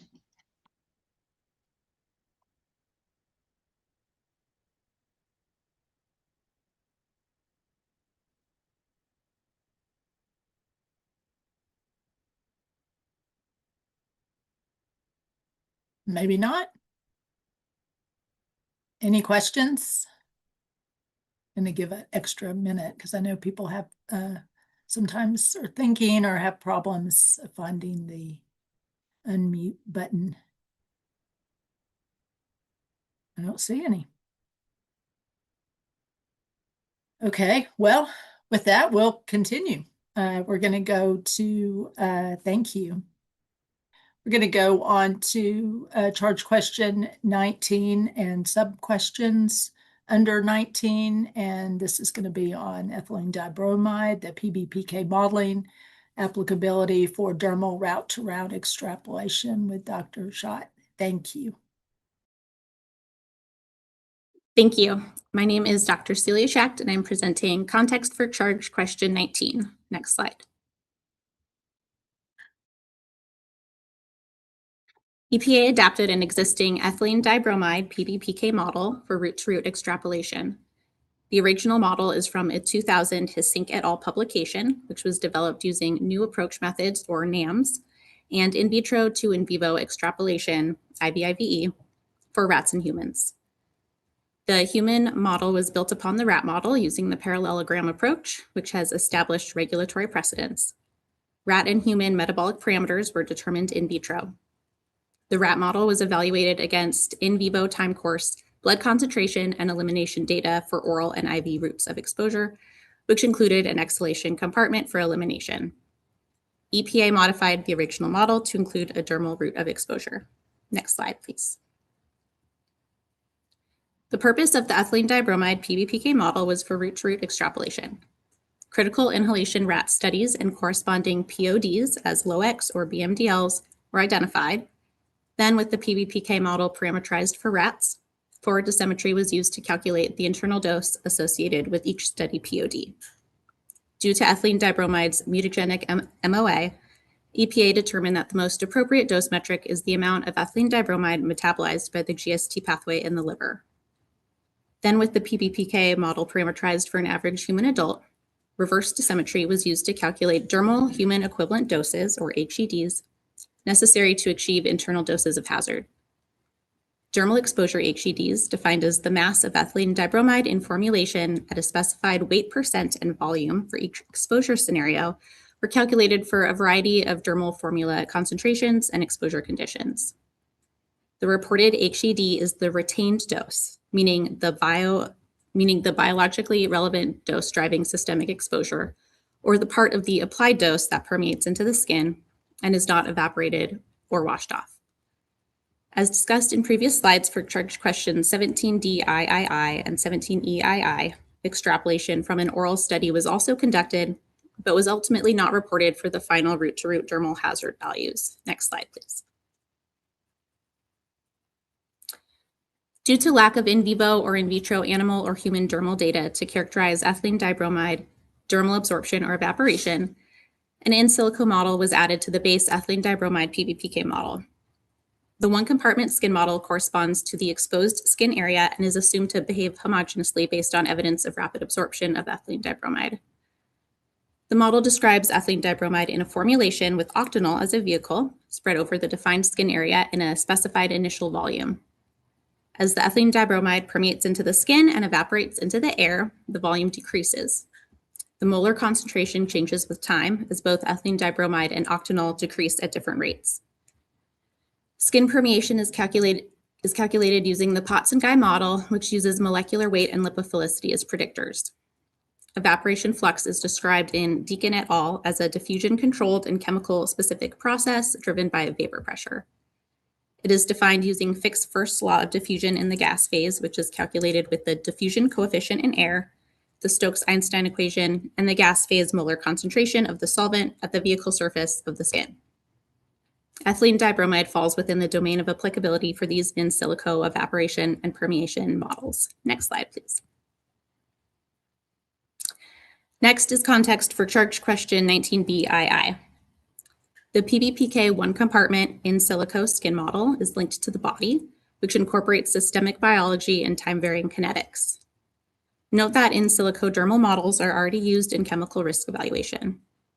Human exposure is often predicted with the dermal exposure of volatile liquids, or DEVL, model.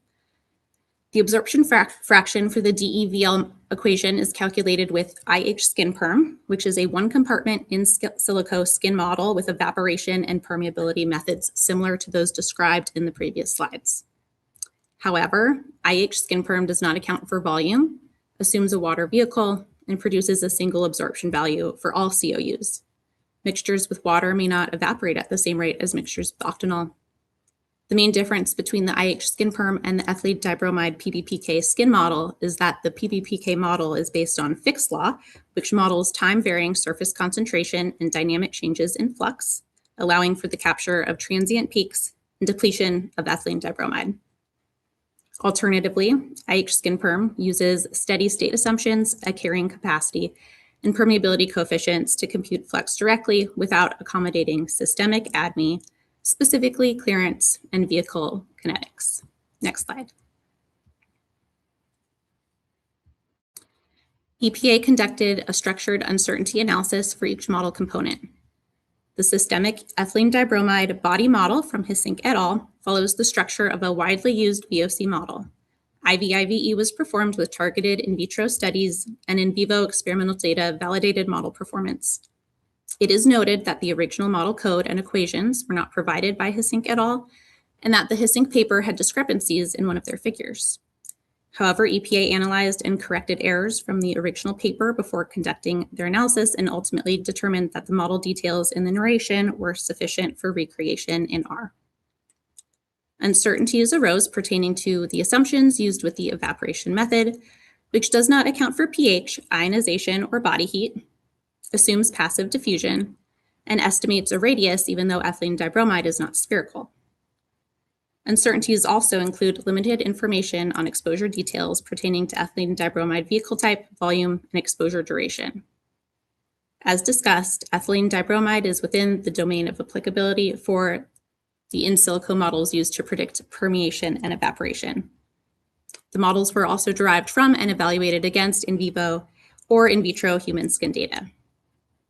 Based on the uncertainty analysis, EPA ultimately determined that the PBPK model was appropriate to use for root-to-root extrapolation. Next slide, please. The following content pertains to charge question 19C. Dermal HEDs were calculated for specific exposure scenarios and COUs. Acute and chronic dermal exposure assumptions and simulation scenarios for occupational and consumer COUs used for the PBPK modeling are described in the draft chemistry, fate, release, and exposure assessment for ethylene dibromide. Occupational exposures assumed one single dermal exposure without wash-off for 8 hours, where the exposed surface area of skin was assumed to be 1,070 square centimeters for a two-handed high-end exposure, 535 square centimeters for the one-hand high-end or two-hand central tendency exposures, or 267.5 square centimeters for one palm. Concentration of ethylene dibromide formulations changed with each OES. Consumer exposures were assumed to consist of one single dermal exposure event without wash-off for 5 hours, and for the refueling scenario only. Time and dose varying external dermal exposure rely on a volume of liquid applied to the skin. The volume decreases as the chemical permeates and evaporates, so the assumption is that some volume of liquid is applied to the skin. Since the concentration is given, the dose can be extracted from the volume. Next slide, please. Typically, HEDs are reported in mass units. However, we also include formulation potency-dependent volumes. HEDs as volumes are to be interpreted within context, since exposure concentrations, skin surface areas, and frequency and duration of exposure contribute to the time-varying concentration on the skin surface.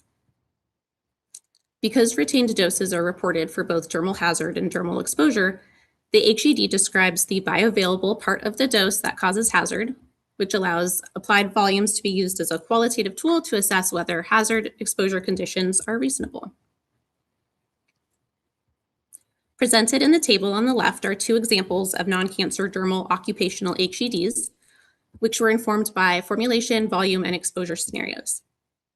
One example is for the acute high-end repackaging, COU and OES, consisting of 100% ethylene dibromide spread over 2 hands, resulting in a retained HED of 38 milligrams per kilogram per day that describes 9.4 milliliters of 100% ethylene dibromide solution on the skin.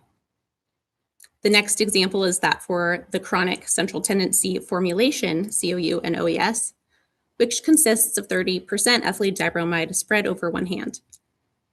The resulting retained HED is 3.6 milligrams per kilogram per day, applied as a 7.9 milliliter solution. Again, note that HEDs are reported as retained doses and not applied volumes. Next slide. Appropriateness of root-to-root extrapolation was considered via the guidelines from the Interdepartmental Group on Health Risks from Chemicals. EPA employed a tiered approach for root-to-root extrapolation. HEDs were calculated with the default method at a screening level tier. Default HED derivation involves converting external doses with interspecies allometric scaling, a process used in many other risk evaluations. This provides a single output for all COU and OES combinations. At the refinement tier, PBPK-derived HED derivation is mechanistic and flux-based, and thus sensitive to exposure surface concentration and time. PBPK integrates systemic and dynamic ADME, and the HEDs are based on internal dose and not external dose. These refined HEDs are scenario-specific, so there are as many HEDs as there are exposure scenarios and COU combinations. These elements allow for a clearer uncertainty characterization and scenario-specific considerations. Thank you for your attention, and I can take questions.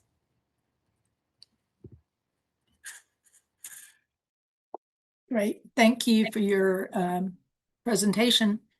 Do we have any questions from the committee? Clarifying questions? On charge questions 19, Dr. Dorson? Well, yes, thank you for your presentation. I'm not an expert at PBPK, as many of you probably already know, but I do have a question, a follow-up question from before. So what was the point of departure for the occupational scenarios? I mean, it's from my reading of the document, which I could have got completely wrong, the point of departure is similar to the population point of departure, which is 0.43 parts per million. I may have got that wrong, but if not, then the question then becomes, we have a NIOSH REL that's tenfold lower than that.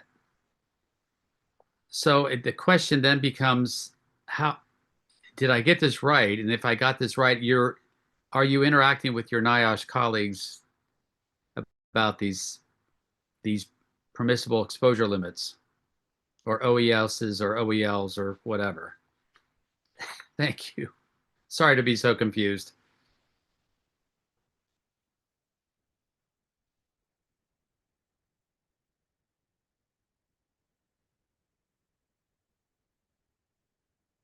Yes, hi, Dr. Dorson. This is Kathy Denisio, Senior Science Advisor, EPA. I'm going to have to defer to the EDB team on whether you have the numbers correct. So I'll defer to them if somebody wants to pipe in after me.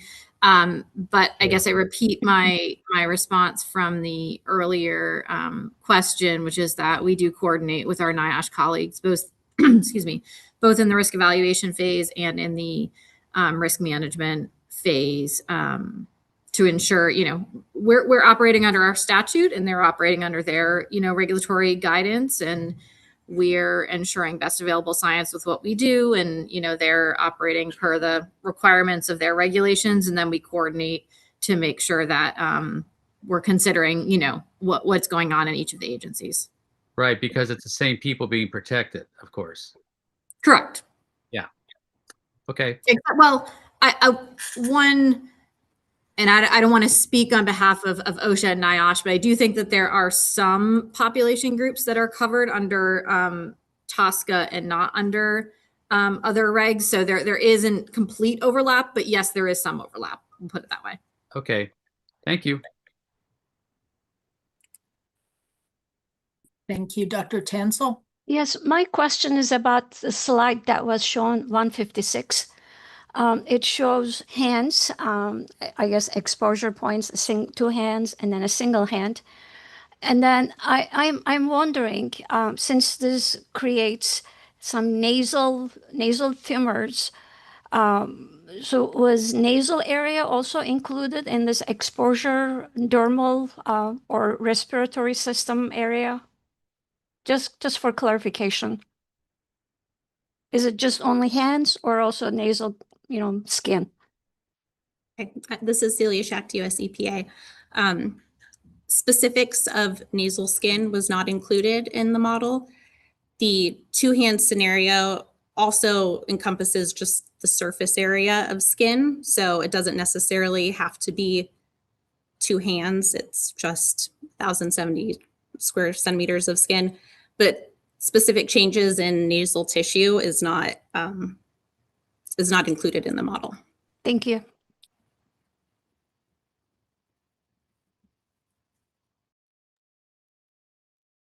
Are there other questions pertaining to charge questions 19? Sub-questions?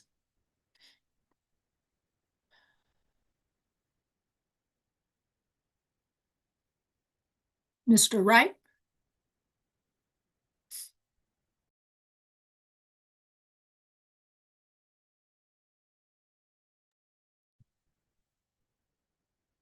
Sorry, I kept clicking on my my little microphone and it wouldn't get back to being on.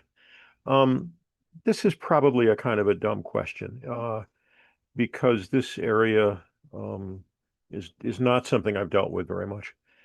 But I'm just not sure how a point of departure works for a carcinogen if we assume, as NIOSH does for just about everything, I'm sorry, for everything they define as a carcinogen, that we're dealing with a linear no threshold model.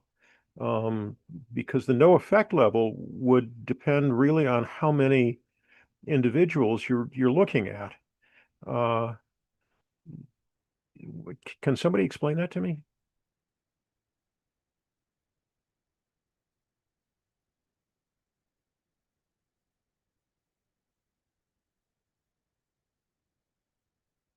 And was the question understandable? I can rephrase it.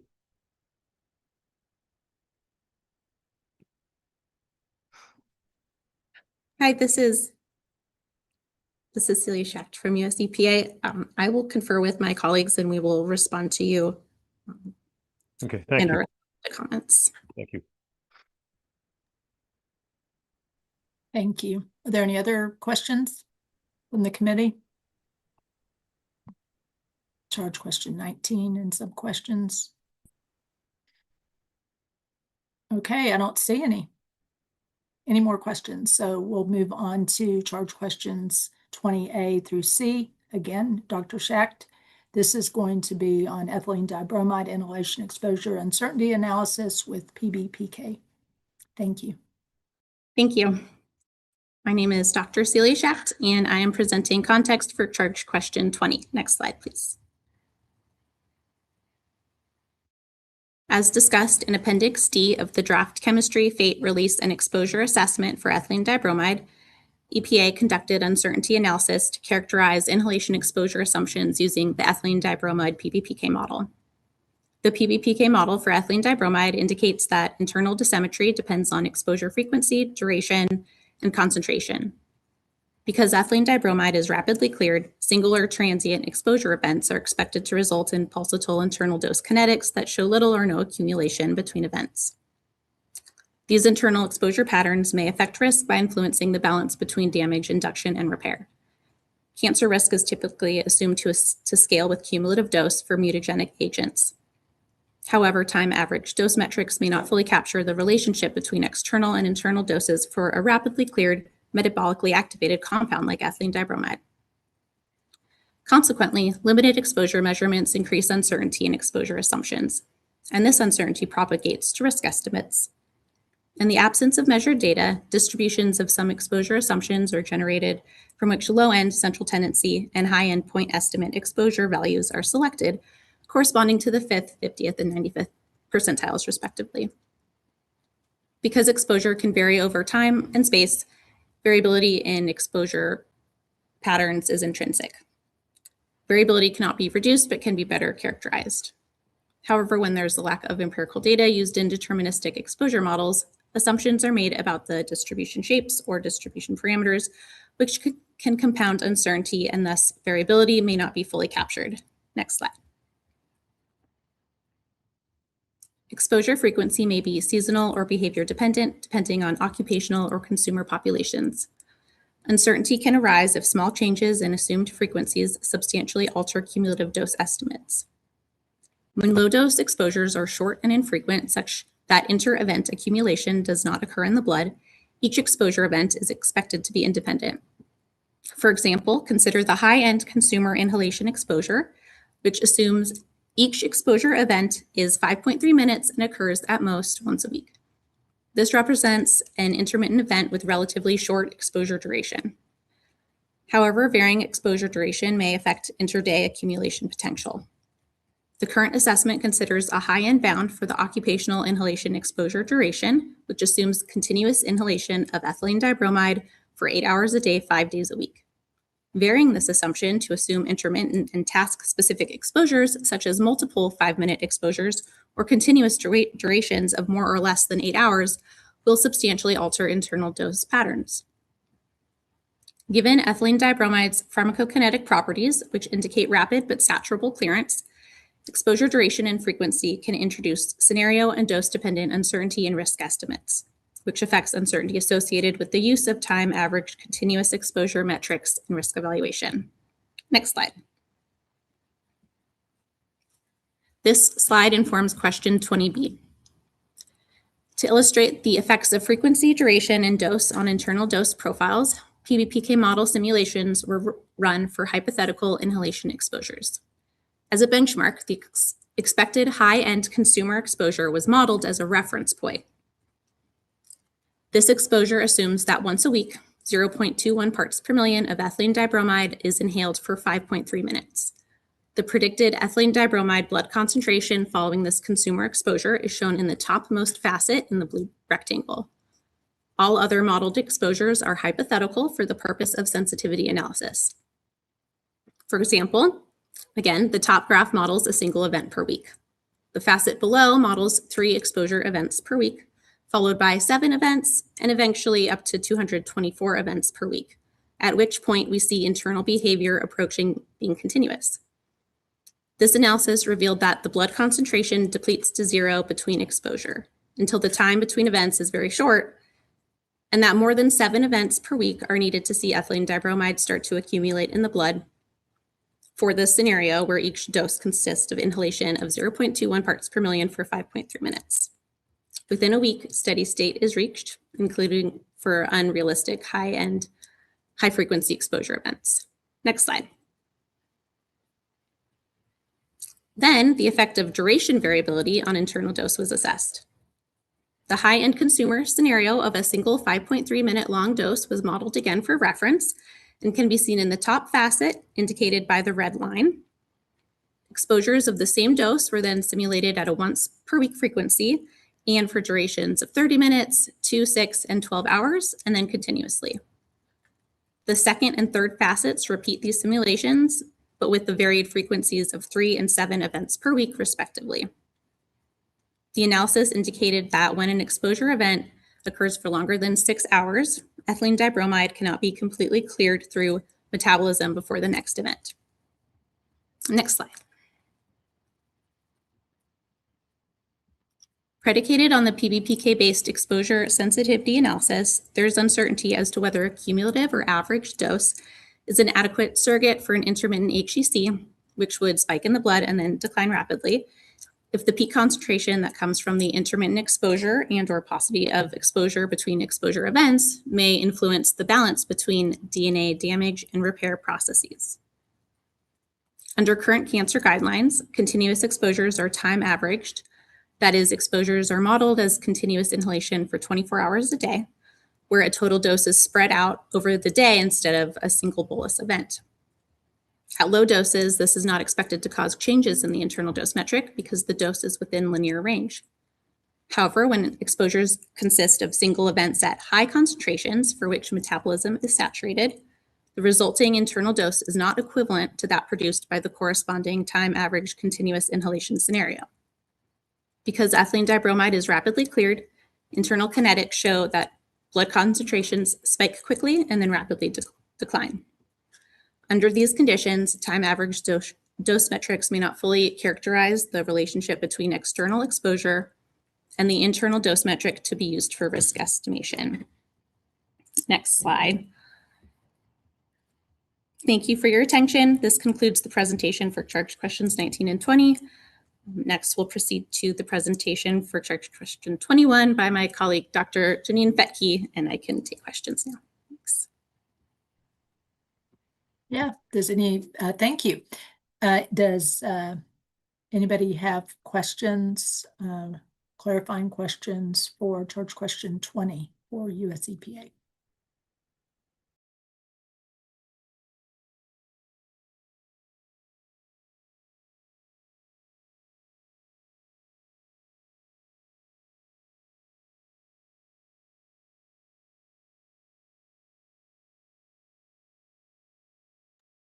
I believe you're on mute, Ms. Jenkins. Oh, I am. Okay. Doesn't appear there's any clarifying questions though.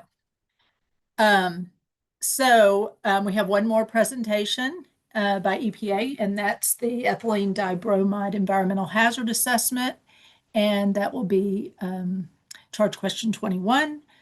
And the presentation will be by Dr. Janine Fetke, EPA OCSPP OPPT. Go ahead. Thank you.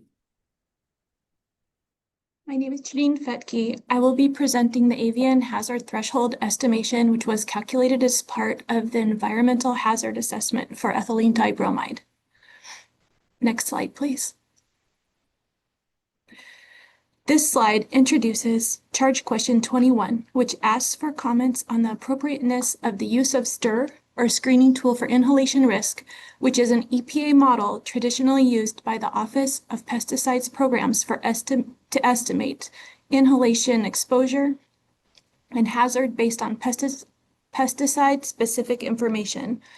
STIR was used to derive an acute inhalation hazard value for the purposes of risk characterization for avian taxa. Inhalation was primarily evaluated for terrestrial organisms because environmental releases of ethylene dibromide predominantly occur into ambient air, the potential for long-range transport, relatively long photolytic half-life, and general low bioaccumulation potential, as described in Section 8.3 of the Draft Chemistry Fate Release and Exposure Assessment for ethylene dibromide. Due to a limited data set regarding avian inhalation data, STIR was used to estimate inhalation exposure and hazard to Japanese quail. STIR utilizes allometric scaling to relate inhalation rate and body weight in order to derive an estimated inhalation dose. As described in the following slide, EPA used empirical acute oral data from rats and Japanese quail, as well as empirical acute inhalation data for rats to estimate the acute avian inhalation hazard threshold. Next slide, please. The dataset used for STIR includes 3 studies with mortality effects. Mortality was used because this was the only health outcome that was consistently observed in mammalian and avian studies that were of sufficient quality for quantitative analysis. This table provides a high-level summary of the 3 studies used for estimating the avian inhalation hazard threshold. 2 studies with oral routes of exposure were evaluated for mammals and birds. Because wild mammalian studies were not reasonably available, EPA primarily reviewed laboratory rodent studies to characterize mammalian toxicity resulting from ethylene dibromide exposure. The mammalian oral study, selected as the most appropriate to use for STIR, consisted of rats exposed to ethylene dibromide administered by single-dose gavage across exposure concentrations ranging from 40 to 320 milligrams per kilogram body weight. Sex-specific mortality hazard values were reported by the authors, and EPA used the geometric mean to derive an LD50 hazard value of 124.2 milligrams per kilogram body weight. This study received an overall quality determination of high. The avian oral study was conducted using 28-day-old female Japanese quail exposed to ethylene dibromide via capsule. Respiratory and gastrointestinal effects, in addition to reduced body weight, were also observed in quail starting at 6 hours post-exposure, with mortality reported over 7 to 72 hours. EPA assigned an overall quality determination rating of medium to this study. For the third study, which was the mammalian inhalation study, an LC50 endpoint for mortality was not reported by the study authors. Therefore, EPA derived an acute 4-hour LC50 hazard value of 2.12 milligrams per liter from rats exposed to ethylene dibromide vapor based on author-reported data. In this study, rats were exposed to concentrations of ethylene dibromide ranging from 0.77 to 77 milligrams per liter over a range of exposure durations of 1.2 minutes to 16 hours, where total number of deaths were recorded.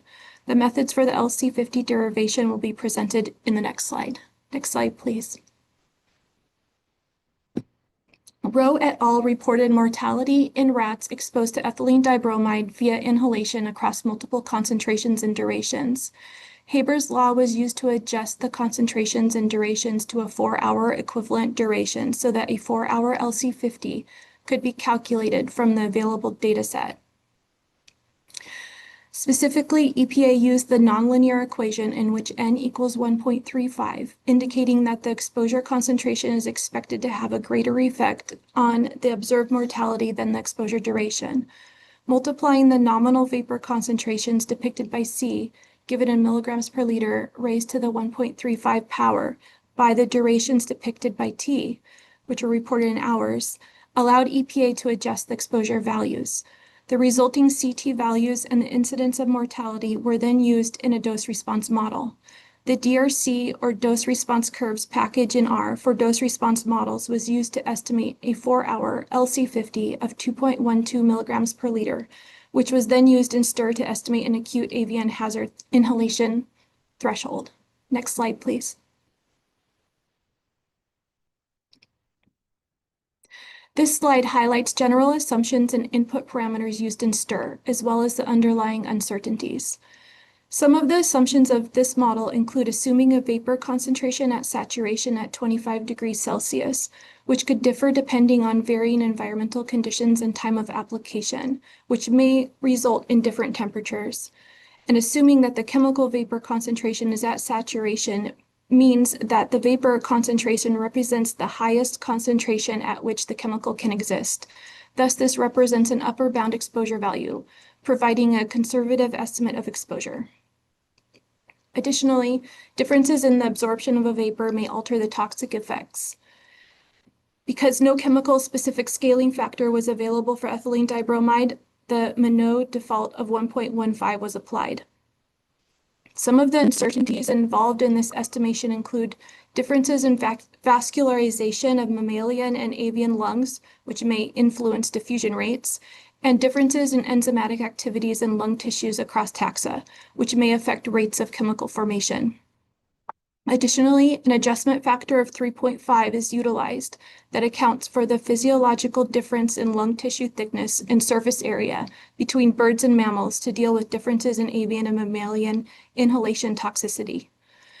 This model also incorporates an adjustment that accounts for a 3-fold greater field active inhalation rate of a bird as compared to the rate at rest.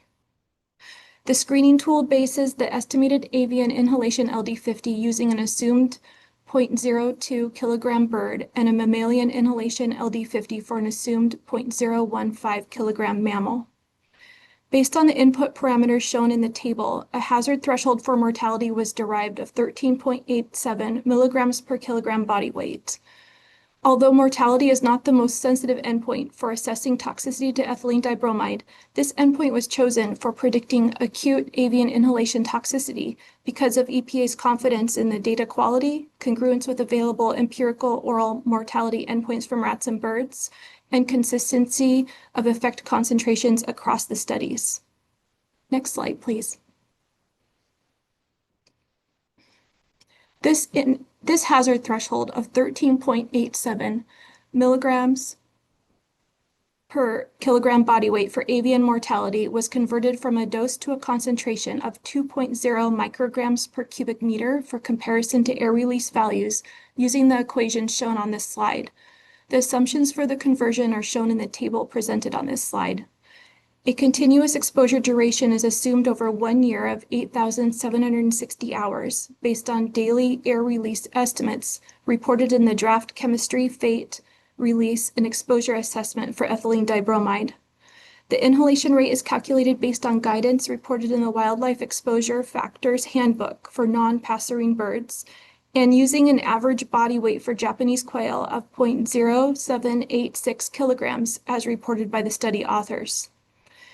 In conclusion, the final hazard threshold of 2.0 micrograms per cubic meter was calculated for mortality for Japanese quail. Next slide, please. Thank you for your attention, and I'm happy to take any questions. Thank you for your presentation.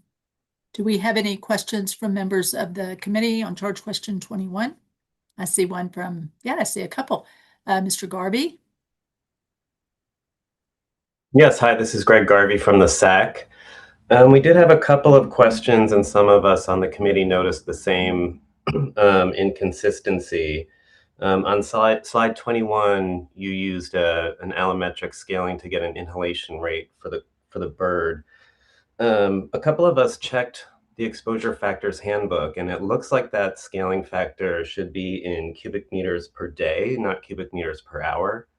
So we think that our comment between now and Friday when we address this question, if you guys could get together and maybe check on that and see if you notice the same inconsistency on your end.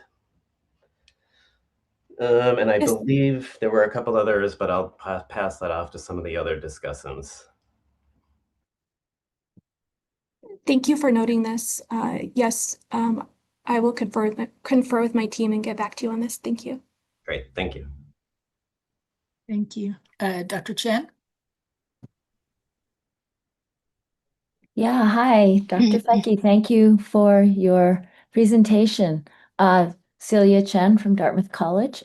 I just had a question because I think maybe I misunderstood when I was reading our document, the STIR document. The vapor concentrations at 25 degrees, you had said, did you say that it was the maximum so that the temperature was at would create the maximum vapor concentration, and therefore it would not exceed that beyond a higher or lower concentration? Is that what you said just now, or did I misunderstand that?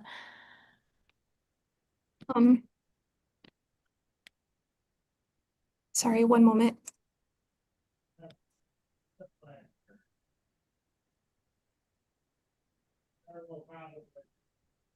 So I had said in my presentation that the model assumes a vapor concentration at saturation at 25 degrees Celsius. And so we're assuming that the chemical vapor concentration is at saturation, which means that the vapor, that this represents the highest concentration at which the chemical can exist. And so this is an upper bound exposure value.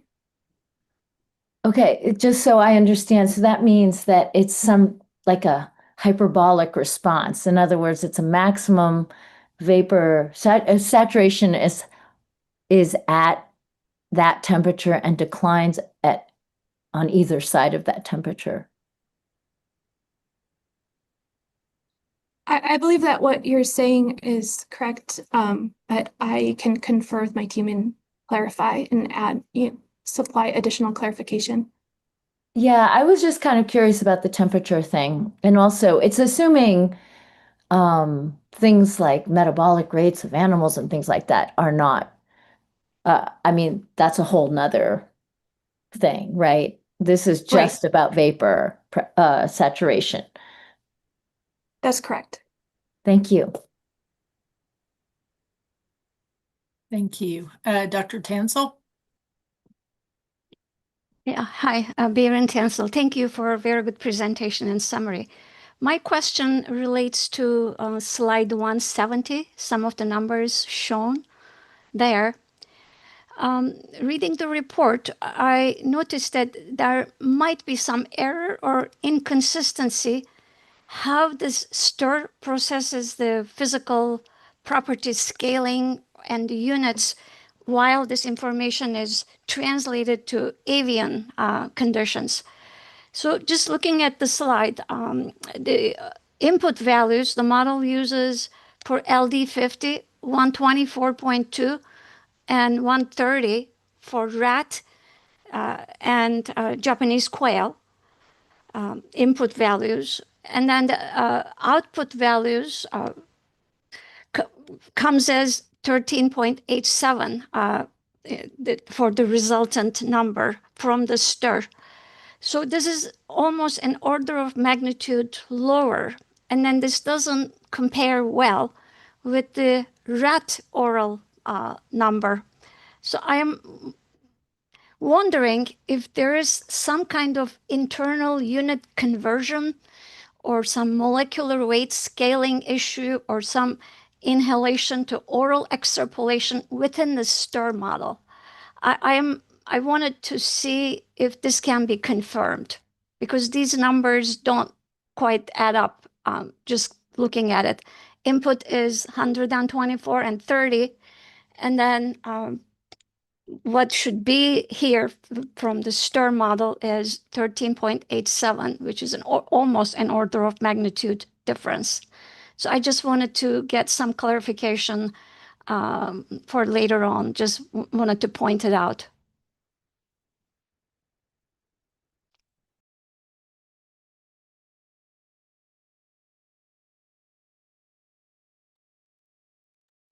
Like if this model, the STIR model, how these numbers, input numbers are processed to yield something not as comparable as the values that were like 121, 24, and 130.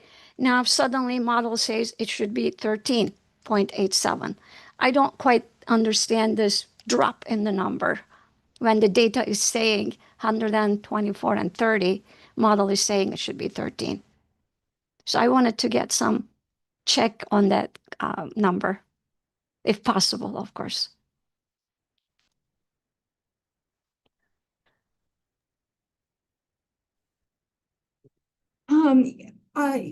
Yes, so the model compensates the unit conversion as appropriate for the route conversion. But thank you for your question. I will confer with my team and provide a response tomorrow. Thank you so much.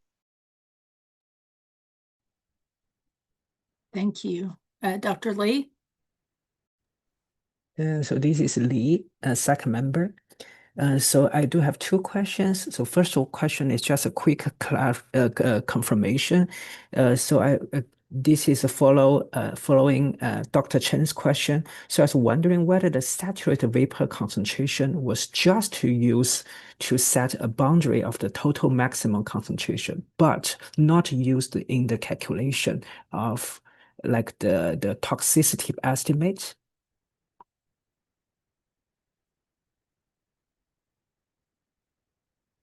So that's my first question. I just want to confirm whether that saturated vapor concentration was just to use to set a upper boundary of the concentration, but this concentration was not used in the calculation of any toxicity estimate.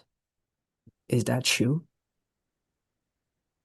Yeah, thank you for this question, Janine Vetke, EPA.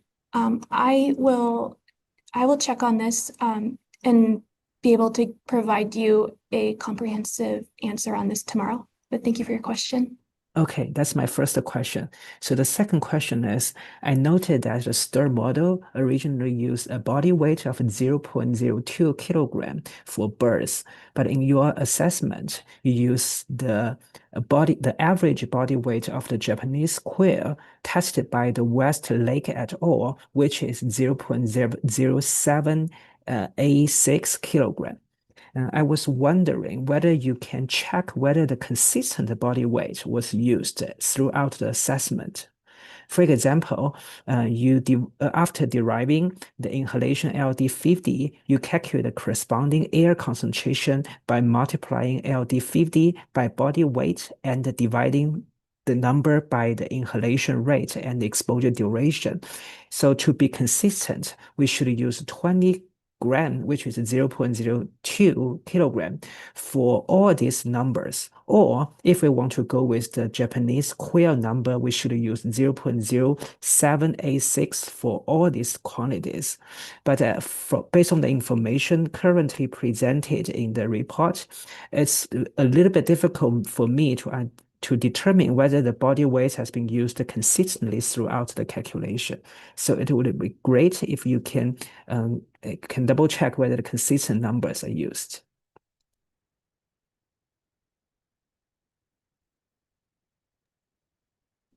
Janine Fetke, EPA. Thank you for your question. If I'm understanding your question correctly, I just want to provide clarification that we are using the mean body weight for the Japanese quail that is provided by the study authors in the paper. And in the model, it is scaled. The scaling is to produce a toxicity value that is representative of a 20-gram generic bird. And I'm not sure if that completely answers your question. Yeah, so could you please check if your LD50 is normalized to 20 gram or 78 gram? And because you used the body weight scaled inhalation rate, and I was wondering whether the LD50 is also based on the new weight or just the weight as default in STIR model. Janine Fetke, USCPA. I'm happy to check on that and confer with my team and get an answer to you tomorrow. The input LD50 was for the quail. The input LD50 that went into the STIR model was for the quail that were reported to have a mean body weight of 0.0786 kilograms. The output, the toxicity dose output is for a 20-gram bird. Okay, thank you so much. Thank you.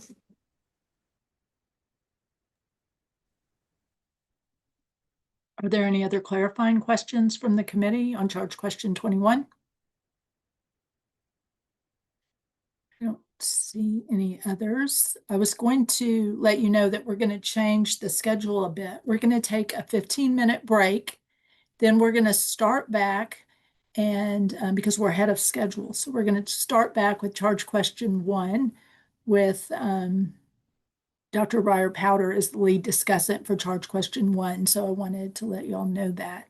After charge question 1, we will then go to the public comment session. Are there any questions? Or if not, we'll take a 15-minute break and see everybody back in 15 minutes. Thank you.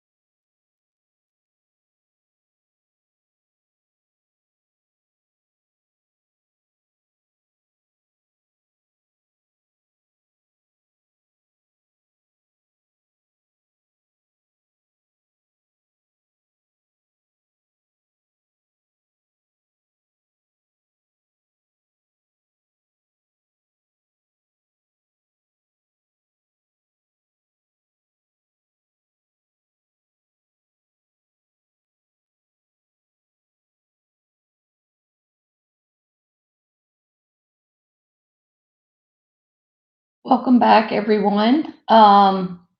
We are getting ready to move into the charge to the committee since we're ahead of schedule. Before we do that, I think there's a little confusion on Dr. Ryer Powder's schedule. I just want to make sure you're okay if we, are you here, Dr. Ryer Powder?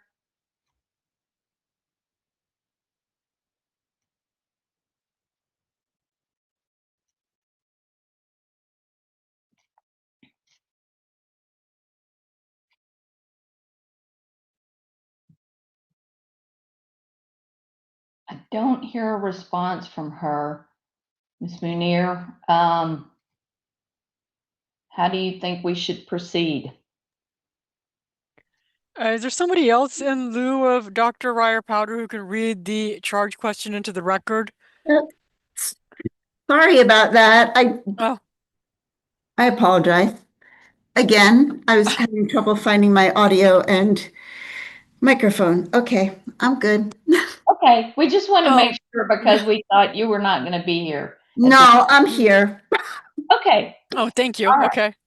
Well, before we get started and before OPPT reads the first charge question in the record, I just wanted to note that the introductory language for a lot of these charge questions during the course of our deliberations, they're long and they're going to be projected on the screen to be read by everyone momentarily.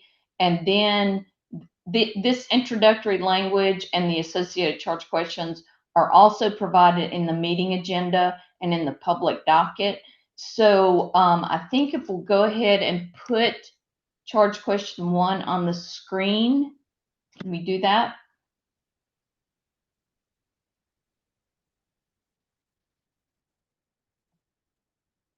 Okay, and we'll give everyone just a few minutes to take a look at that. And then OPPT will read just the direct charge into the record. So everyone, just a few moments to read the overall question.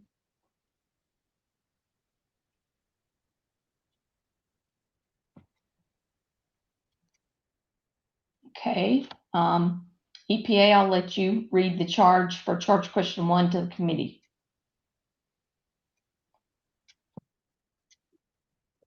Thank you, Devin Alwell, US EPA, reading charge question 1.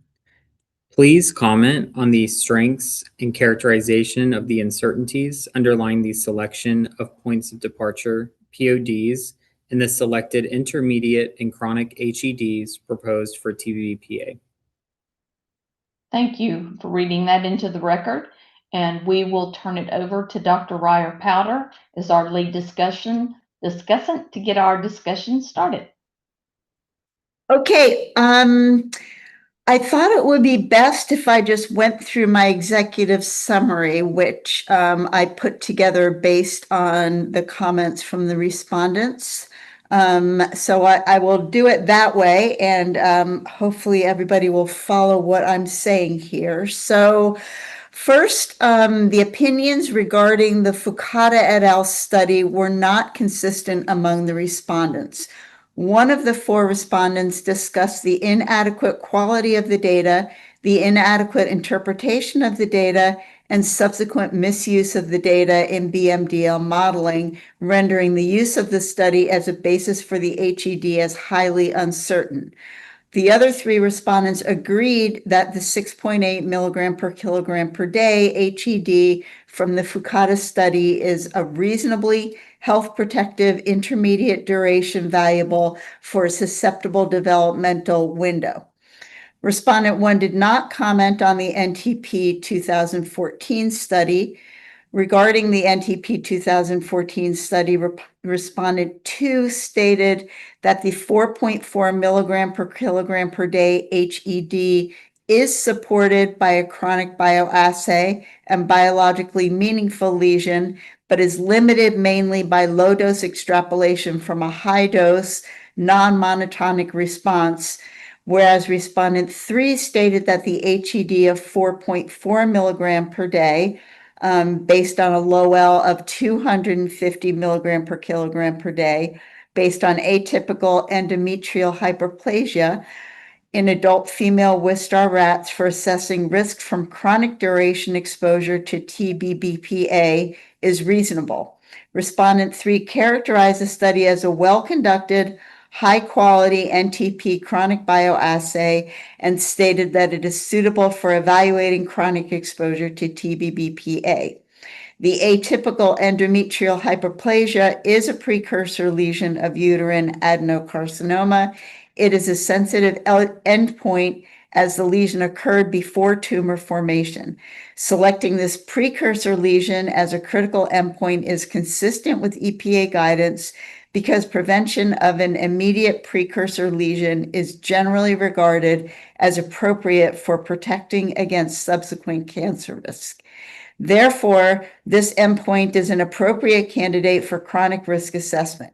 Respondent 4 stated anchoring the chronic POD to atypical endometrial hyperplasia, a tumor precursor lesion, ensures protectiveness against carcinogenic outcomes while using the most sensitive available endpoint from a robust 2-year cancer bioassay, referring to the NTP 2014 study. EPA's determination that the chronic POD is protective of all chronic toxicity is well supported with the mechanistic mode of action analysis. So that is what I have from compiling the results from my respondents. Okay, I would just say too, we'll go ahead and go to the respondents to see if all their comments have been captured. But I think the group will need to meet too and determine if there's any recommendations. I mean, this summarizes your responses, but we'll need some recommendations too. So I'll move to the other discussants. Dr. Burgoon, do you have anything to add? I do. What good timing that was. So one of my comments was missed, and I'll make it very succinct. With respect to the NTP study, I felt that it was not an appropriate dose response study, mostly because the doses have already plateaued. So they were such high doses, they're plateaued. It's inappropriate to then calculate anything based off a plateaued dose response, especially since what we care about for human health risk assessment is the low dose. So since we can't establish a low dose asymptote at all, we actually cannot calculate anything from those high doses. So they should not have used this NTP study at all for any kind of calculation. So that was my comment on the NTP. Thank you. Okay. All right. Dr. Dorson, do you have anything to add? Yeah, thank you very much. This is it was a good summary, and I just wanted to add a couple things. First of all, the FIDUCA study has only got 6 animals per dose group in the males. And when EPA did their benchmark dose, they ended up with this is found on page 160 of their document, a nicely done document, by the way, of a 17.5. And it turns out that particular benchmark dose is not necessarily, it's not the best. If you look at the visual fit, which is on the next page, and you look at the AIC, these are the types of things that would lead you away from that particular model choice. Now, in EPA's favor here, they saw that. I mean, you could look at page 161 and see a really good visual fit with I think it's the log logistic model, or the multi-stage 2, I think it is. And they went to a Bayesian. And the Bayesian is, results are found on page 163. But the difference, here with the Bayesian is it gives a different benchmark dose, which is fine. But it's outside the range of the benchmark dose to its lower limit of 3. It's still within reach. I'm not arguing about that. But here's the thing that EPA should perhaps check. If you look at the FIDUCA et al. Study itself, you could look at the response to males and females. Now, this is in table 3 of FIDUCA. The low dose, both the males and females of 40, nothing's going on. The intermediate dose, there's 2 out of 6 for males. This has been modeled. This is why the error bars are so long, because there's only n of 6. Females are at 0. But at 600, both the males and females are responding. And that's after 22 days of age. And even, there's a male and female response that's very similar at 85 days of age. So I would encourage our EPA colleagues to do a joint analysis. You're not combining the doses. You do a joint analysis. You'll get tighter error bars on your benchmark dose, and you'll come up with a more complete benchmark point of departure for that particular endpoint. Now, going to the long-term endometrial hyperplasia that Dr. Burgon has referred to, he's absolutely correct. The model's not going to fit that. No model is going to fit that. You can try as hard as you want, and EPA did a really good job of trying, but the models aren't going to fit that.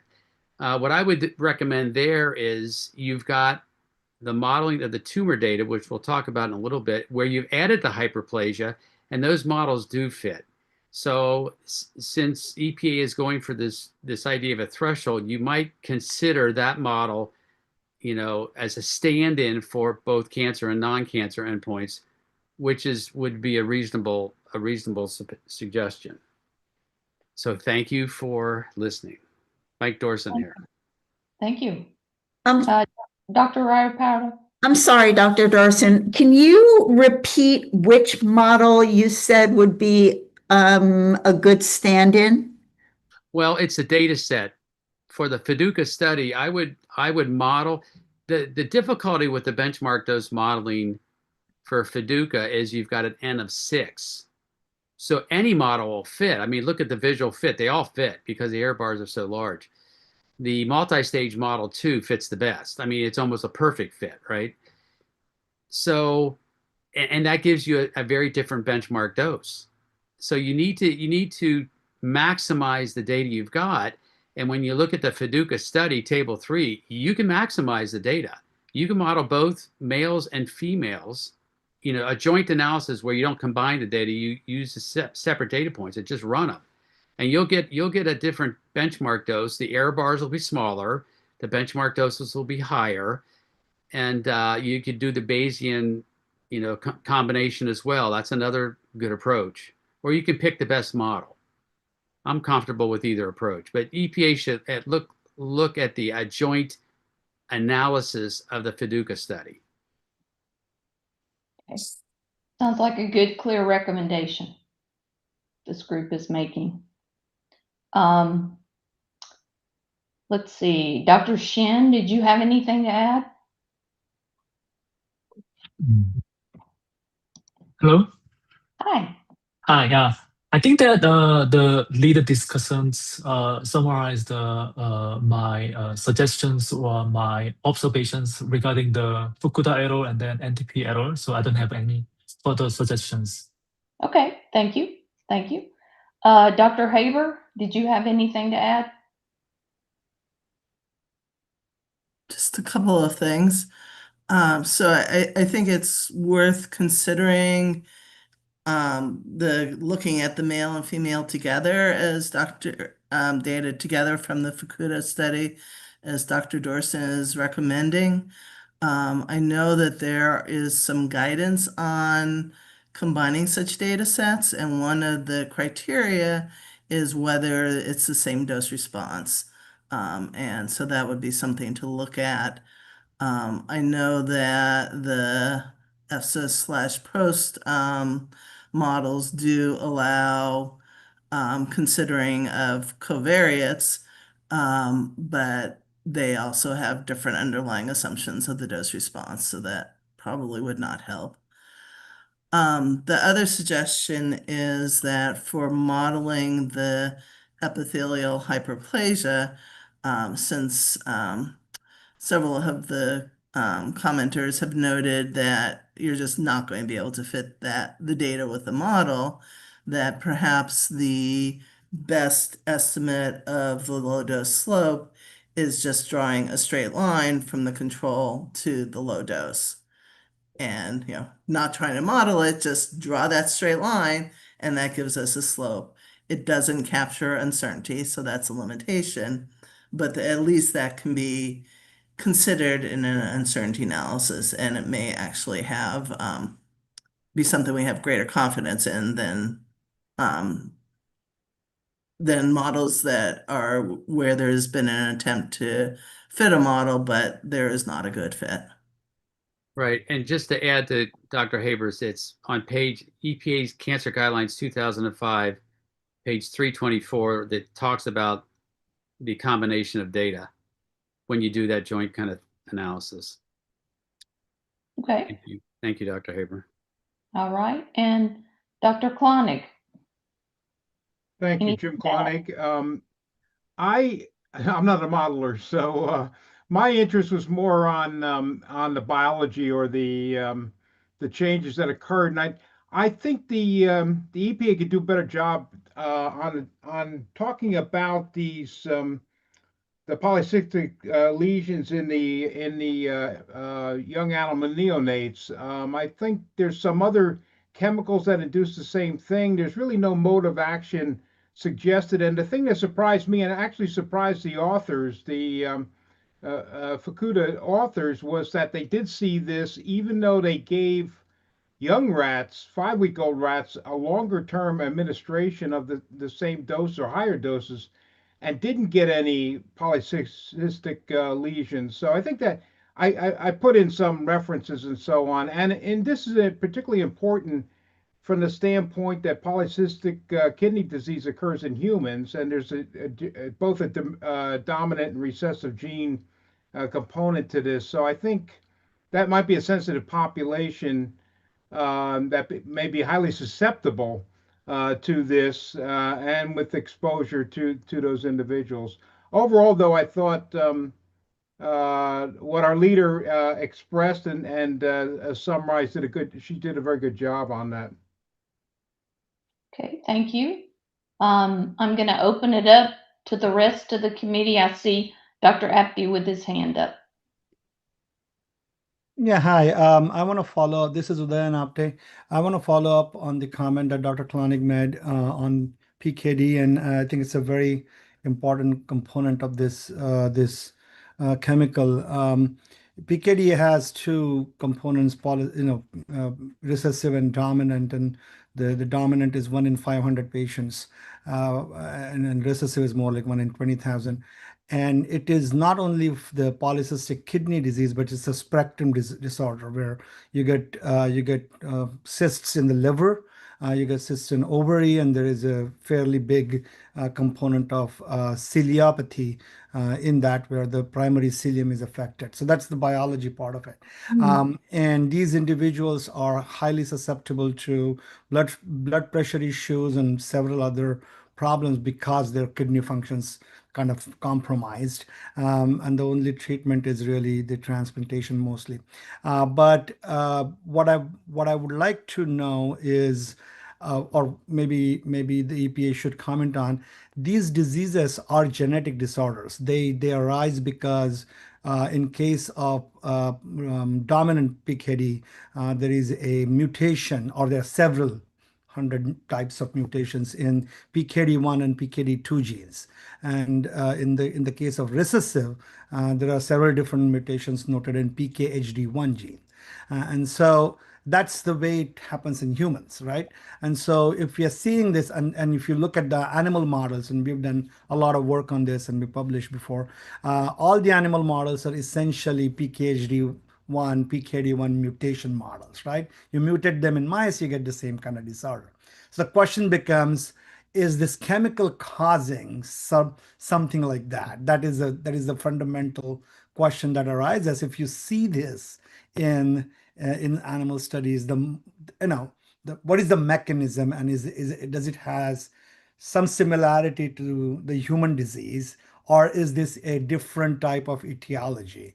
And that would really be critical to know, because if it is a different etiology, then that mode of action may not be relevant to humans. But if it is, then you probably have to consider that factor in the process.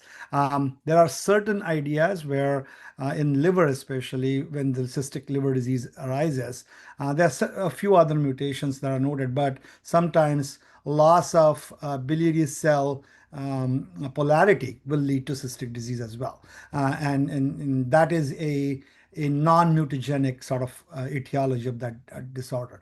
So I think it will be a good idea for the agency to look into this and kind of put that in context with this. Thank you. Thank you. Dr. Appy, can you work with Dr. Ryer-Powder to make sure that gets incorporated into Yes, the I'll send her a note. Thank you. Okay, thank you. Dr. Thompson. Yes, Chad Thompson from the SACC. I did just want to bring up an issue about the BMD modeling approach in this assessment as well as the other chemistries. If you look at the Appendix A2, as we've already noted, none of these models for this data set for the hyperplasia are suitable. They're all listed as unusable or questionable.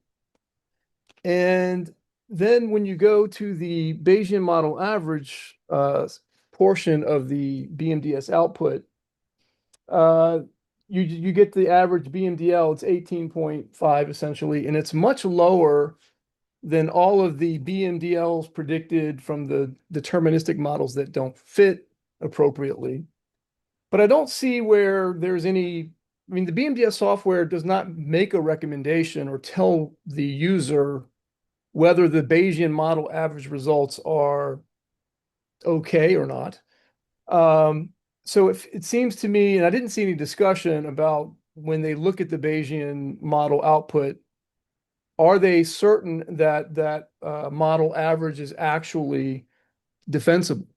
And then, because one way to read this is, well, none of the deterministic models fit, so we just use the Bayesian model average. That might be okay, but it seems like you would want to defend that position. And then, as we saw from several of the other risk assessments, I don't think that the Bayesian model average result was used in any other assessment that we talked about today. I could be wrong with regard to at least dichotomous endpoints. So is the Bayesian model average preferable or not? Or is it just used when none of the deterministic models fit? I think we need some guidance on that from EPA, and I'm not necessarily talking about policy, but that feels like it's an inconsistency across the assessments. Okay. Thank you. Dr. Burgoon? Thanks. I want to address, this is Dr. Lyle Burgoon. I wanted to address what Dr. Thompson was saying. So as a card-carrying Bayesian statistician who does frequentist when he absolutely has to and doesn't like to, I can tell you that we have a phrase in computer science and in statistics, and it goes like this: garbage in, garbage out. Bayesian statistics, I wish it could rescue everything, because if it could, I would have a Nobel Prize. I don't have a Nobel Prize. I can tell you that Bayesian statistics will not fix that. That is not what Bayesian statistics, that's not what that Bayesian model was created for. That model was built back when I was at EPA in my branch. I know the people who built it. That's not what it was used for, and that's not how it should be used. Unfortunately, if you just have data that don't do well with models, they just don't do well. And what EPA, the reason why I don't have a comment on this is because my philosophy was the data wasn't good enough. So I'm not going to go down that road that you did, Dr. Thompson, but I'm glad that you raised it, because this is I think a good learning point. What we need, and unfortunately what we have, are two different things. What we need is better dose response data. Unfortunately for this chemical, we just don't have it. So the EPA did the best they could.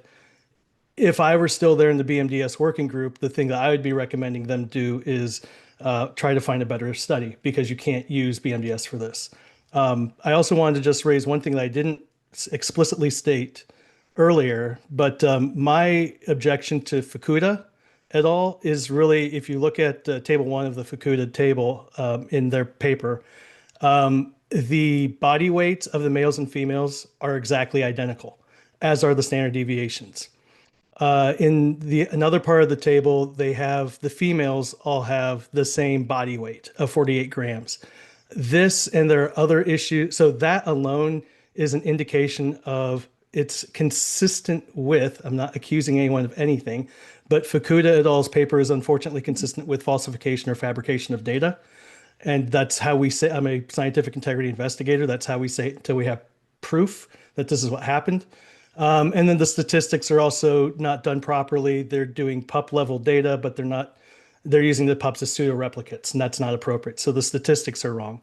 For me, the overall recommendation is, because I have seen this in lots of EPA assessments lately. When you guys are doing your systematic reviews, the recommendation is that you actually go in and do a very deep forensic dive into the data like we do in my practice. This is something that we do every time we get a paper, is we look for just these little hints like this. It could be completely innocent or it could be something else. But given that the rest of the data in table 2 or 3 doesn't comport with the pathology data, also gives me a little bit more hesitancy with respect to this study. So there's several huge red flags in this study that really give me a lot of concern. And I've already flagged this to the editor of the journal so that they can investigate this further. Thank you. Thank you. Dr. Apty, do you have your hand back up? That would be no. Dr. Ryer-Powder. Yeah, I was just going to say that those comments are consistent with respondent one's comments, who did point out on tables 1 and table 2 that the female weights were all 48 plus or minus 4 plus or minus 2, and had a lot of doubts about the study as it was. So my plan of action, I suppose, would be to get my committee together and talk about this further to see if we make the recommendation that that study be reevaluated or not used. This is my first time on the committee, so I just want to make sure I'm going in the right direction with this. I understand completely. And you can deal with this by, having your file on, you don't necessarily have to meet, you can work by email. You can have this file out on SharePoint where y'all can share it and modify. But it's up to you how you want to communicate with your group. All right. Anybody else from the committee have a comment?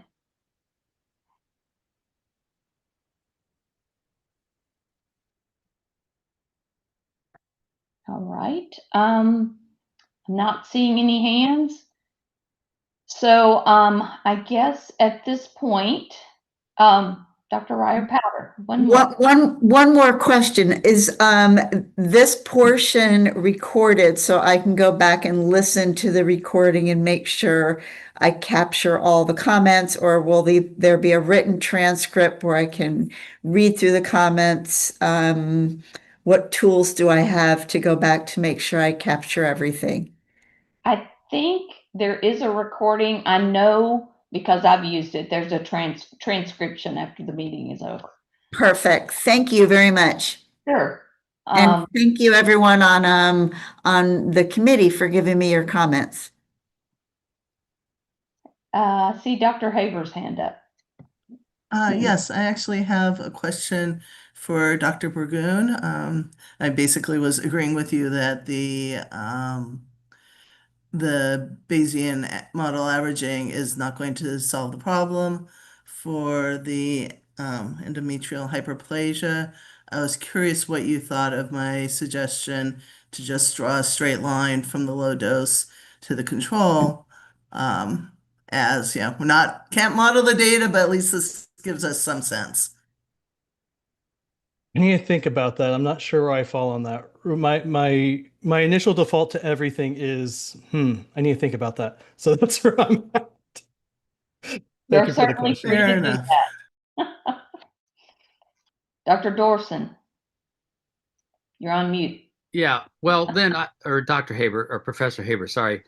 The other alternative is it's a precursor, no hesitation about that, but it's to the eventual tumors, but it's not modeling. So we go to the tumor data, which already has, I think, hyperplasia added to it, if I see this right, and just model that, because that actually did work. That model did work.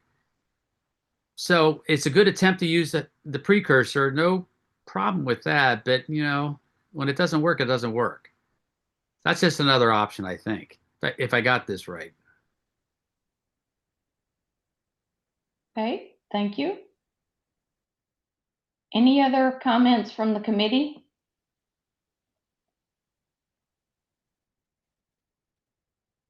EPA, I'll turn to you and see if there's any clarifying questions for the committee. Yes, hi, this is Kathy Denisio, Senior Science Advisor, EPA.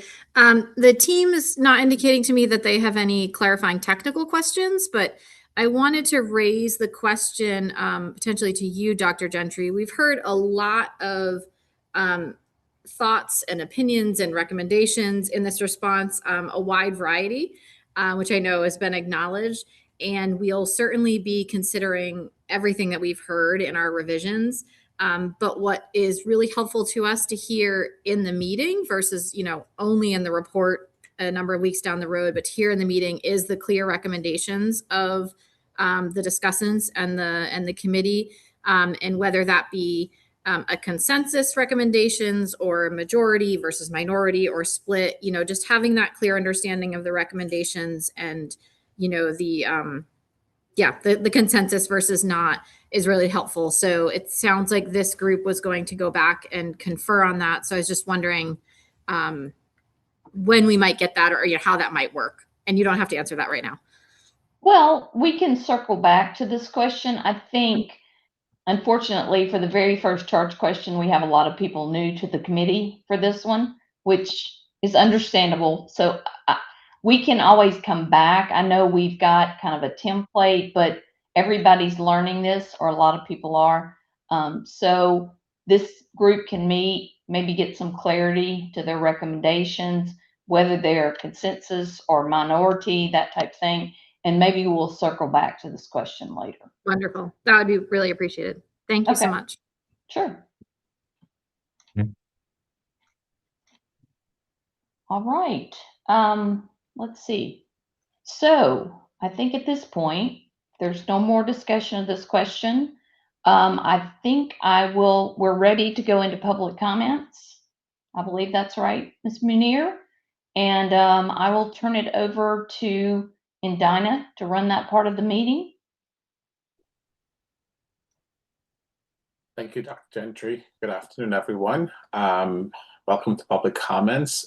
We've got a total of 16 commenters registered for the meeting, and each commenter will have 5 minutes.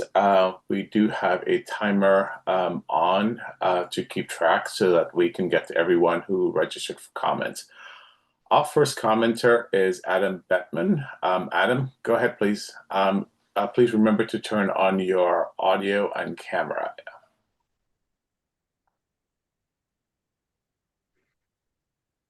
All right, there we go.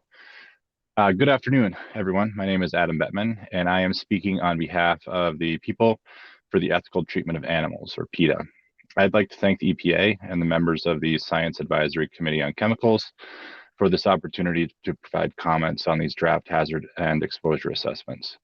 We appreciate the agency's continued efforts to incorporate modern scientific approaches into TSCA risk evaluations. Specifically, we were encouraged to see the use of physiologically based pharmacokinetic, or TBBPA modeling, in vitro to in vivo extrapolation, in vitro metabolism data, quantitative structure activity relationship modeling, and human skin absorption data within several of these assessments. All these methods help to improve the human relevance of the chemical evaluations and demonstrate that innovative scientific tools can successfully support regulatory decision-making. At the same time, the assessments under review this week remain heavily dependent on animal studies for hazard identification, point of departure selection, and dose response assessment. While existing animal data can help avoid additional animal studies, animal tests often provide limited mechanistic understanding and may not represent the most human relevant basis for evaluating toxicity. Therefore, when additional information is needed to address uncertainty or fill data gaps for these and for future assessments, we recommend that the EPA prioritize the use of reliable and relevant non-animal and biologically relevant approaches rather than requiring new vertebrate animal testing. We also encourage the EPA to continue carefully evaluating exposure potential, physiochemical properties, environmental fate, bioavailability, and technical feasibility before requiring new testing. The history of these chemicals provides important examples as previously issued TSCA Section 4 test orders calling for avian toxicity testing of both 1,1,2-trichloroethane and 1,2-dichloropropane were ultimately extinguished and revoked, respectively, after additional information showed that these tests were either unnecessary after a range-finding study or technically infeasible due to the instability of the test substance in relative matrices.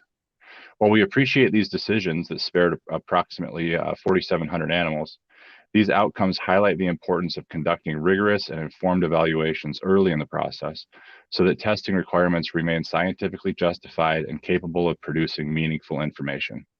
Notably, the avian dose range finding study for 1,1,2-trichloroethane was not cited in the draft hazard assessment for that chemical, which calls into question whether that study was truly necessary. Looking forward, we support the agency's continued use of existing information when it is sufficient for hazard, exposure, and risk assessment purposes. However, when additional data are needed, the EPA should rely on scientifically robust non-animal approaches to address uncertainty and strengthen the overall weight of evidence. This approach is fully consistent with TSCA's direction to replace vertebrate animal testing whenever scientifically justified, while continuing to ensure strong protections for human health and the environment. Thank you all for your time and your consideration of these comments. Thank you, Mr. Bettman. Our next commenter is Heather Blankenship. Heather, remember to turn on your camera and audio.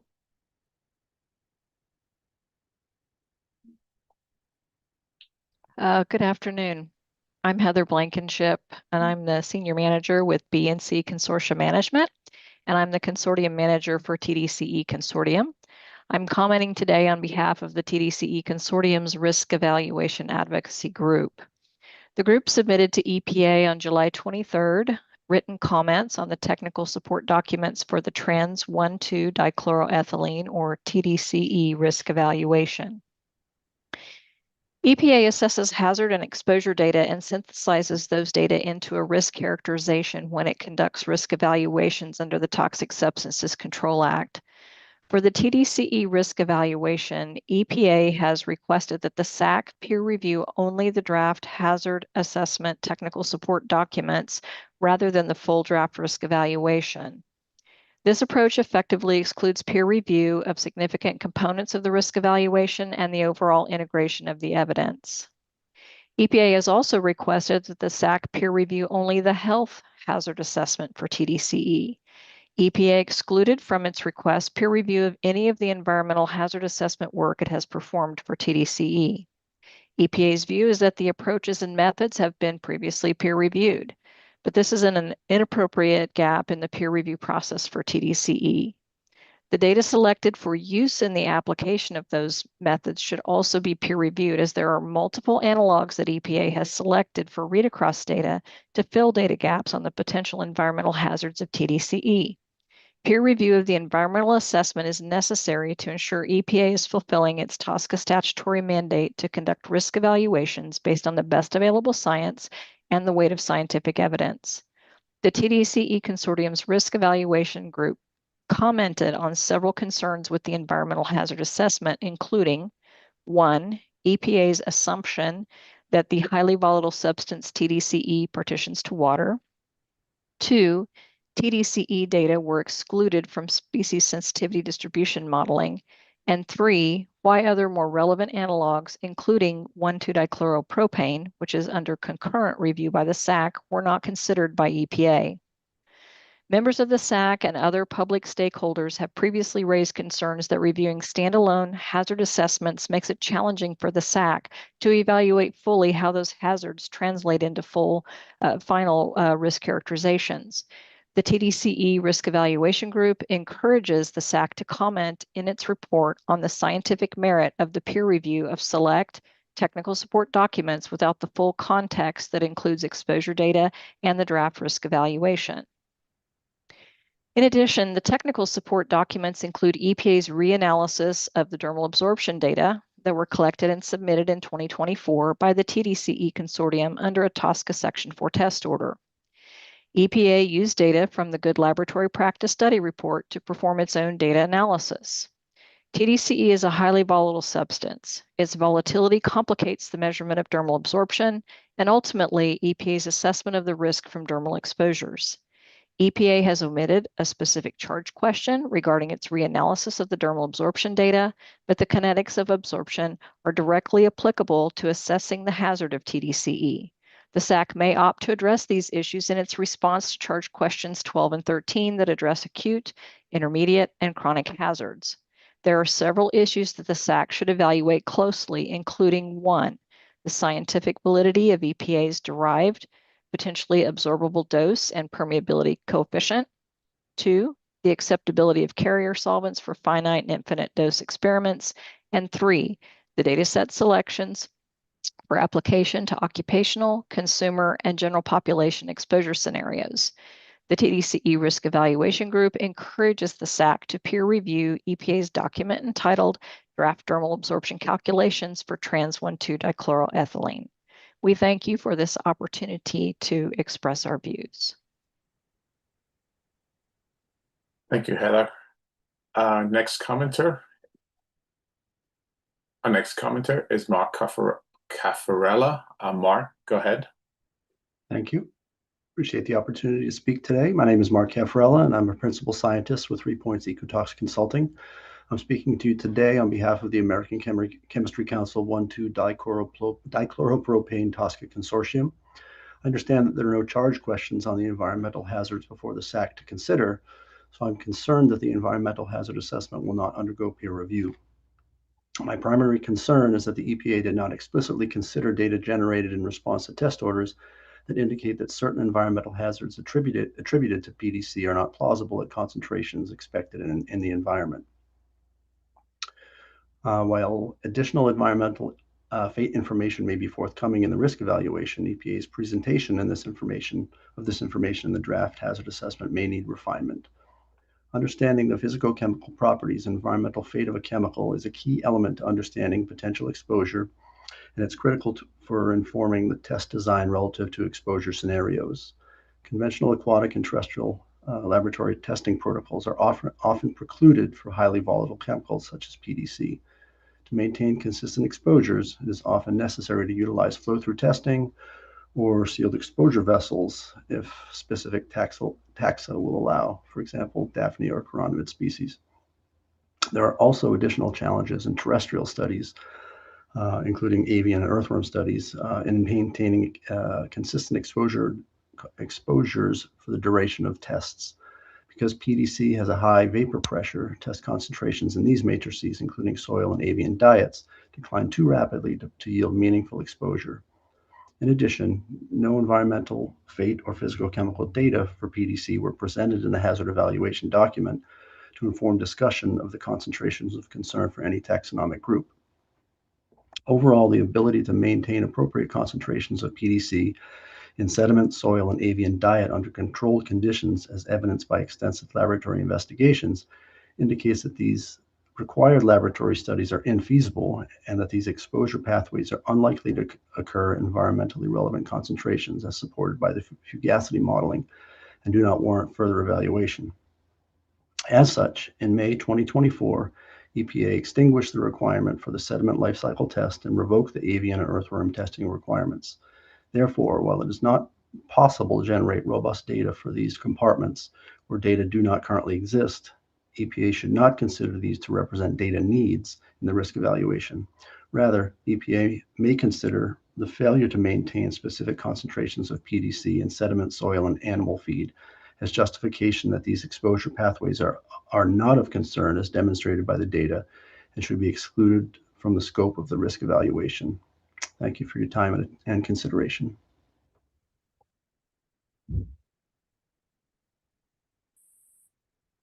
Thank you very much. Our next commenter is Gina Hilton. Gina, go ahead, please. Hi, thank you. Can you hear me okay? Yes, we can. Thank you.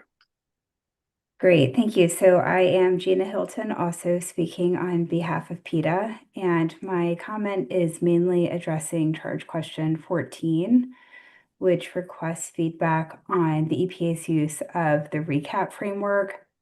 This is also known as Rethinking Chronic Toxicity and Carcinogenicity Assessment for Agrochemicals project. So the question is focused on the agency's use of this framework for trans-1,2-dichloroethylene. The scientific principles of the RECAP framework apply to TSCA risk evaluations, and the framework provides a consistent and thorough means of evaluation. This was previously demonstrated in the final risk evaluations for 2 phthalates. These were published earlier this year in January. The RECAP framework has established itself as a valuable component in the field of risk assessment, as evidenced by the OECD publishing case studies demonstrating the applicability of the weight of evidence framework. The OECD case studies, these were reviewed by experts from international OECD member countries, and it was published through the Working Party on Hazard Assessment case study project. It is noteworthy that this framework was inspired by the ICH S1B addendum for carcinogenicity test guidelines. And this addendum outlines a weight of evidence approach for carcinogenicity assessment for pharmaceuticals. And as illustrated by the OECD case study, the RECAP framework is used to structure information that is relevant to carcinogenicity assessment in the absence of chronic and/or carcinogenicity data for chemical risk assessment. It is noted that the use of this weight of evidence is applicable beyond agrochemicals, also for industrial chemicals. Such information assessed in a weight of evidence could include use and exposure estimates, phys-chem properties, metabolism, toxicokinetics, and toxicological data, including mechanistic data, as well as chemical read-across assessment. So today, I just wanted to highlight that a strength of the EPA's application of the RECAP framework to support this assessment is the evaluation of epidemiological, as well as histopathological data and computational data for trans-1,2-dichloroethylene. The EPA's weight of evidence of existing information concludes that a quantitative cancer risk assessment is not warranted and chronic effects from trans-1,2-dichloroethylene exposure are not expected. Additional cancer bioassays would not address any remaining uncertainties or provide human relevant evidence, leading to a different conclusion. Should further information be needed in the future, in vitro assays such as Tox Tracker, which has a new OECD test guideline, can be used to provide more clarity on mode of action, specifically for genotoxicity-related mode of action. I also wanted to highlight something that I think is really important to underscore, that the US EPA guidelines for carcinogen risk assessment, this has not been updated in more than 20 years. And in that time, we've had a lot of change in terms of our knowledge of cancer etiology and technology to assess potential cancer risk. So to create more transparency around the application of the RECAP framework, we encourage the agency to reassess its guidelines and to update the cancer guidelines to better reflect and incorporate a weight of evidence-based approach to carcinogenicity assessment. And this would be similar to what was done for the ICH S1B addendum for pharmaceuticals. I just want to wrap up by saying that the EPA's use of the RECAP framework For this assessment, it has spared an estimated 800 animals while providing a scientifically sound approach to protect human health. We hope to see the recap framework continue to be used where applicable in future TSCA risk evaluations to support regulatory decision-making.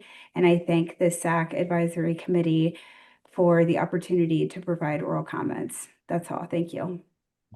Thank you, Gina Hilton. Our next commenter is Lindsay Holden. Lindsay, go ahead, please. Thank you. Good afternoon. I am Lindsay Holden, Senior Toxicologist and Regulatory Scientist with Bergeson and Campbell, here on behalf of the TDCE Consortium Risk Evaluation Advocacy Group. I will be summarizing our key technical concerns related to the hazard basis for intermediate and chronic exposure to trans-1,2-dichloroethylene, TDCE, as indicated in our full written comments submitted on July 23rd, 2026. The critical effect that the EPA has identified for intermediate and chronic non-cancer hazard is decreased humoral immune response in male mice from SHOP et al. 1985. We question whether this effect is sufficiently scientifically robust to merit being identified as a critical effect. There is significant normal biological variation in humoral immune response in mice, as described by a historical control study performed by SHOP and co-authors in White et al. 1985. The reported values at all TDCE dose levels in the SHOP 1985 study fall within one standard deviation of the historical control mean value. This means that normal variation explains entirely the measured differences between and among test animals in the SHOP study. The lack of biological significance of the humoral immune response as indicated by a single metric does not support selection of this study for point of departure determination. There are, fortunately, adequate repeat dose oral and inhalation data to form a route of exposure specific hazard basis for TDCE. In 2002, the NTP performed a 14-week oral feed study according to OECD Test Guideline 408 and GLP standards. In this study, rats and mice were exposed up to around 3,000 or 8,000 mg per kg body weight per day, respectively, and represents the best available science. The TDCE Consortium Risk Evaluation Advocacy Group proposes that the SACC comment on the appropriateness of selecting the NOAEL of 3,210 milligrams per kilogram of body weight per day in rats from NTP 2002 as the basis for an oral pod. For repeat dose inhalation exposure to TDCE, the DuPont Haskell Lab 1998 study was performed in accordance with GLP standards, followed OECD Test Guideline 413, and represents the best available science. In this study, rats were exposed whole body to TDCE at up to the NOAEC of 4,000 ppm. Both EPA and the TDCE Risk Evaluation Advocacy Group rate this study as high quality. We suggest that the SACC comment on the use of a NOAEC of 4,000 ppm from the DuPont Haskell Lab 1998 study as the most appropriate pod for intermediate and chronic duration inhalation exposure. During pod determination, the use of route-specific hazard data reduces the inherent uncertainty of undefined route-specific mechanisms, such as differing absorption and metabolism, that must be assumed when route-to-route extrapolation is performed. Selection of NTP 2002 and DuPont Haskell Lab 1998 for the oral and inhalation route of exposure specific hazard basis, respectively, reduces the inherent uncertainty of applying route-to-route extrapolation from a single route of exposure. The TDCE Consortium Risk Evaluation Advocacy Group suggests the following uncertainty factors are appropriate to apply to oral and inhalation repeat dose pods. 1, an interspecies uncertainty factor of 3 due to the application of route-specific scaling factors from animal to human. 2, a default interspecies uncertainty factor of 10 for general population exposures, or 3, a factor of 3 for worker populations. And then 3, a subchronic to chronic extrapolation uncertainty factor of 3 based on the lack of toxicity progression with increased duration of exposure as observed in the 14 and 90-day studies described in Shop et al. 1998 and Barnes et al. 1998. Or 1985, excuse me, for both of those.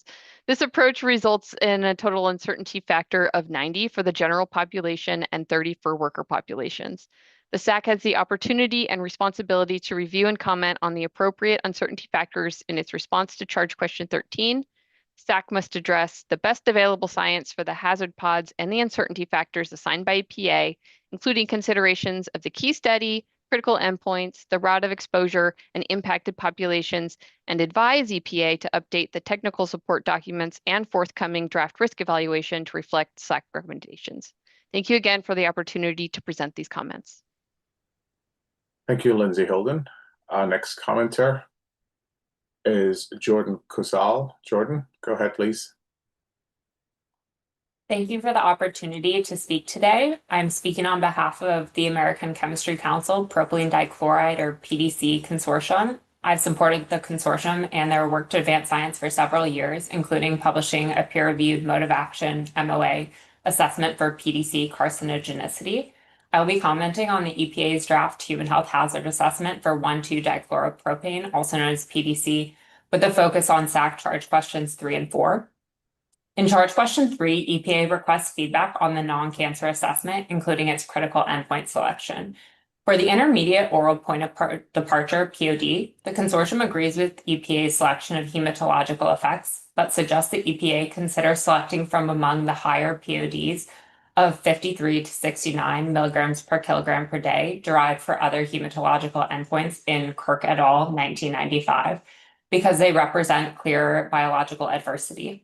For the intermediate inhalation POD, the consortium agrees with EPA's selection of nasal effects in rats based on Dow 1988, but suggests that use of a regional gas dose ratio, RGDR, of 1 would be more appropriate for modeling the benchmark concentration lower confidence limit, BMCL. For the chronic oral non-cancer POD, EPA selected increased reticulocyte counts reported in Kirk et al. 1995. EPA should consider use of alternative endpoints, including central nervous system, liver, or spleen effects, because hematological effects lessen with chronic exposures and thus should not serve as the basis for a chronic health benchmark. Charge question 4 asks SACC members for feedback on EPA's cancer assessment, including its evaluation of epidemiology, laboratory animal, and mechanistic data, as well as its MOA analysis and approach for deriving cancer slope factors. Hi, The Jordan. consortium agrees with EPA's conclusion that there is only slight evidence of PDC carcinogenicity in humans. However, the consortium disagrees with EPA's overall determination that PDC is likely to be carcinogenic to humans, which is based primarily on the animal evidence. Specifically, the animal tumor types lacked clear dose-response relationships, findings fell within historical control ranges, or lacked human relevance. Jordan, I Further, think your camera's turned off, just in case you think it's on. I did think it was on. I don't know why it's not Okay, working. all right, go ahead, I'm sorry. Sorry. Sorry for that.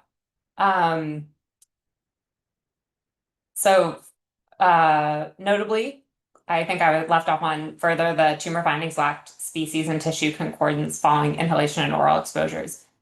Notably, cholangiocarcinoma has not been reported in animals exposed to PDC in laboratory studies, and no tumors found in animals have been observed in humans. The consortium supports EPA's use of the well-established International Program on Chemical Safety IPCS MOA framework and its use of the comprehensive MOA analysis by Kozol et al. 2023. EPA's MOA analysis would benefit from a clear assessment of human relevance and a tumor-specific quantitative dose-response concordance analysis. As discussed by Kozol et al. 2023, the MOA that is expected to underlie cholangiocarcinoma in humans following inhalation exposures is secondary to metabolic saturation and local tissue damage and inflammation. The same is true for nasal tumors in rats following inhalation exposures and liver tumors in mice following oral exposures, which EPA used to derive cancer potency measures.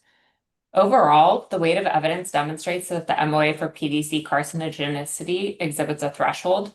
This negates the need for the cancer inhalation unit risk, IUR, or oral and dermal slope factors for PDC, as the non-cancer chronic PODs are also expected to be protective of cancer. If EPA retains the IUR, it should utilize model averaging in its benchmark dose modeling of rat nasal tumors and update the RGDR to the more supportive value of 1. Further, the dermal slope factor is not necessary because PDC has negligible dermal absorption due to its high volatility, as demonstrated in the consortium's OECD 428 study.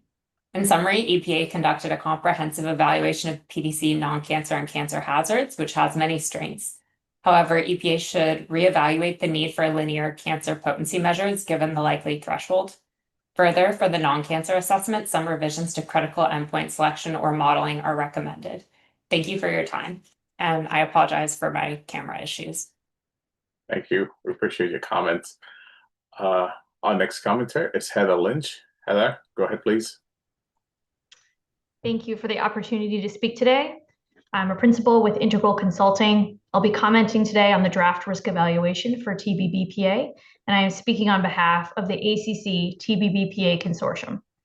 Overall, Integral and the consortium applaud EPA for its comprehensive evaluation of TBBPA hazard, exposure, and potential human health and environmental risks. While detailed in more depth in the forthcoming written comments, today I'm going to present brief comments regarding the SACC charge questions. In charge question 1, EPA requests feedback on the human equivalent dose, or HED, point of departure, or POD, for intermediate and chronic exposure to TBBPA.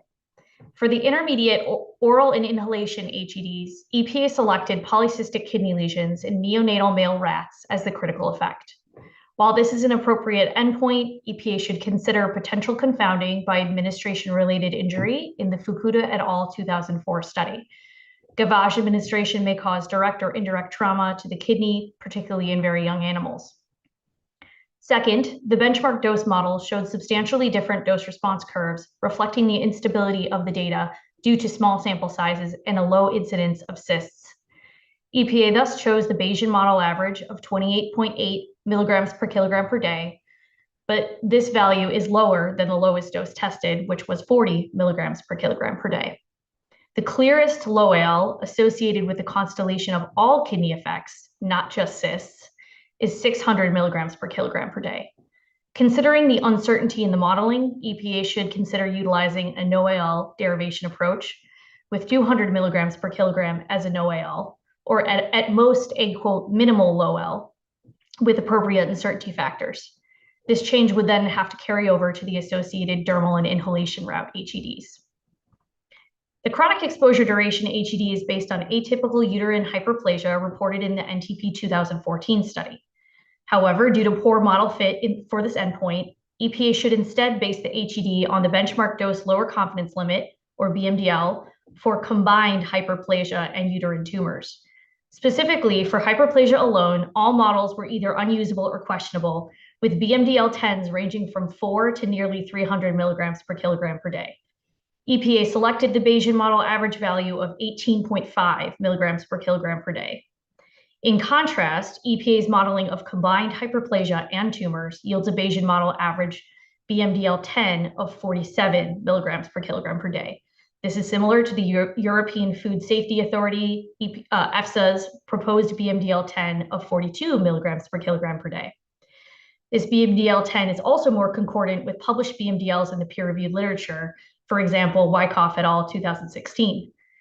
Using a POD based on combined neoplastic and non-neoplastic lesions is typically not preferred for a non-cancer POD. However, in this case, it's appropriate given that all effects align along a continuum of cell proliferation progressing to tumor formation, which exhibits a threshold. Charge question 2 asks the SACC members for feedback on EPA's cancer classification and its cancer mode of action, or MOA. EPA clearly presents the MOA organized around the molecular initiating event and 3 key events, or KEs. EPA supports each KE by effectively integrating the available toxicokinetic and mechanistic evidence. Integral and the consortium agree that the available evidence support a threshold non-genotoxic MOA for TBBPA-induced uterine tumors, which hinges on SALT1E1 inhibition and disruption of estrogen homeostasis. EPA's proposed MOA would be further strengthened by clearly emphasizing that partial or transient inhibition of SALT1E1 is unlikely to overwhelm normal endocrine homeostatic mechanisms.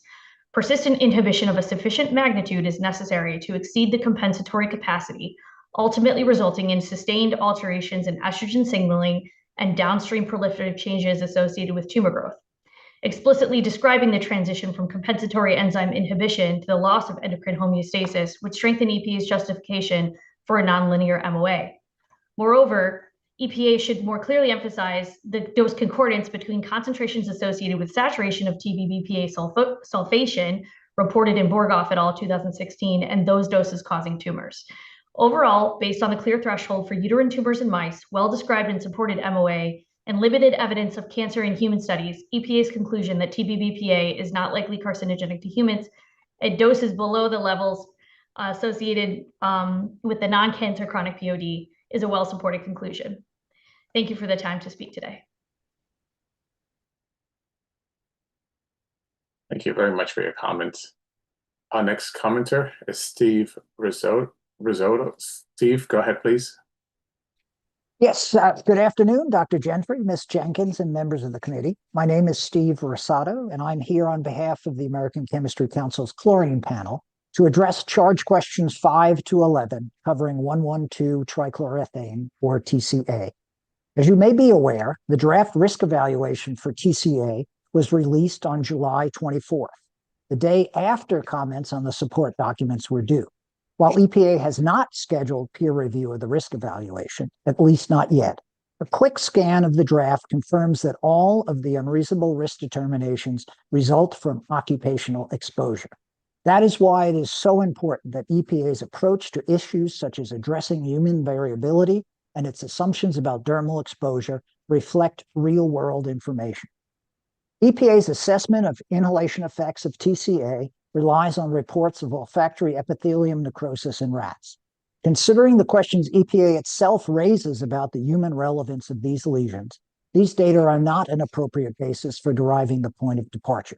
For acute effects, other health endpoints are available from the same study selected by EPA that form a better foundation for assessing effects from the inhalation of TCA. In our written comments, we present PODs for alternative health endpoints that EPA should rely on in assessing acute inhalation effects. The draft assessment of chronic inhalation exposure also relies on olfactory lesions and suffers from the same questions about relevance. The same study also reported minimal liver effects that were not considered significant. In the absence of additional study findings, the study should carefully consider whether sufficient data exists to assess the non-cancer effects of chronic inhalation exposure. Regarding acute oral exposures, EPA selects a study identifying a NOAEL of 95 milligrams per kilogram based on neurobehavioral changes. The study authors note that while decreased motor activity was observed at that level, no corresponding changes in the functional observational battery were reported. EPA, however, selects a lower dose as the NOAEL. This decision warrants further discussion and potentially revision of the human equivalent dose. In addition, the draft assessment indicates that a second study reporting a decrease in liver enzymes generates a similar POD to the one selected. It does not provide the details of the analysis. It is important, however, that all such relevant data be included to add greater confidence in the POD selected. In assessing chronic oral hazards, the draft assessment relies on a 90-day study reporting immunotoxicity in mice. The proposed POD is based on decreased T-cell dependent antigen response, which the authors also reported in the 14-day gavage study utilizing a different assay. The no adverse effect and lowest adverse effect levels reported using the two methods are remarkably similar, despite the difference in exposure duration. Yet the draft assessment proposes an uncertainty factor of 10 to extrapolate from subchronic to chronic exposure. The result suggests that a lesser factor is better supported. EPA's proposal to use the default linear extrapolation to quantifying potential cancer risk of TCA relies on its evaluation of the genotoxicity database. While noting that a mutagenic mode of action could not be established, the draft assessment points to several positive genotoxicity findings. The most relevant assays for demonstration of mutagenicity are primarily negative, however, and thus do not support the application of the default approach to the available tumor data. The tumor data come from a study reporting dose-related incidents of hepatocellular carcinoma in B6-3C3F1 mice exposed by corn oil gavage. EPA has noted that bioassays using bolus dosing and corn oil are less appropriate for dose response assessment. There are also questions about the susceptibility of B6 mice to liver tumors. It is critical that EPA consider how these factors affect its confidence in the bioassay results. Finally, regarding dermal exposure in occupational settings, EPA proposes to use the equivalent of daily submersion of both hands as an upper bound of exposure. Such large-scale exposure is highly unlikely. EPA should update its model to better reflect the probability of dermal exposure. Thank you for your attention. Thank you. Thank you very much. Our next commenter is Jessica Ryman. Jessica, go ahead, please. Thank you and good afternoon. My name is Jessica Ryman. I'm Senior Director of Chemical Management at the American Chemistry Council, ACC, a trade association. Our members are the leading companies engaged in all aspects of the business of chemistry, from the largest corporations to the smallest and everything in between. Our comments today introduce and summarize our lengthier written comments, which also contain references. I'll begin by stating that ACC supports SACC review of hazard and exposure-related components before they are incorporated into the risk evaluation. This is because early review can be valuable and may help EPA identify issues sooner. However, that component level review should not replace SACC review of the assembled draft risk evaluation. Only the full evaluation allows independent experts to consider how assumptions, uncertainties, evidence integration, and risk conclusions fit together. It is also the best opportunity to identify layered conservatisms, gaps, or deficiencies that may not be apparent when individual pieces are reviewed separately. The following comments address science policy issues exemplified by specific TSCA chemicals. For TBBPA, ACC supports EPA's threshold-based approach to cancer risk assessment where the evidence supports a non-genotoxic mode of action. For 1,2-dichloropropane, ACC notes that new tools may help strengthen causal analysis of epidemiological evidence. ACC's long-range research initiative has sponsored work on an AI-powered tools to assist causal reasoning in epidemiological studies, including potential application to Kamagi et al. 2016 and other such studies. As EPA continues to evaluate complex human evidence, rapid and transparent tools of this kind may be helpful. We provide references in our written comments. For 1,12-trichloroethane, ACC supports EPA's use of scientifically robust, chemical-specific PBPK models over default approaches when those models are available and well-validated. A PBPK model can incorporate chemical-specific absorption, distribution, metabolism, elimination, route-to-route differences, tissue dissymmetry, and species differences. That makes it more biologically realistic and more consistent with the best available science than reliance on generic default assumptions. Also, for 1,12-trichloroethane, ACC encourages EPA to revisit the use of a full 10-fold uncertainty factor for extrapolating from subchronic to chronic exposure. While EPA policy allows an uncertainty factor up to 10-fold, the scientific literature indicates that a smaller factor may often be more appropriate. For example, Escher et al. 2020 reported a geometric mean time extrapolation factor of 1.5, and EFSA's recent draft guidance identifies a factor of 2 for subchronic to chronic extrapolation. ACC therefore recommends that EPA consider the available data and avoid defaulting to a 10-fold factor where the evidence supports a more refined value. For trans-1,2-dichloroethylene, ACC supports EPA's decision not to derive an endpoint when no adverse effects are observed at or near the limit dose. Where there is no hazard endpoint, there is no corresponding toxicity value and no need to assess risk for routes and durations of exposure that do not present a hazard. This is a practical science-based approach that conserves resources and is consistent with approaches EPA has used under other statutes. Finally, for ethylene dibromide, ACC supports EPA's use of PBPK modeling and in vitro to in vivo extrapolation, including innovative approaches for volatile chemicals and dermal exposure.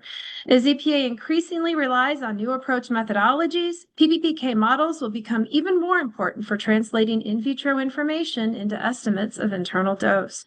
ACC's long-range research initiative has supported development of Plethum, an open-source model intended to make PBPK modeling, reverse dosimetry, and IVIE more transparent and accessible. In closing, ACC appreciates EPA's commitment to peer review and incorporation of PBPK modeling and mode of action considerations. ACC encourages the agency and the SACC to emphasize complete risk evaluation review, use of refined and chemical-specific methods where available, transparent evaluation of epidemiological evidence, and uncertainty factors that reflect the best available science. Thank you for the opportunity to provide these comments. Thank you, Jessica Ryman. Our next commenter is Rashmi Jaglekar. Thank you so much. I'm Rashmi Jaglekar, the Science Policy Director for the Health and Toxics Policy Lab at Stanford University. I have no financial conflicts of interest to declare. I want to raise concerns about the hazard assessments currently under SACC review. Across these assessments, EPA fails to use the best available science and makes a number of scientifically unsupported assumptions that will result in acceptance of serious risks to human health. And due to the large number of assessments under review simultaneously, combined with a shortened comment window, we couldn't complete a thorough review of all materials, so my remarks only address a subset of our concerns. First, the evidence bases for all 5 assessments are incomplete and selectively filtered, which undermines our confidence in the scientific rigor and validity of each assessment. This point will be detailed further by my colleague, Emily Lasher. Second, for TBBPA, EPA inappropriately asserts that there is a threshold for carcinogenicity without empirical evidence to support this conclusion. EPA hypothesized the SULT1E1 mode of action pathway for uterine tumors, but then claimed that TBBPA exposure does not have any relevant biological activity at doses below the chronic point of departure, identified as 250 milligrams per kilograms per day, without providing any evidence demonstrating a lack of SULT1E1 inhibition at doses below this level, and even states that the relevant study did not examine effects at lower doses. EPA further implies that a non-genotoxic MOA supports a presumption of a threshold. This is incorrect and inconsistent with EPA's guidelines for carcinogen risk assessment. The guidelines do not state that a non-genotoxic mode of action necessarily supports a non-linear dose response and instead requires, quote, sufficient data to ascertain the mode of action and to conclude that it is not linear at low doses. EPA did not provide sufficient data, or in fact any data, to conclude a nonlinear dose-response relationship for TBBPA. Third, EPA mischaracterizes TBBPA's cancer hazard potential. Based on the evidence presented by EPA in the draft hazard assessment, including the hypothesized AOP and its relevance to humans, the appropriate cancer descriptor is likely to be carcinogenic to humans. To make the TBBPA risk evaluation consistent with its own guidelines for carcinogen risk assessment, EPA should find that TBBPA is likely to be carcinogenic to humans and apply linear no-threshold dose-response modeling. For comparison, EPA's application of a linear non-threshold approach for evaluating cancer hazard for ethylene dibromide and 1,1,2-trichloroethane reflects best practices and EPA's cancer guidelines. EPA should ensure that its risk evaluation of TBBPA and its cancer hazard is conducted using the same adherence to its own guidelines. Fourth, EPA understated the non-cancer hazards for TBBPA. For example, EPA identified neurobehavioral effects as the most sensitive effects of TBBPA exposure, but then disregarded these effects when characterizing risks.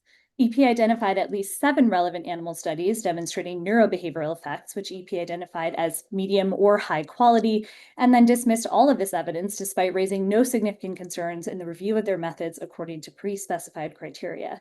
EPA's exclusion of this evidence is scientifically inappropriate and represents a potentially significant bias in the conduct of the risk evaluation. The European Food Safety Authority, EFSA, considered the same set of studies in a 2024 review of TBBPA hazards and concluded that, quote, TBBPA has been demonstrated to impair behavioral performances, quote, is potentially neurotoxic, and is a potential developmental neurotoxicant.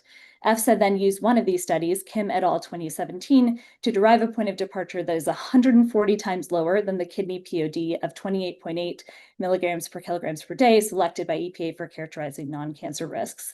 EPA must select at least one of the neurobehavioral studies identified as the POD for non-cancer risk characterization with application of appropriate benchmark test modeling and uncertainty factors. EPA also inappropriately dismissed thyroid effects as a hazard of TBBPA. EPA identified at least 9 laboratory animal studies, all rated by EPA's high or medium quality, demonstrating a wide range of thyroid outcomes, including altered thyroid hormone levels, organ weight changes, histopathological changes, and associated neurobehavioral outcomes. But EPA then concluded that it was not confident in this evidence, asserting that some effects are reversible and that not all parts of the thyroid axis were impacted. This rationale does not explain away a pattern of thyroid effects seen across multiple studies. EPA's 2020 HBCD risk evaluation appropriately concluded that the thyroid evidence, an evidence base very similar to that of TBBPA, was sufficient for dose response analysis and risk characterization and supported findings of unreasonable risk. EPA should revise its conclusions regarding thyroid effects of TBBPA to match those in the HBCD risk evaluation and conduct benchmark dose modeling and application of appropriate uncertainty factors to derive a candidate POD for use in risk characterization. Finally, I must also draw attention to the fact that 8 out of the 11 newly appointed SACC members have direct financial ties to TSCA-regulated industries, constituting a significant financial conflict of interest. To address this blatant and really unacceptable violation of scientific integrity, EPA should require that these members, whom we've identified in previous public comments, should be immediately removed from the SACC. Thank you for your time. Thank you, Rashmi Juglekar. Our next commenter is Emily Lasher. Emily, go ahead, please. Good afternoon. My name is Emily Lasher, and I'm a science policy analyst at the Health and Toxics Policy Lab at Stanford University. I have no financial conflicts of interest to declare. Today, I want to bring to your attention critical concerns regarding the systematic reviews employed in EPA's recent draft hazard assessments currently under SACC review. EPA's systematic review methods are inherently flawed and do not adhere to established best practices. As a result, EPA has initiated each assessment on a foundation of inadequate and incomplete evidence, which undermines our confidence in the validity of each assessment and violates TSCA's requirements to rely on the best available science and to consider all reasonably available information.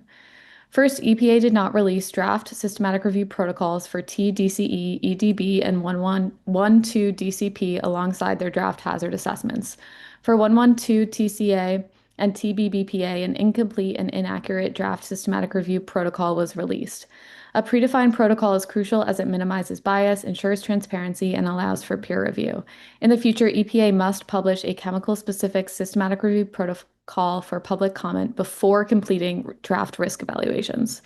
Second, EPA's inclusion and exclusion criteria for health effects evidence inappropriately excluded important exposure pathways and toxicity endpoints. EPA modified the PICO statement for 112 TCA before its updated search in April 2025 to focus exclusively on evidence related to dermal and inhalation exposure.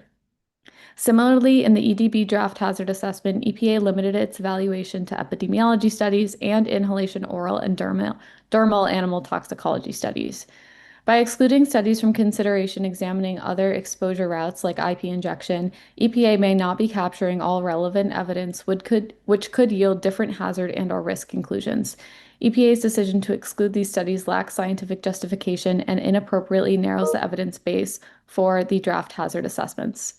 In the assessments of TBBPA, 112 TCA, and EDB, EPA also limited the relevant human and animal studies to those with apical effects or those with effects at the organ level or higher, excluding critical biochemical and cellular level data that have been used in previous assessments as significant indicators of hazard. Solely relying on apical endpoints is inconsistent with best practices and the scientific community's evolving understanding of toxicity. EPA must justify the exclusion of cellular level effects or incorporate them into the hazard assessments using best available methods. Third, EPA's method to evaluate study quality is not based on the best available science. EPA has reverted to an approach outlined in the 2021 TSCA draft systematic review protocol that was heavily criticized by the National Academies of Sciences, Engineering, and Medicine, as well as the EPA SACC. The approach relies on an extensive number of metrics, some of which evaluate concepts that are not appropriate for a risk of bias assessment, such as limitations in reporting. EPA should abandon these methods and adopt one of the existing validated approaches to assess risk of bias, such as the Navigation Guide or the Office of Health Assessment and Translation approach, or OHAT. EPA's methods for evaluation of study quality also need to incorporate further improvements that have been recommended by NASAM.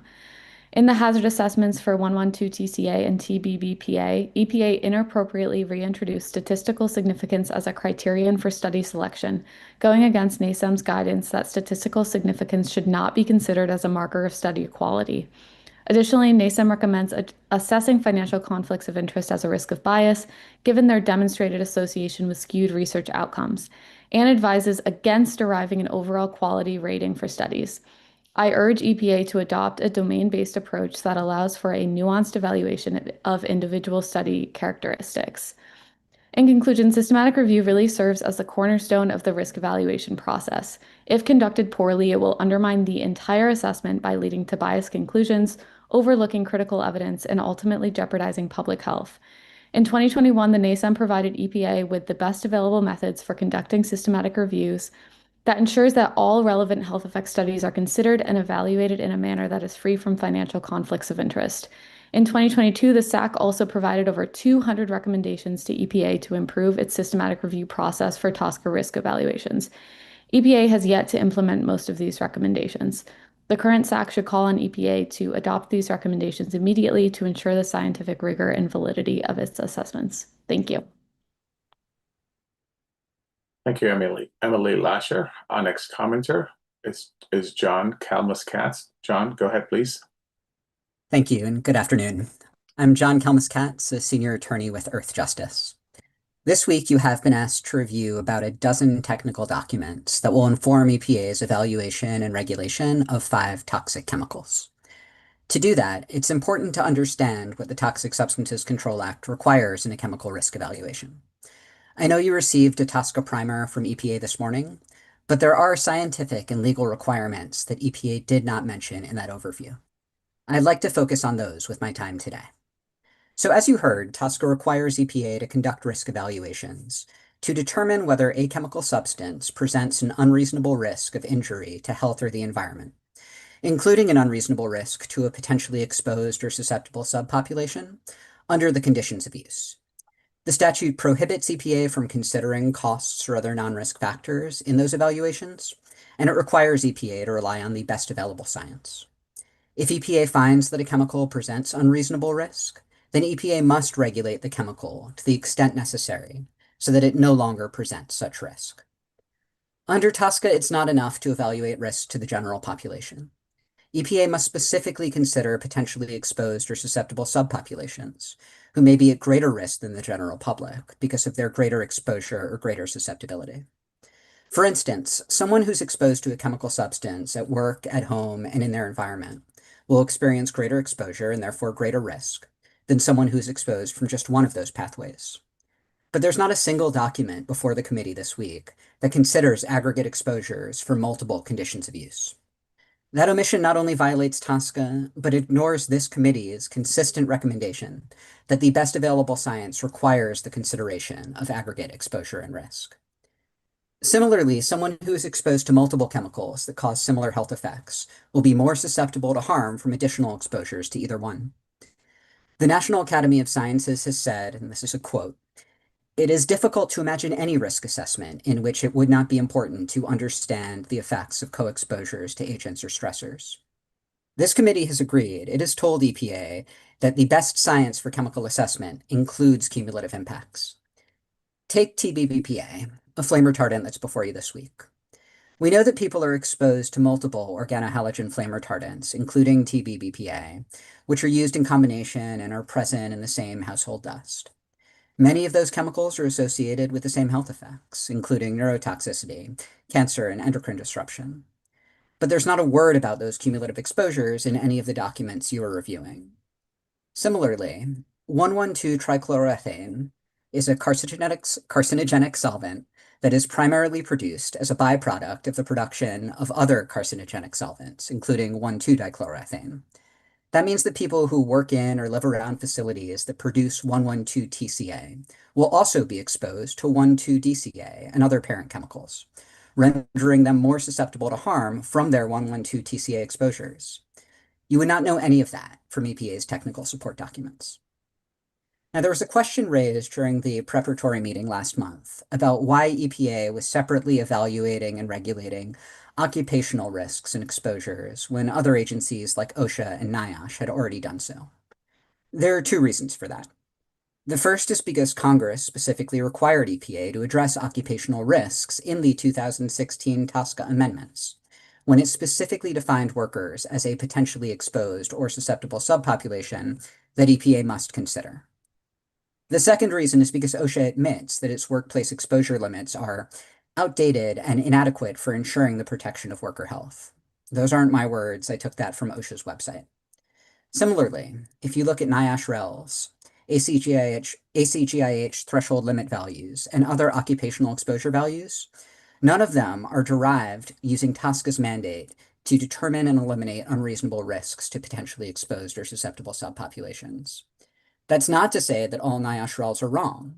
And if the REL for ethylene dibromide is in fact lower than EPA's POD as suggested today, when divided by applicable uncertainty factors, then the SACC and EPA should definitely take a close look at the toxicity studies underlying that REL. But EPA cannot assume that a permissible exposure limit or a REL is health protective just because it has been established by another agency. Instead, Congress required EPA to independently evaluate and address occupational risks under TSCA, with full knowledge that many of the chemicals that EPA would be assessing had already been evaluated and regulated by OSHA and others. Thank you for your time and thank you for your service. Thank you very much for your comment. Our next commenter is Adriana Antezana. Adriana, go ahead, please. Good afternoon, and thank you for the time to speak today. My name is Adriana Antezana, and I'm a staff scientist with Earth Justice, and I have no financial conflicts to declare. So my comments today are focused on TBBPA. Since the comment period for that risk evaluation is still open, Earth Justice only submitted a short letter to the SACC that lists several issues along with relevant citations. Today, I wanted to highlight 4 ways in which EPA has significantly underestimated TBBPA's human and ecological exposures across multiple conditions of use. First, there are many instances where EPA elects to not quantify TBBPA exposures or arbitrarily states they are too low to make a difference. We urge the SACC to examine these instances. TSCA requires EPA to consider all exposure from a chemical's conditions of use, and without actually assessing an exposure pathway, EPA does not have a scientific basis to claim that it would be low. Second, recycling and disposal are major sources of TBBPA releases into the environment, but EPA's current evaluation narrows the scope of both. For example, for the entire recycling condition of use, EPA only looks at releases from the recycling of electrical and electronic equipment, or e-waste. But EPA's own website reports that only 25% of electronics in the US end up in e-waste specific recycling streams. E-waste also ends up in conventional plastic recycling streams, along with other TBBPA plastics, none of which are considered under the COU. Additionally, TBBPA plastics are used in automotive parts, and as the American Chemistry Council noted in a 2023 report, modern automobiles consist of up to 50% plastic by volume, yet EPA did not consider exposures or releases from automotive recycling, and most cars in the United States are in fact recycled. In an example for disposal, recall only a small fraction of e-waste is properly recycled, and much of it goes to landfills. Yet EPA did not quantify environmental releases from landfills or landfill leachate for TBBPA at all, even though the exposure assessment acknowledges these as significant sources. This omission also has a downstream effect of EPA not quantifying potential releases to groundwater either. So to wrap up this point, we urge the SACC to recommend that EPA quantify releases from all recycling streams TBBPA enters and to quantify landfill leachate releases. Third, the TBBPA risk evaluation does not assess exposure or toxicity of its main transformation product, which is bisphenol A, also known as BPA. The SACC has repeatedly recommended EPA evaluate transformation and degradation products. BPA is generated when TBBPA is released to water, soil, and sediment, and is a known teratogen, an endocrine disruptor to humans, and aquatic and sediment-dwelling species. Additionally, comments submitted by Environmental Defense Fund highlight the co-occurrence of TBBPA and other flame retardants and BPA that the EPA should have considered, and we encourage the SACC to review those comments as well. So to wrap up this point, we urge the SACC to recommend that EPA address these gaps in the final risk evaluation. And now to my last point, microplastics are entirely absent from the TBBPA risk evaluation. TBBPA plastics, including ABS, high-impact polystyrene, and phenolic resins, break down into microplastics that are widely detected in humans, animals, food, and water, and are persistent in the environment. Because TBBPA is an additive flame retardant, it can leach from these microplastics, including after ingestion by aquatic organisms. It's also important for the SACC to note that TBBPA absorption onto other microplastics as they age is a well-documented occurrence in the environment. For example, TBBPA readily absorbs and accumulates onto polyethylene microplastics in aquatic and soil environments. So to put that in perspective, TBBPA is not used as a component in polyethylene at all, but TBBPA will absorb to polyethylene microplastics, one of the most common plastics in the world that is found in food, water, and human stool. So when sorbed, TBBPA will transport over long distances by air and water, enter environments it would otherwise not be introduced to, be consumed by organisms, and is subject to desorption in those organisms. So in summary, microplastics appear to be a high source for TBBPA in the environment, and we urge the SACC to advise EPA that a risk evaluation for TBBPA aligned with the best available science must quantify exposures from TBBPA in microplastics and its sorption to microplastics. Thank you again for your time today, and I look forward to the SACC's discussions this week. Thank you, Adriana Antizana. Our next commenter is Caitlin Kukula. I apologize if I mispronounced that. Go ahead, please. Hi, good afternoon, everyone. My name is Caitlin Kukula, and I'm an incoming second-year student in Duke University's Master of Environmental Management program.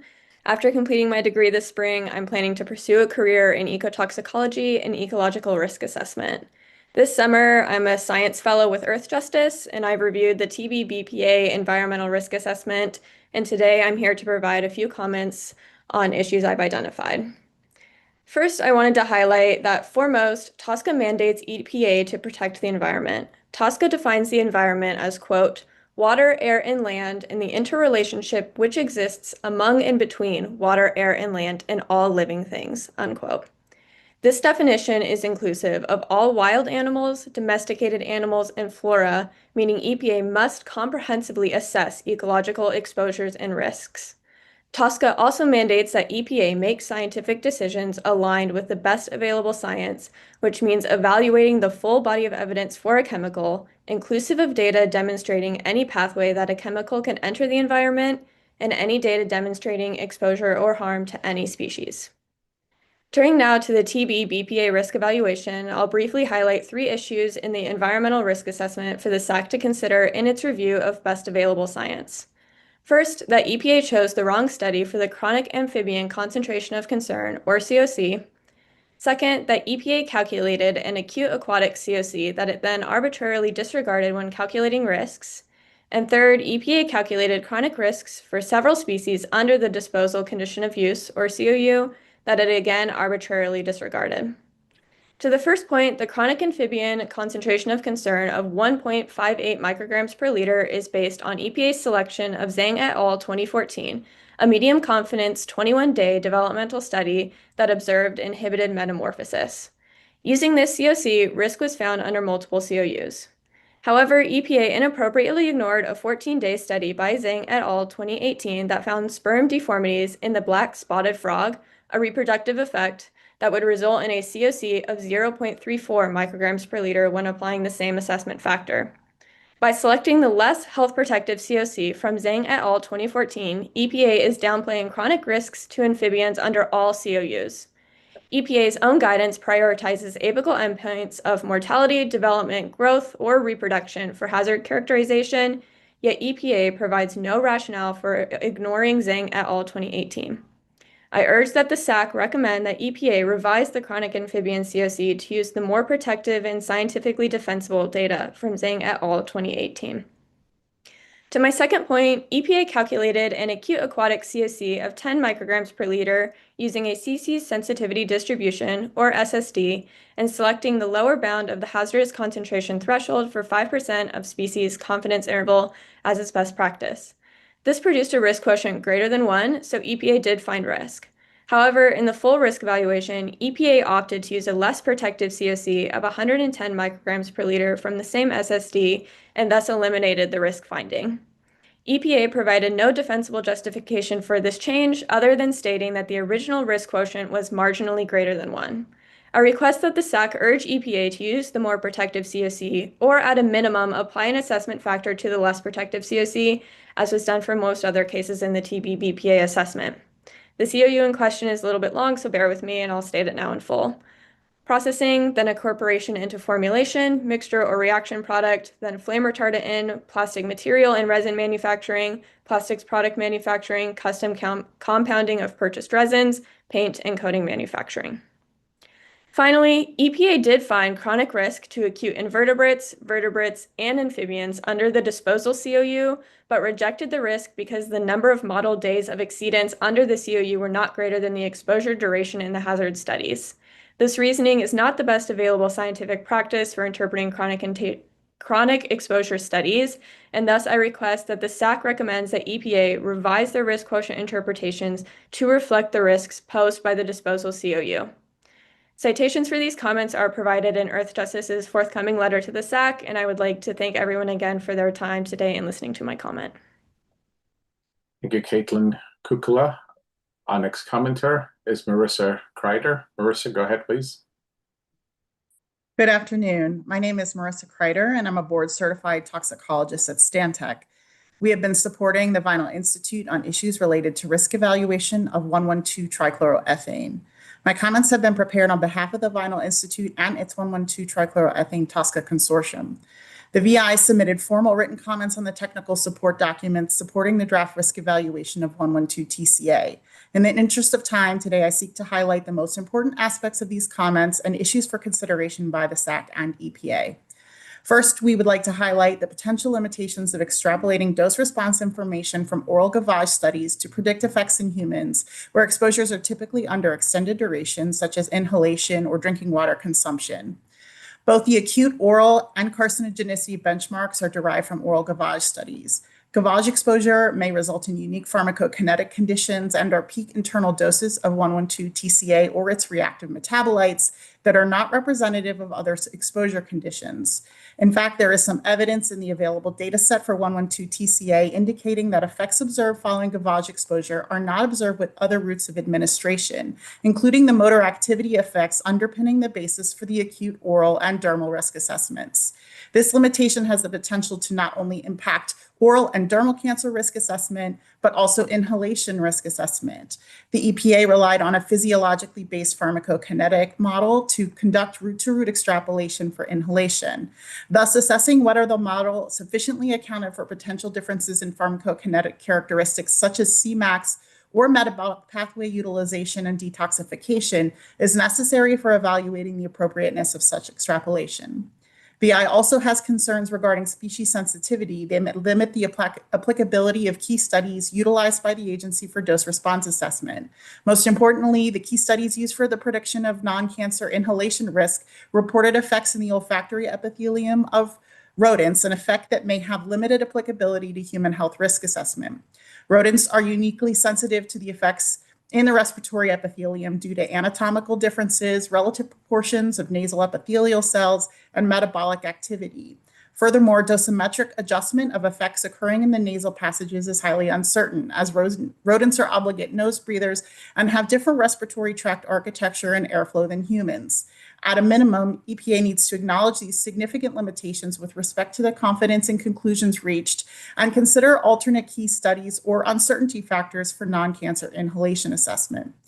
BI also believes EPA should reconsider the recommended uncertainty factors across all key studies. EPA continues to rely on an intra-species uncertainty factor for workers that is misaligned with routine practices by other agencies. More commonly, a factor of 3 to 5 is used for workers, as workers are a more homogeneous group than the general population.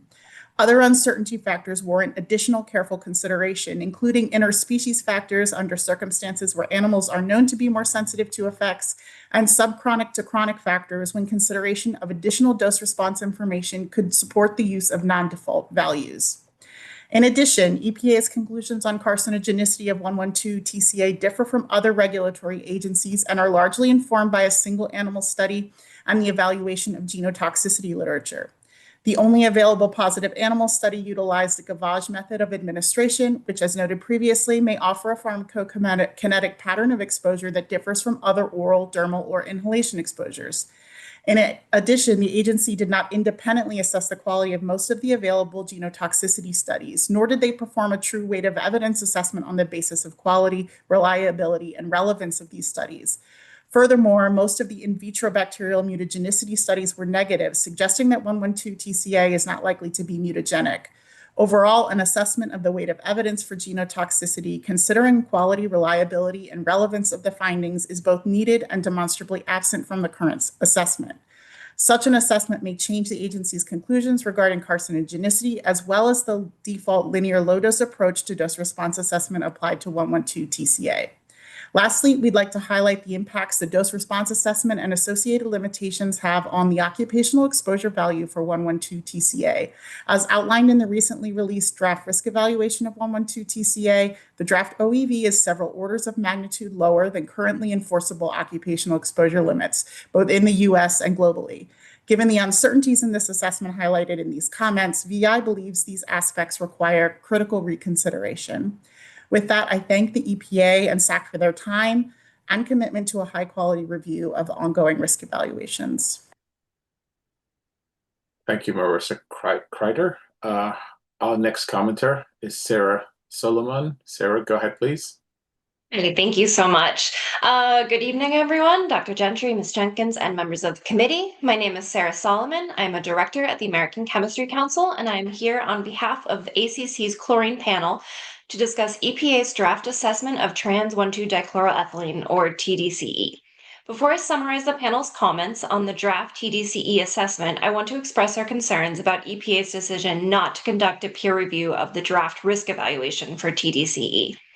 Peer review of only portions of the risk evaluation does not substitute for review of the complete evaluation. SACC review of the full draft risk evaluation is consistent with EPA and OMB peer review guidelines, as risk evaluations contain technical and scientific information that are intended to inform TSCA risk management rules.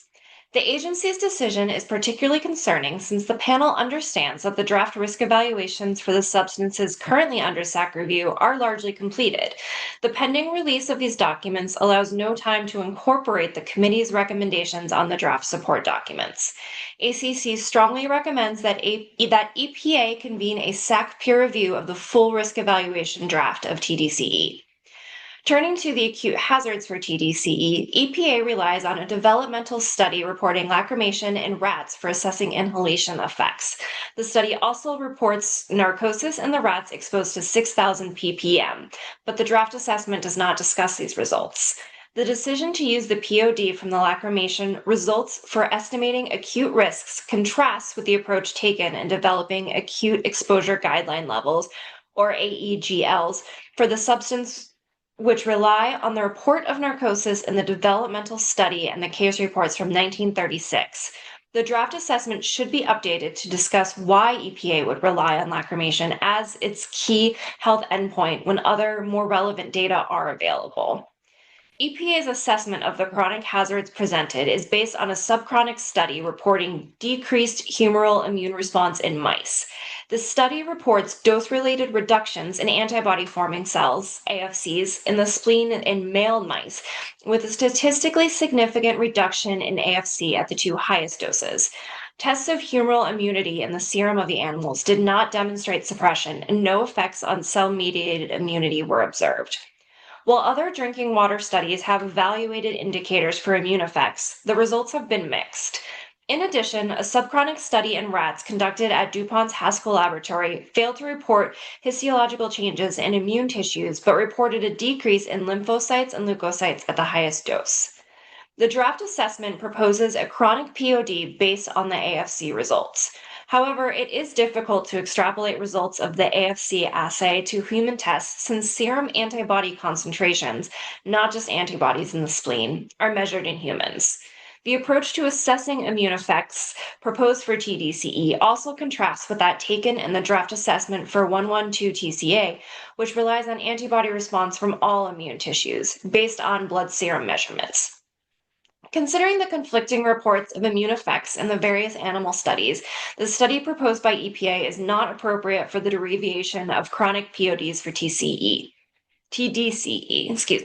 The inhalation study conducted at the Haskell lab is a more appropriate basis for assessing chronic effects and suggests a NOAEL of 1,000 ppm or higher. A more careful review of the Immunological effects that have been reported, combined with EPA's determination that the available information suggests low toxicity for most organ systems, raises the distinct possibility that development of a chronic hazard threshold for trans-DCE may not be appropriate or necessary. This is consistent with the recommendations of the World Health Organization's Core Assessment Group on Pesticide Residues. The draft's review of the available information also indicates minimal concern for potential carcinogenicity. Based on the above information, application of the recap framework supports EPA's preliminary conclusion that TDCE is unlikely to be carcinogenic.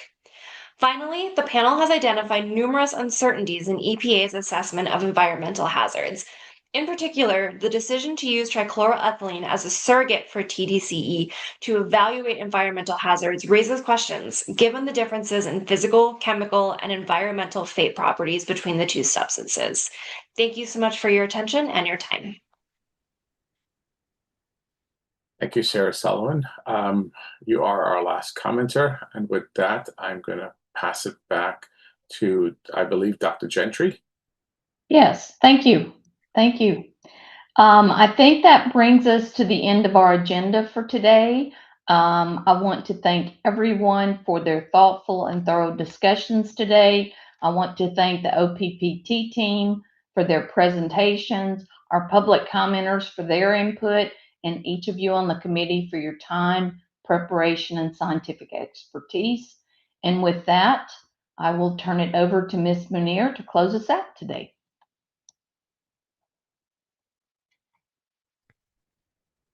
Thank you, everybody, for your participation. Thank you to the committee for your questions and for your participation. I want to thank the public commenters today for making their oral comments today, and also the program office for making their technical presentations.